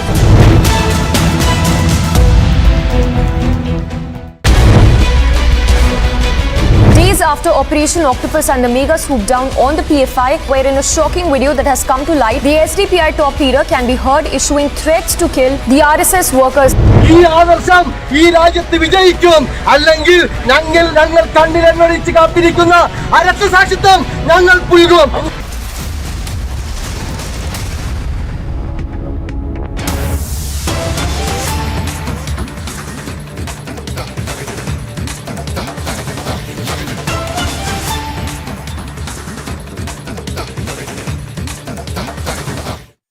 Bench proceedings from today and hearing the police challenge. 5 minutes. Yes. Some development, something which has come to my notice, that I am duty bound. Lord, I undertake to place this in e-copy format as well as the bound format. It's only one page. Therefore, my Lord, right now not in a bound format. Because as my Lord, I have indicated that the government as a sovereign is responding to the wishes and aspirations of. My Lord, I am going to another question. Oh, yes. Aspirations of several, my Lord. And this is what, my Lord, we have tried. Para 3, my Lord, 1 and 2, your Lordships can ignore. It is submitted that contemporaneously with the constitutional amendment, a decision was taken in order to ensure that the seats available to the reserved category and the open category are not impacted in absolute numbers.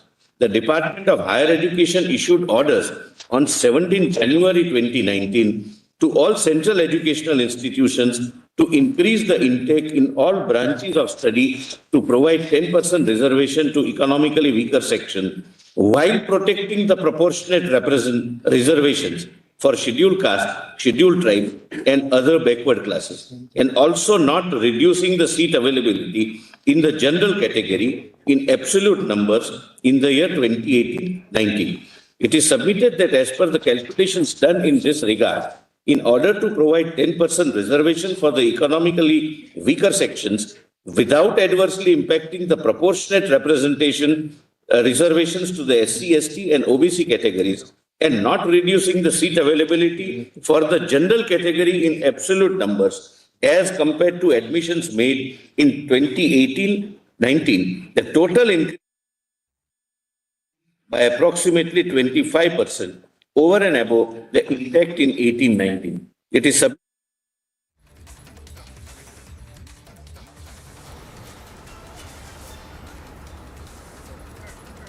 What you're watching on your screens is historic. It's the first time that we are seeing the Supreme Court live streaming the Constitution Bench proceedings.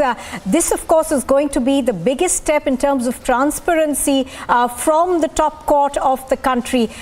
What you are seeing on your screens right now is historic. This is the first time that we are ever getting to watch the proceedings of the Supreme Court live streamed into our homes, into our offices. So in that sense, there can be no more significant move than the one that you are seeing right now on your screens. Proceedings that are taking place in the Supreme Court are coming to you directly. This, of course, is a case that's being heard right now. It's the Constitution Bench of the Supreme Court that's hearing this particular case. This is the Maharashtra case, particularly the one that's being heard right now, of course, is the Shiva Sena case. So pictures on your screen right now are bringing to you the live stream of the proceedings that are taking place in the Supreme Court of the country. Now, this is a move that's being seen not just as historic, but also as something that will move forward transparency in terms of judiciary in this country. So in that sense, it's a very, very historic and big move. Who could have imagined that you could be able to see these proceedings that are taking place in the top court of this country? And mind you, this is the Constitution Bench of the Supreme Court, that you will be able to see these proceedings sitting in your homes, in your offices, in your places of work, as you are right now.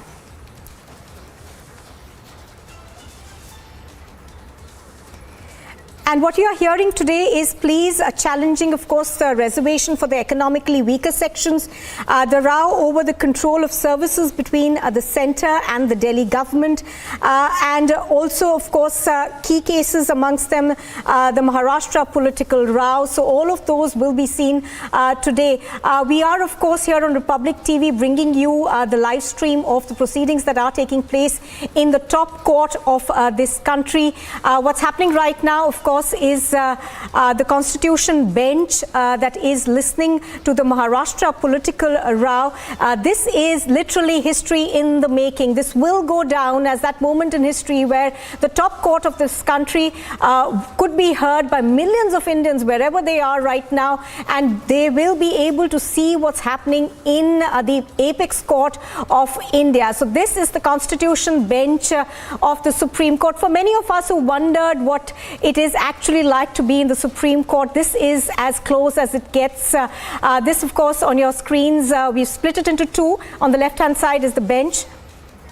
The party to which he belongs for the purposes of 2-1. So he belongs to the Shiv Sena. He is under the discipline of the Shiv Sena, under the control of the Shiv Sena, within the house. He has no other persona.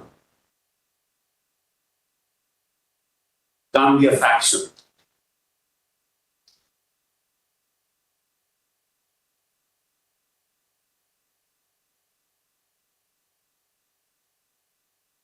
Being a member of the political party, yes, he is a member of the house. That's correct. So the relationship is with respect to his membership in the house. With reference to the political party which set him up as a member. That's it. That's correct. But the in fact, this is the first time in the Constitution that the term political party is used. Nowhere else in the Constitution. First time. You find that expression. Now, in fact, the classical books on constitutional jurisprudence in India all mention that the expression political party has not been defined anywhere at all. Correct. Luckily, we know something. First time it is in the symbols order, which predates 10th schedule. Now see Malas 2.1. Subject to the provisions of 4 and 5. Again, Malas 3 is missing. A member of a house belonging to any political party. Again, the word any is used. Shall be disqualified for being a member of the house if he has voluntarily given up membership of such political party. Not the house.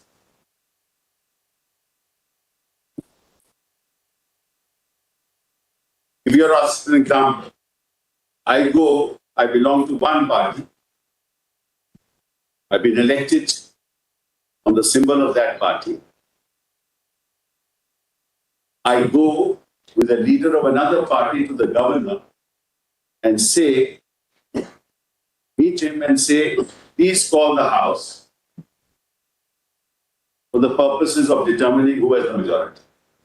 Just give you an example. That act alone will visit me with consequences under 2.1.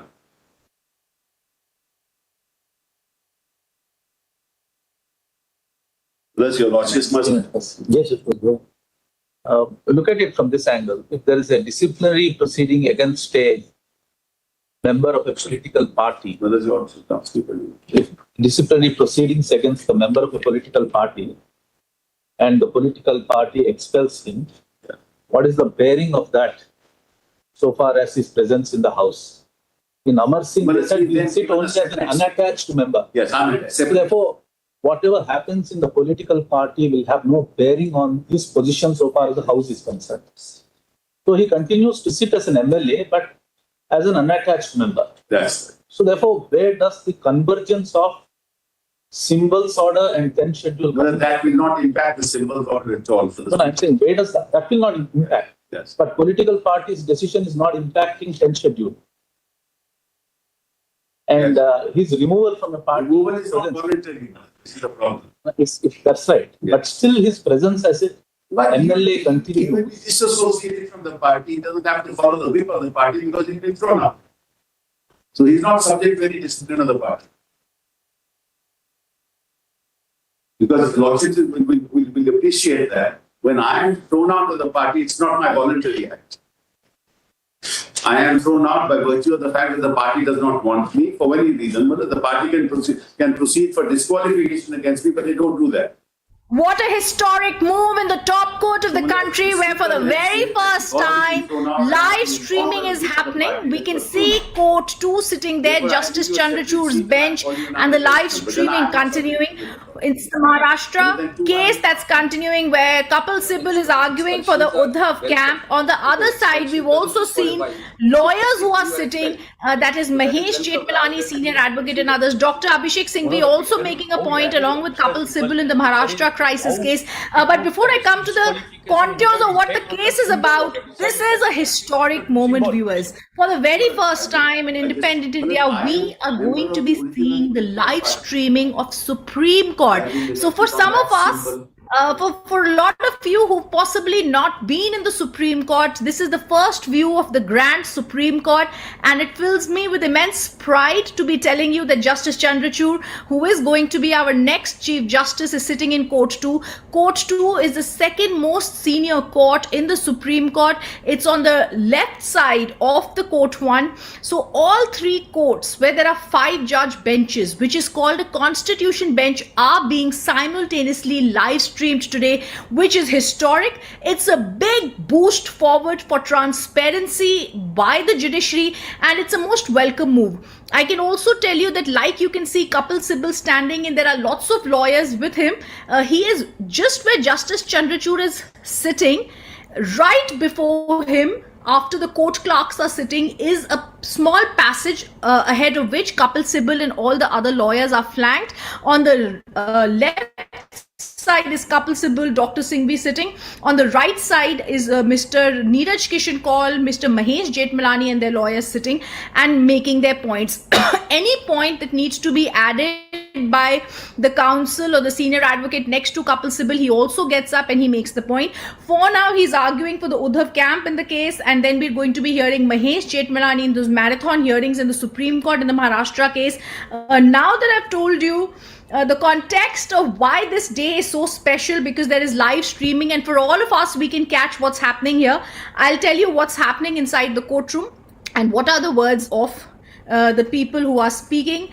Eknath Shinde's camp will be speaking after they have spoken. So inside the courtroom, Kapil Sibal making certain points about how the Election Commission needs to go forward and consider the urgent pleas of challenging the Maharashtra law and before the Election Commission. If you'll give me a moment, I'll just read through what's happening inside the courtroom, viewers. All right. So Kapil Sibal making out arguments on disqualification and saying if they have their own speaker who will not decide on the disqualification, what will we do? He is making arguments on the 10th schedule because the 10th schedule is the anti-defection law in the Constitution of India. He's talking about it. Both the sides are going to be throwing a lot of light on the anti-defection law because remember, the main grouse that Kapil Sibal would be having is that that certain MLAs had been removed. They are saying you are not the leader of the party. He says they came in there to form a government with the BJP.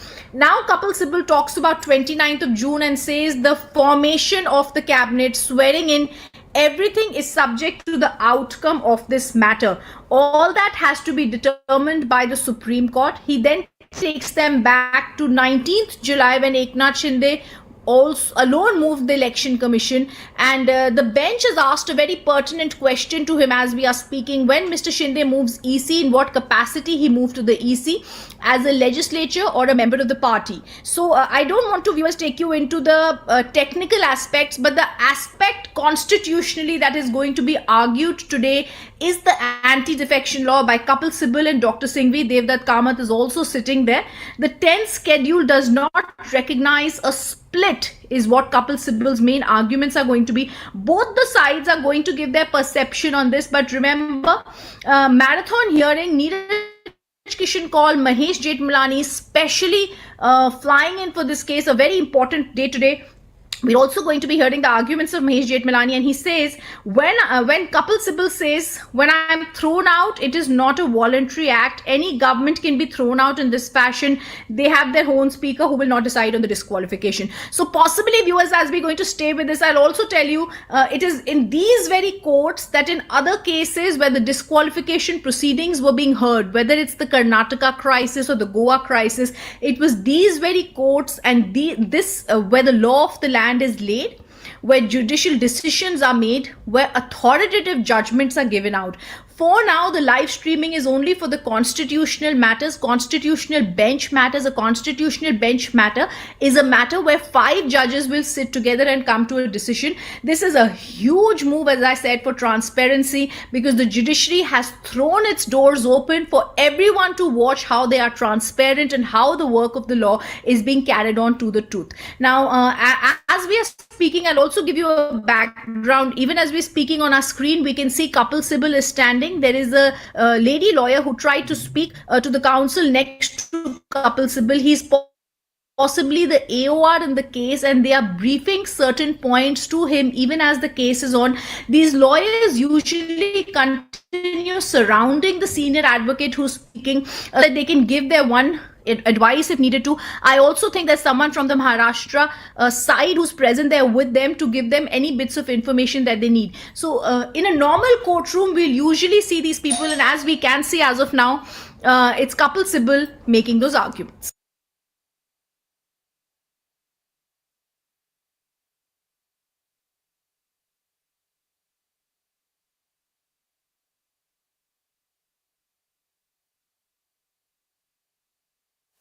For the purposes of protecting himself from disqualification, can only be available under the 10th schedule and in no other form.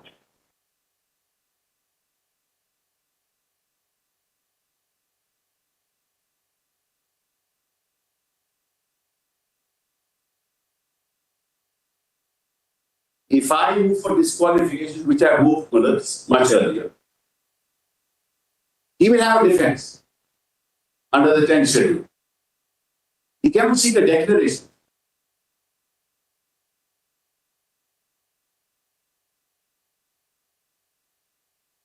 And his only defense under the 10th schedule is a murder. There is no other defense available under the 10th schedule.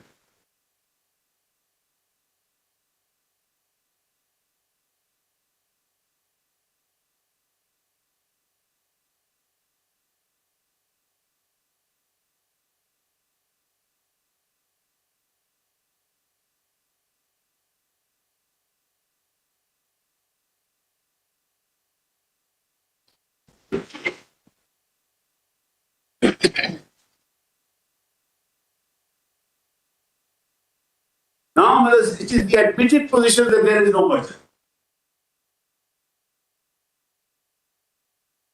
So he has no defense.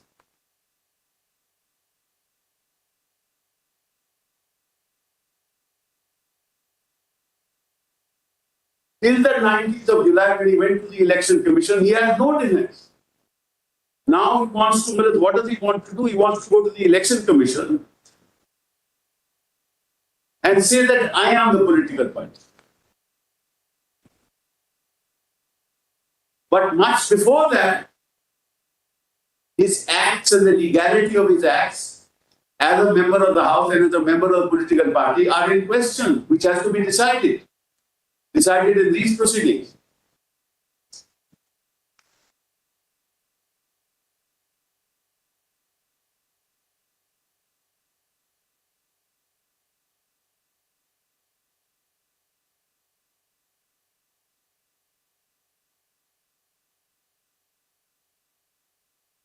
What he does is, he says that I am 40,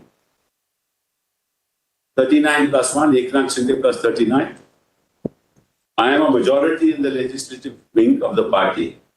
Therefore, I don't recognize it. That's what he's saying. That he can't do under the 10th schedule.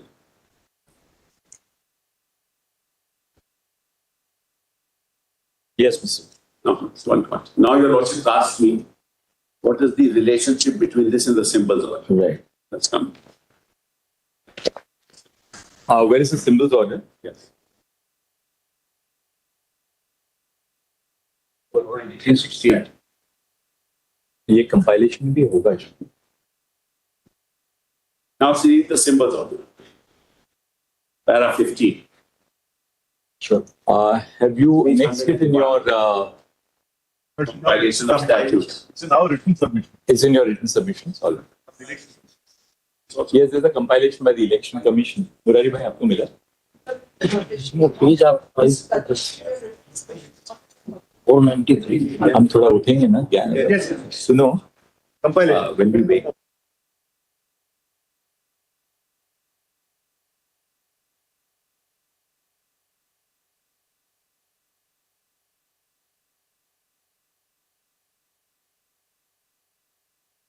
When a compilation of statutes for us, rules and research materials, that has everything. You've got compilation of documents from the Election Commission also. Sorry? Yes. But सुनो. iPad this. Two of our convenience compilation. Compilation of documents and 35. Para 15 can be taken from several compilations. Para 15 is there. Data in your written submission, para 3.2. And also para 9, Lordship may kindly see. Para 9 at page 5. It will remain the same. Change. Para 15 will remain the same in all these compilations. Correct. The gloss on para 15 may change depending on what you're reading. Depends how you but the original, how you read and how you look at. That's correct. No, actually, I have the copyright also. That's right. All right, we'll read paragraph 15. Now, see, when the commission is satisfied on information in its possession,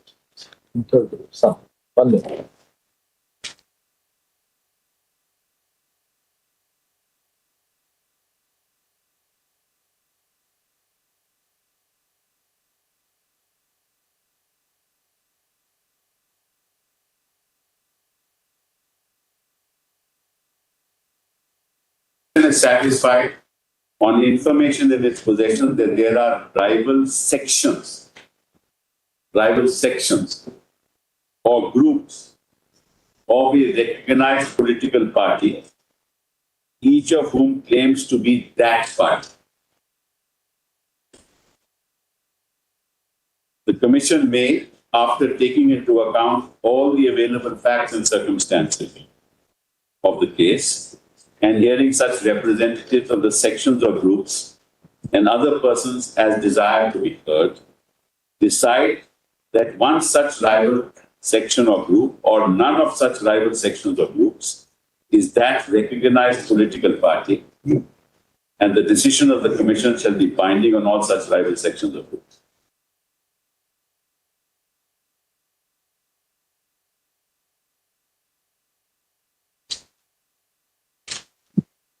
So let me, put forth a situation where there is no dispute as far as the legislature is concerned. There are factions within the party, each of them claiming to be that party. And without any reference to what's happened in the House, they go to the Election Commission and say, we are approved. Election Commission can decide. 1 minute. So.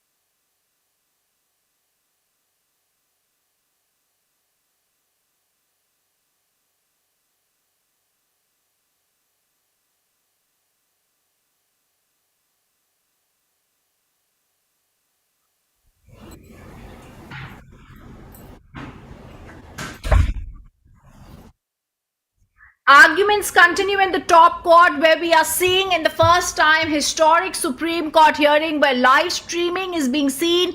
Court 2, where discussion is happening, as we can see on our screens. Justice Chandrachud talking to his brother judges in Court 2, the second most senior court in the top court of the land.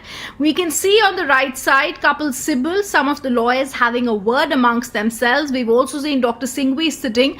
Amit and others are also standing there along with Devdutt, who's sitting there right now. So a big marathon hearing where the judges, as they are speaking to themselves, there's a one point that stopped there. I also want to tell our viewers, anti-defection law is being spoken about by Kapil Sibal, and he's talking about how the anti-defection law has been violated in Maharashtra in June and July. He's talking about how the whip says you have to vote for this candidate. Viewers, we're going to be back on this top focus and also going to see the marathon arguments of Mahesh Jethmalani appearing for the Shinde camp soon. Stay on with us as we continue with the live streaming from the top court.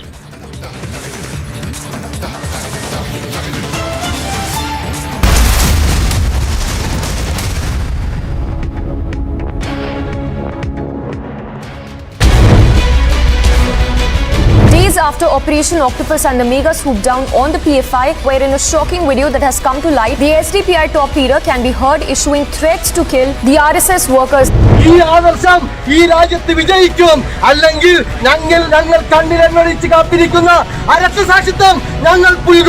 നിങ്ങൾക്ക് popular front of ഇന്ത്യയുടെ ഭയമാണ്. ഇരുളിന്റെ മറവിൽ ഞങ്ങളുടെ പ്രവർത്തകരെ നിങ്ങൾ വേട്ടയാടുമ്പോൾ പകൽ വെളിച്ചത്തിൽ 10 സെക്കൻഡിൽ നിങ്ങളെ ഞങ്ങൾ കൈകാര്യം ചെയ്യുമെന്ന് നിങ്ങൾക്കറിയാം.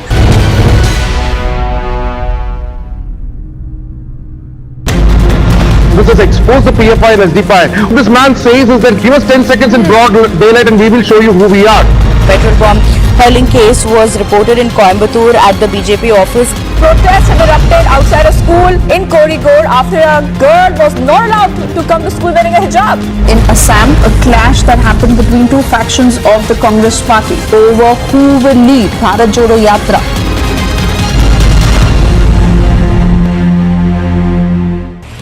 High drama is likely to ensue in Punjab.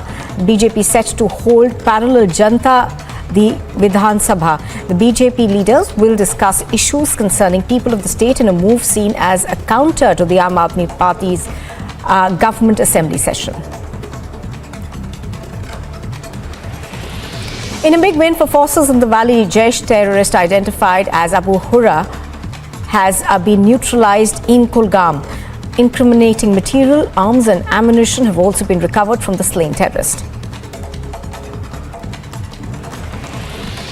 In a joint action of Cobra 205, 29th Corps of the SSP and Aurangabad police, raids were conducted at Maoist leaders' residence and a huge amount of bullets and weapons were recovered. The Supreme Court will hear two pleas filed by Eknath Shinde's camp of the Shiv Sena challenging disqualification notices issued against 16 rebel lawmakers who switched sides. The court will also hear the pleas that have been filed by Uddhav's camp challenging the appointment of Eknath Shinde as the Chief Minister of the state.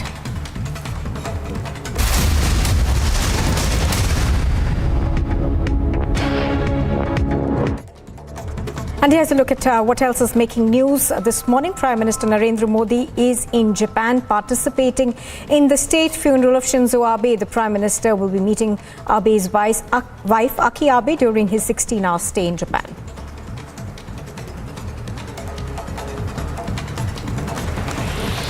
Amid the ongoing political crisis in the Rajasthan Congress, the former Deputy Chief Minister of Rajasthan, Sachin Pilot, has sought time to meet the Congress's interim President Sonia Gandhi.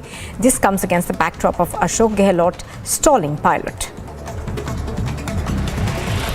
Upset over an open rebellion in Rajasthan, Sonia Gandhi has sought a written report on it from party observers Mallikarjun Kharge and Ajay Markan, as the chances of Ashok Gehlot becoming the party chief receded and other names cropped up for the post.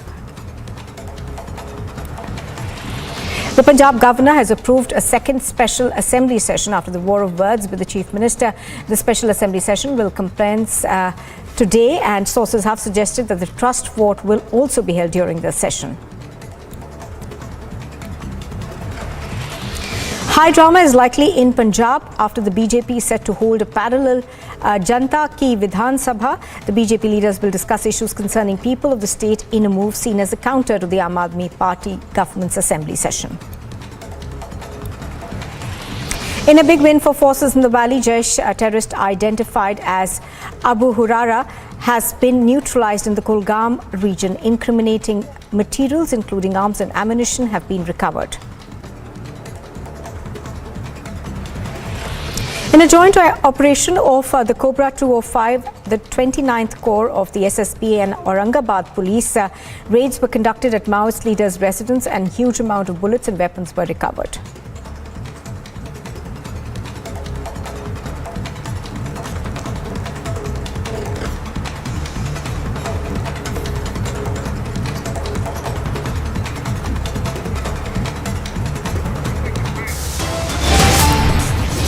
You are watching Republic TV, and still to come, we get you the latest on multi-location raids on the radical PFI.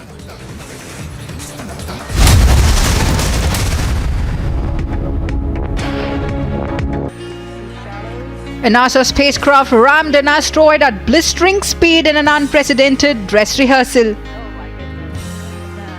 The galactic Grand Slam occurred at a harmless asteroid 9.6 million kilometers away, with a spacecraft named DART plowing into the small space rock at 22,500 kilometers per hour. Telescopes around the world and in space aimed at the same point in the sky to capture the spectacle. Though the impact was immediately obvious, DART's radio signal abruptly ceased, and it will be days or even weeks to determine how much the asteroid's path was changed. The USD $325 million mission was the first attempt to shift the position of an asteroid or any other natural object in space. Tuesday's collision was therefore just a technology demonstration and an experiment to assess the capabilities to do such maneuvers in future. Look at what else is making news this morning. Prime Minister Narendra Modi left for Japan on Monday to participate in the state funeral of Shinzo Abe. The Prime Minister will meet Abe's wife Aki Abe during the 16-hour stay in Japan, and is also slated to hold bilateral talks with his Japanese counterpart Fumio Kishida. Amidst the ongoing political crisis in Rajasthan, Congress, the former Deputy Chief Minister of Rajasthan, Sachin Pilot, has sought time to meet Congress's interim President Sonia Gandhi. This comes against the backdrop of Ashok Gehlot stalling Pilot.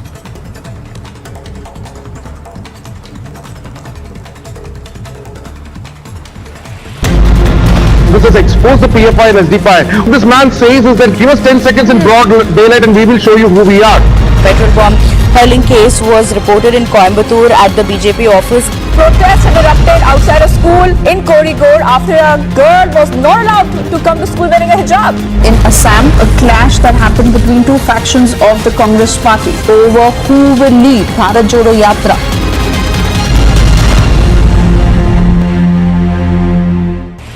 High drama is likely to ensue in Punjab. BJP set to hold parallel Janta the Vidhan Sabha. The BJP leaders will discuss issues concerning people of the state in a move seen as a counter to the Aam Aadmi Party's government assembly session. In a big win for forces in the valley, Jaish terrorist identified as Abu Hurra has been neutralized in Kulgam. Incriminating material, arms and ammunition have also been recovered from the slain terrorist. In a joint action of Cobra 205, 29th Corps of the SSP and Aurangabad police, raids were conducted at Maoist leaders' residence and a huge amount of bullets and weapons were recovered. The Supreme Court will hear two pleas filed by Eknath Shinde's camp of the Top headlines at 11:30 from Bengaluru to Guwahati. Multi-location raids on radical PFI are now underway. Day after Operation Octopus swoop down on the PFI continues. Pan-India offices raided, top leaders arrested.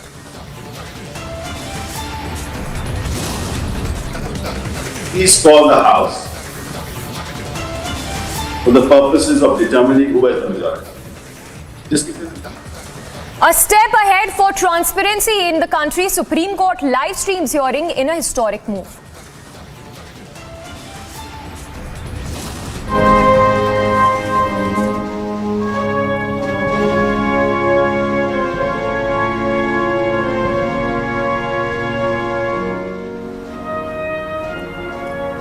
World leaders pay tribute to former Japanese Prime Minister Shinzo Abe.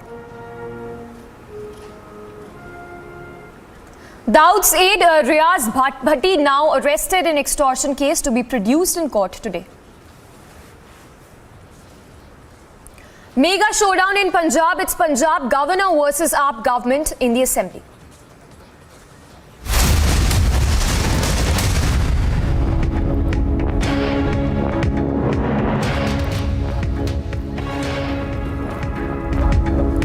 Thanks for tuning in this Tuesday morning. We are live and breaking. I'm Samiksha Srivastava. Lots lined up for you in this bulletin. Straight up, starting with breaking news coming in from Kerala.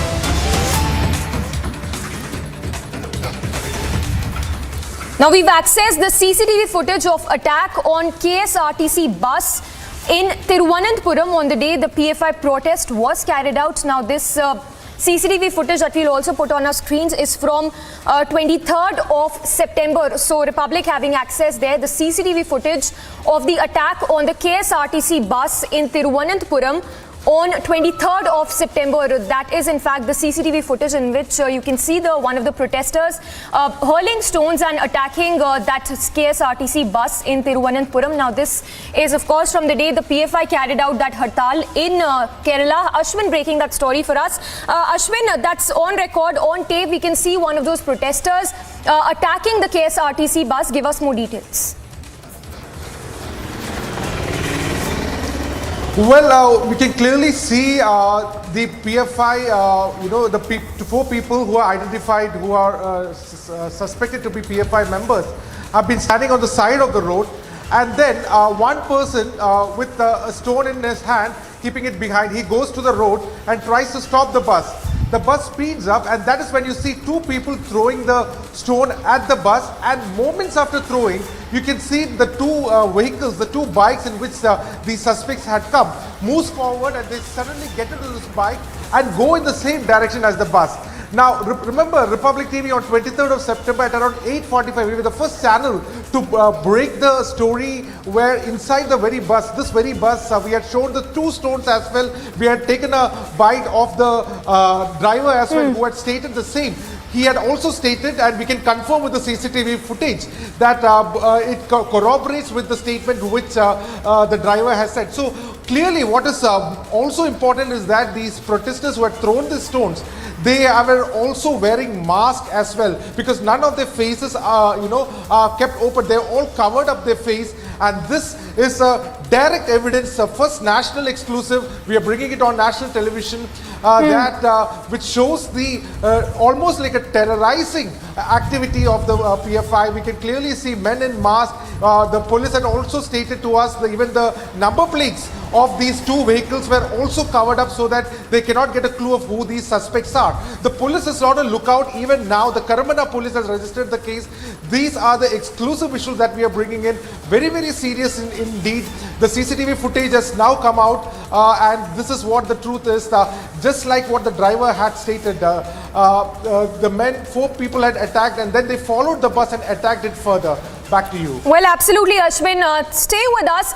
If you could talk to us more about the action that has been taken all these days, especially by the state police, when it comes to cracking down on these on the PFI workers, because of course that protests were held despite no permission being allowed, and on record we also have, in fact, several officials claiming how they were on a complete rampage, and the violence also that's been reported. Well, a large number of PFI activists who had protested and who had done violent protests in the state have been taken into custody, many of them.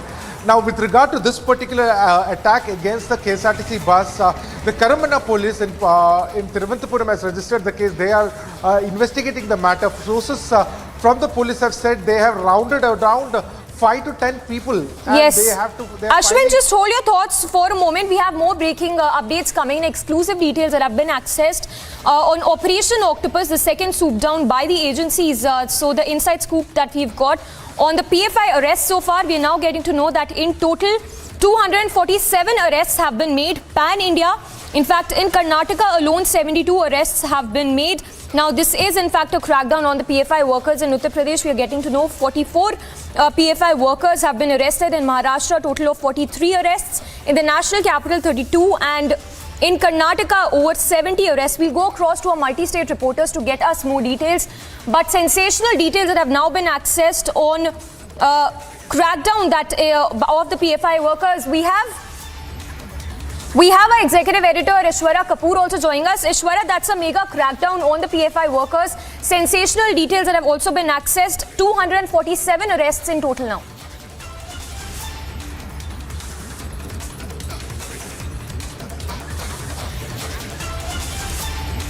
Ishwara, if you're still with us, if you could give us more details on the inside, of course, inside details that we've accessed on the PFI arrests till now.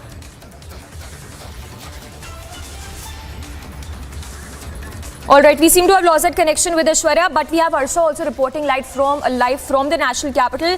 Harsha, if you could break it down for us on the total arrests so far by the agencies.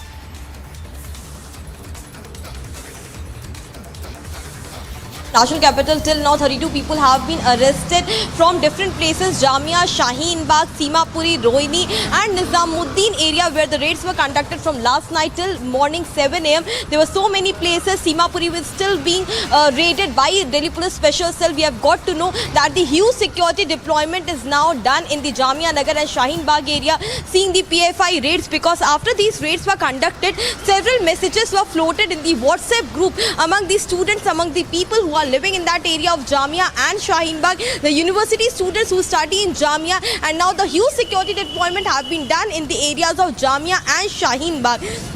Samiksha, huge crackdown, because if we talk about national capital, during anti-CAA protests, at the time of NRC protests in national capital, Delhi riots happened here in national capital, where several police officers were threatened, pushed, and they were also assaulted by many people who were linked with PFI. Since that time, NIA and different agencies were keeping a close monitoring on the movements of university students and different people who are living in this Jamia, Nizamuddin and Shaheen Bagh area, and now we are getting to know 32 people have been arrested arrested and more people can be detained and arrested from Simapuri area, because Delhi Police Special Cell is still conducting raid in Northeast District of Delhi and the South District of National Capital. A huge crackdown from National Capital, Well, because these are the Harsha, people. sorry, just stay with us, interrupting you for a moment. We have Aishwarya Kapoor back with us. Aishwarya, if you could break down for us the total arrests that have been made by the agencies so far.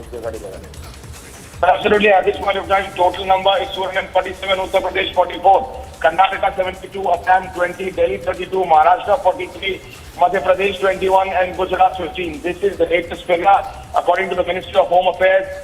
This is today's figure, and if you see the number in itself, and it is across states. It is across states from Delhi to Uttar Pradesh to Madhya Pradesh, UP 44, Karnataka 72, Assam 20. Gujarat 15, Madhya Pradesh 21, so Delhi 32, as our colleague was just mentioning. You see, the total is 247 till this very moment, according to the Ministry of Home Affairs, under Operation Octopus, which is being directly monitored by the Home Minister and then implemented. Yes. Aishwarya, just a last question before we let you go. If you could give us a sense of as to the situation near Jamia as well as Shaheen Bagh. We understand Section 144 has been imposed.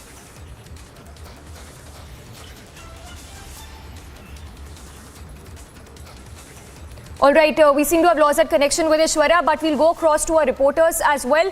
Piyush, Ori, Harsha and Ashwin reporting live.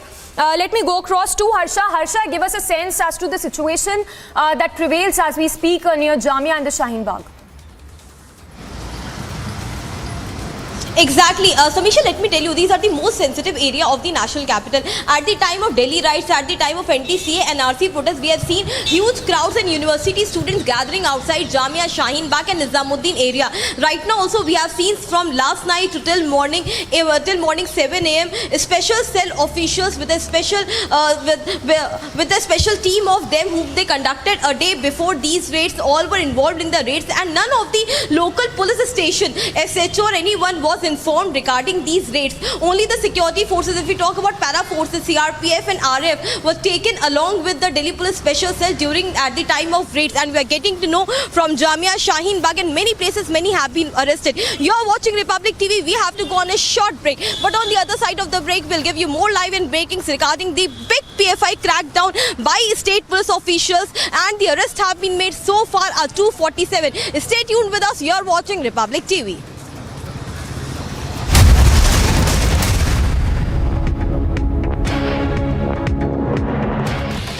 In a joint action of Cobra 205, 29th Corps of the SSP and Aurangabad police, raids were conducted at Maoist leaders' residence and a huge amount of bullets and weapons were recovered.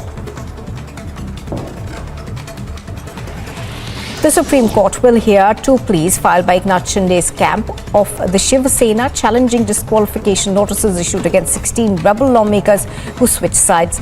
The court will also hear the pleas that have been filed by Uddhav's camp challenging the appointment of Eknath Shinde as the Chief Minister of the state. In a bid to commemorate Azadi Ka Amrit Mahotsav, the Eastern Command of the Indian Air Force in association with the Government of Assam is organizing an air show at Lachad Ghat today.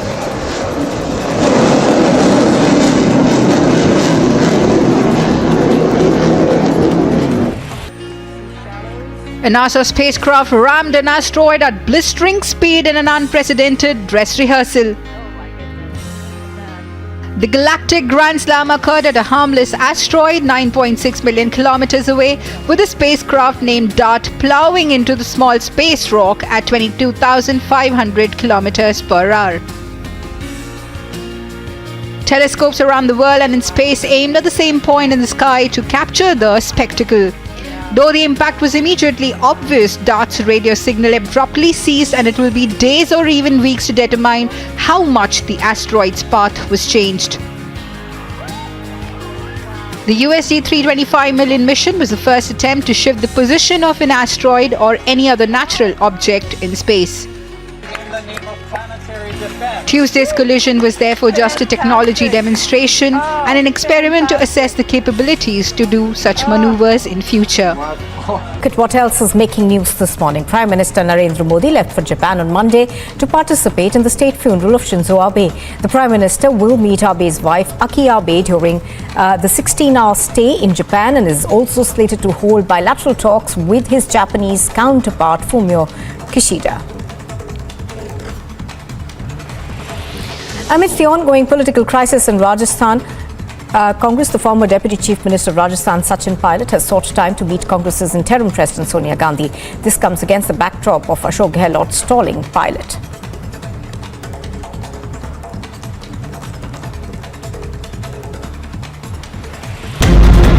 This has exposed the PFI and SDPI. What this man says is that give us 10 seconds in broad daylight and we will show you who we are. Petrol bomb hurling case was reported in Coimbatore at the BJP office. Protests have erupted outside a school in Kozhikode after a girl was not allowed to come to school wearing a hijab. In Assam, a clash that happened between two factions of the Congress party over who will lead Bharat Jodo Yatra.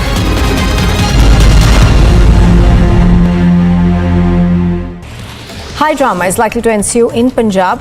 BJP set to hold parallel Janta the Vidhan Sabha. The BJP leaders will discuss issues concerning people of the state in a move seen as a counter to the Aam Aadmi Party's government assembly session.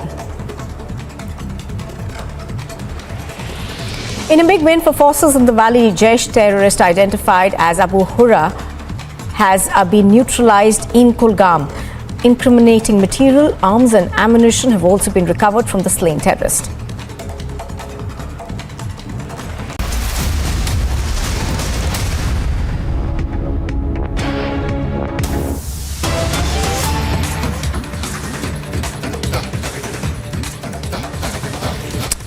And the PFI crackdown continues across the country. Big development in Delhi as the PFI crackdown continues. We are now given to understand that huge forces have been deployed outside the Jamia University, seeing the PFI raids, and some WhatsApp messages are also being circulated among students. Piyush Ori reporting live from Shaheen Bagh.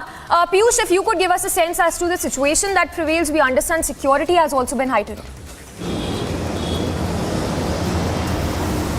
So yes, good afternoon, Samiksha, and I want to tell you over here that I'm reporting from Shaheen Bagh, where as of now uneasy calm prevails. Now this area is significant because of the 30 people who have been detained by Delhi Police Special Cell in crackdown on PFI and its associate organizations. We have been told that one person who has been identified as Shoaib Ahmed, who is a student at Delhi University and was an activist, has been arrested from here at Shaheen Bagh.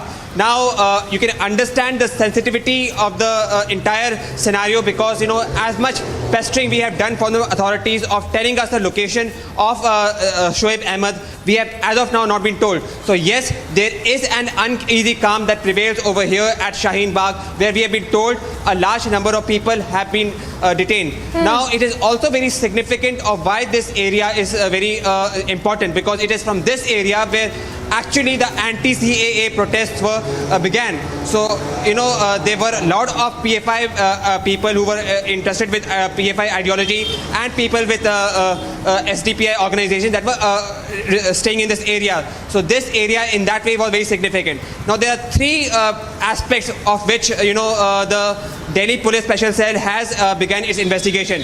First, the funding source. We all know that there is a dubious form of money trail which these organizations receive. The amount of money which these organizations receive through Hawala route, through remittances from Gulf countries is highly dubious and highly doubtful. So there is, through assistance from Enforcement Directorate, a procedure being devised to understand this money trail. Now, after this money is being received, there are several events which are being organized through anti-India activities and, you know, propagating ideology that is sympathetic to ISIS ideology and Al-Qaeda ideology. So this again is worrisome, and this again is an aspect which Delhi Police along with NIA and Enforcement Directorate is investigating. And lastly, and which is more dangerous, is that how several youth are being made to join the ideology which is anti-national. So again, as I said, that this is all a very sinister design which needs to be cracked down, which it needs to be demolished, which needs to be damaged. And the process of this has been started a few days ago by NIA and is being continuing by massive raids by state forces, which again has been done over here in Delhi also. Back to you in the studio. Yes. Piyush, stay with us. If you could also break it down for us, which agencies are really part of this operation being carried out in the national capital? So yes, Amisha, as I said, that this is a big operation, and not only the central investigative agencies but also now the state forces are involved in this entire operation. So a few days back, there was a big crackdown which was actually being headed by the National Investigative Agency and the Enforcement Directorate. But subsequently, what we also saw, as in case of Maharashtra and in case of Assam, that there were anti-terror squad members also that were involved in arresting many members who were associated with PFI or organizations that were sympathetic towards PFI. Today in Delhi, the operation has been headed by the Special Cell of Delhi Police. Now, this Special Cell of Delhi Police has been entrusted with a major responsibility of anti-terror operations. So, this is the major organization which is heading the operation, which is spearheading the operation. Along with this, a lot of security forces have also been given to assist these Delhi Police Special Cell, which involve the Rapid Action Force, which includes the Central Reserve Police Force, and also some other departments of Delhi Police. So as I said, that not only the central investigative agencies but also the state police agencies. Stay tuned to Republic Media Network as we keep you updated of the massive crackdown on PFI and its association organizations from not only Delhi but also other states. Stay tuned.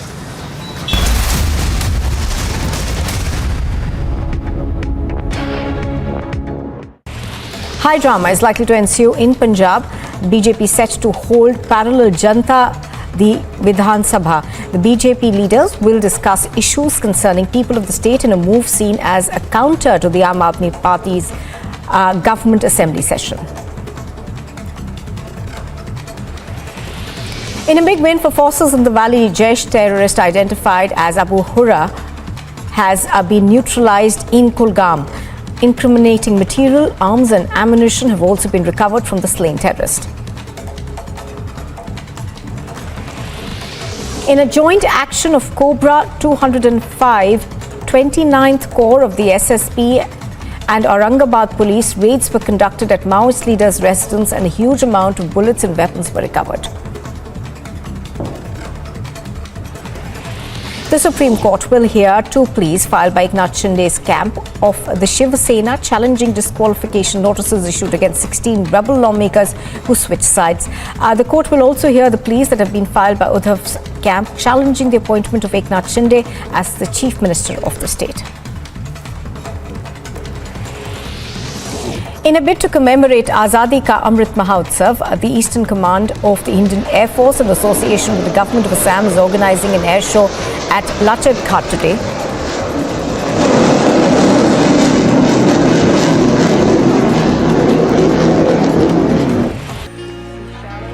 A NASA spacecraft rammed an asteroid at blistering speed in an unprecedented dress rehearsal. The galactic Grand Slam occurred at a harmless asteroid 9.6 million kilometers away, with a spacecraft named DART plowing into the small space rock at 22,500 kilometers per hour. Telescopes around the world and in space aimed at the same point in the sky to capture the spectacle. Though the impact was immediately obvious, DART's radio signal abruptly ceased, and it will be days or even weeks to determine how much the asteroid's path was changed. The USD $325 million mission was the first attempt to shift the position of an asteroid or any other natural object in space. Tuesday's collision was therefore just a technology demonstration and an experiment to assess the capabilities to do such maneuvers in future. Look at what else is making news this morning. Prime Minister Narendra Modi left for Japan on Monday to participate in the state funeral of Shinzo Abe. The Prime Minister will meet Abe's wife, Aki Abe, during the 16-hour stay in Japan and is also slated to hold bilateral talks with his Japanese counterpart, Fumio Kishida. Amidst the ongoing political crisis in Rajasthan, Congress, the former Deputy Chief Minister of Rajasthan, Sachin Pilot, has sought time to meet Congress's interim President Sonia Gandhi. This comes against the backdrop of Ashok Gehlot stalling Pilot.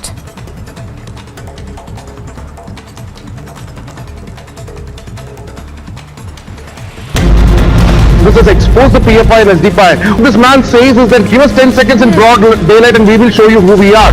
Petrol bomb hurling case was reported in Coimbatore at the BJP office. Protests have erupted outside a school in Kozhikode after a girl was not allowed to come to school wearing a hijab. In Assam, a clash that happened between two factions of the Congress party over who will lead Bharat Jodo Yatra.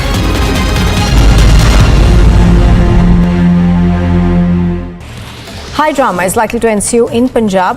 BJP set to hold parallel Janta the Vidhan Sabha. The BJP leaders will discuss issues concerning people of the state in a move seen as a counter to the Aam Aadmi Party's government assembly session. In a big win for forces in the valley, Jaish terrorist identified as Abu Hurra.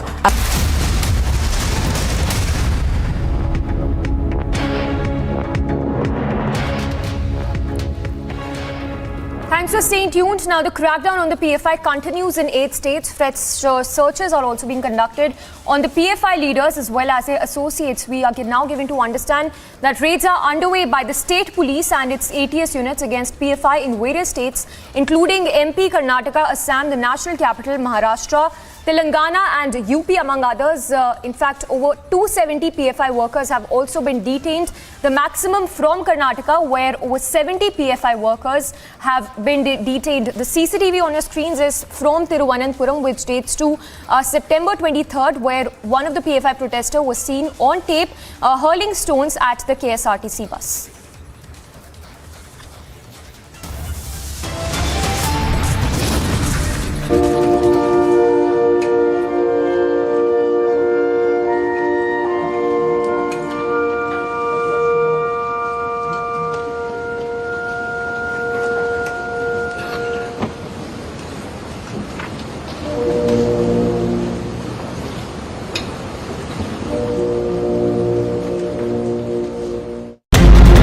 This has exposed the PFI and SDPI. What this man says is that give us 10 seconds in broad daylight and we will show you who we are. Petrol bomb hurling case was reported in Coimbatore at the BJP office. Protests have erupted outside a school in Kozhikode after a girl was not allowed to come to school wearing a hijab. In Assam, a clash that happened between two factions of the Congress party over who will lead Bharat Jodo Yatra.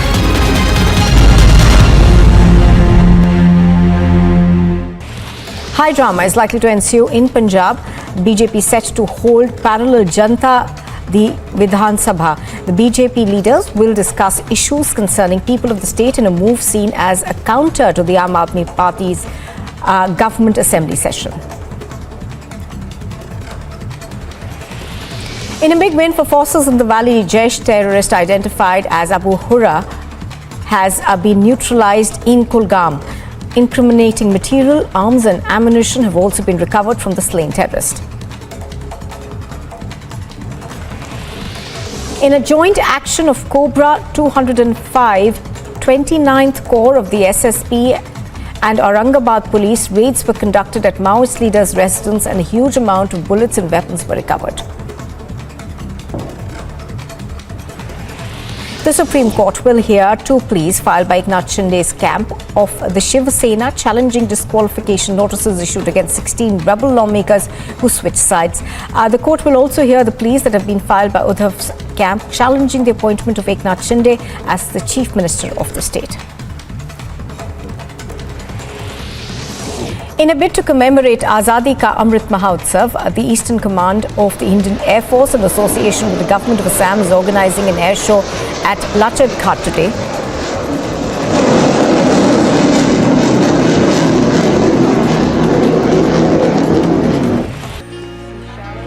A NASA spacecraft rammed an asteroid at blistering speed in an unprecedented dress rehearsal. The galactic Grand Slam occurred at a harmless asteroid 9.6 million kilometers away, with a spacecraft named DART plowing into the small space rock at 22,500 kilometers per hour. Telescopes around the world and in space aimed at the same point in the From Bengaluru to Guwahati, multi-location raids on the radical PFI are underway. Days after Operation Octopus swoop down on the PFI continues, Pan-India offices are raided. Over 200 people are detained so far. Each and say, please call the House for the purposes of determining who has the majority. Just give you an example. A step ahead for transparency in India, the Supreme Court live streams hearing in a historic move.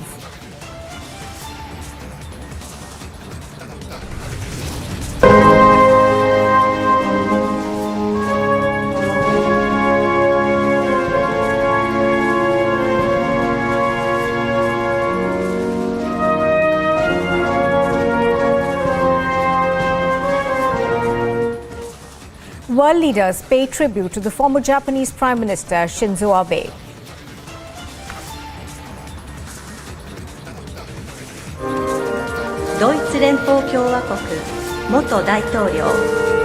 His Excellency, the former President of the Federal Republic of Germany. And Daud Ibrahim's aide Riaz Bhatti is arrested in an extortion case to be produced before court.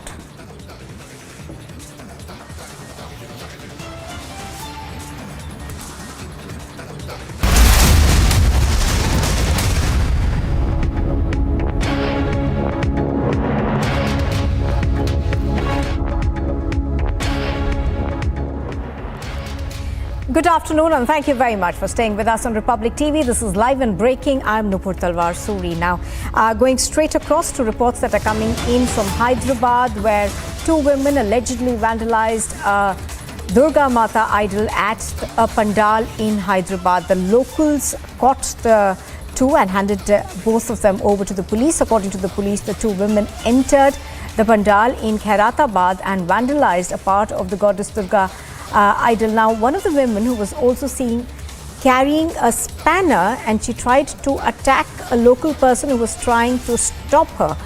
Locals there caught both the women and handed them over to the Saifabad police.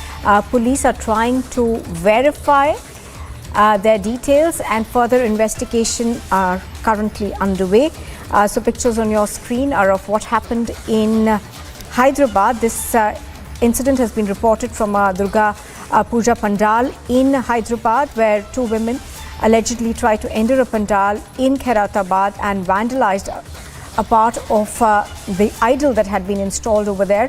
One of the women was also seen carrying a spanner as she tried to attack one of the local people who tried to stop her. This incident, of course, is being investigated by the Saifabad police over there. Let's go across to Aneri, who has more details on this. Aneri, tell us more about the incident.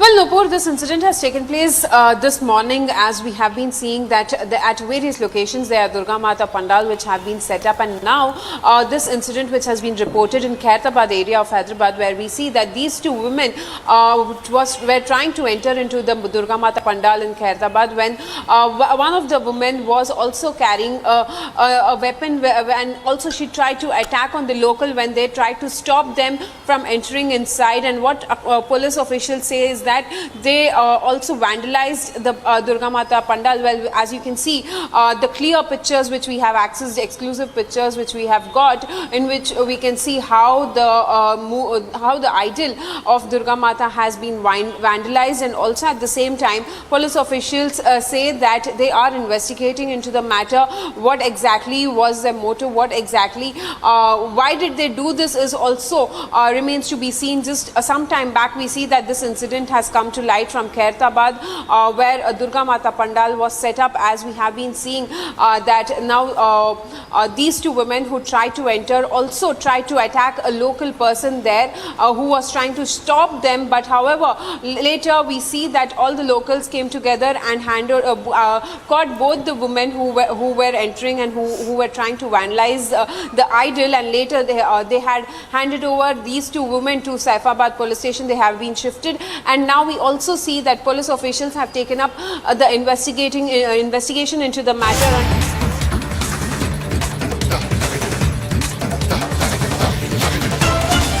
Morocco. 大韓民国国務総理 His Excellency the Prime Minister of the Republic of Korea オーストラリア連邦首相及び元首相 The Honorable Prime Minister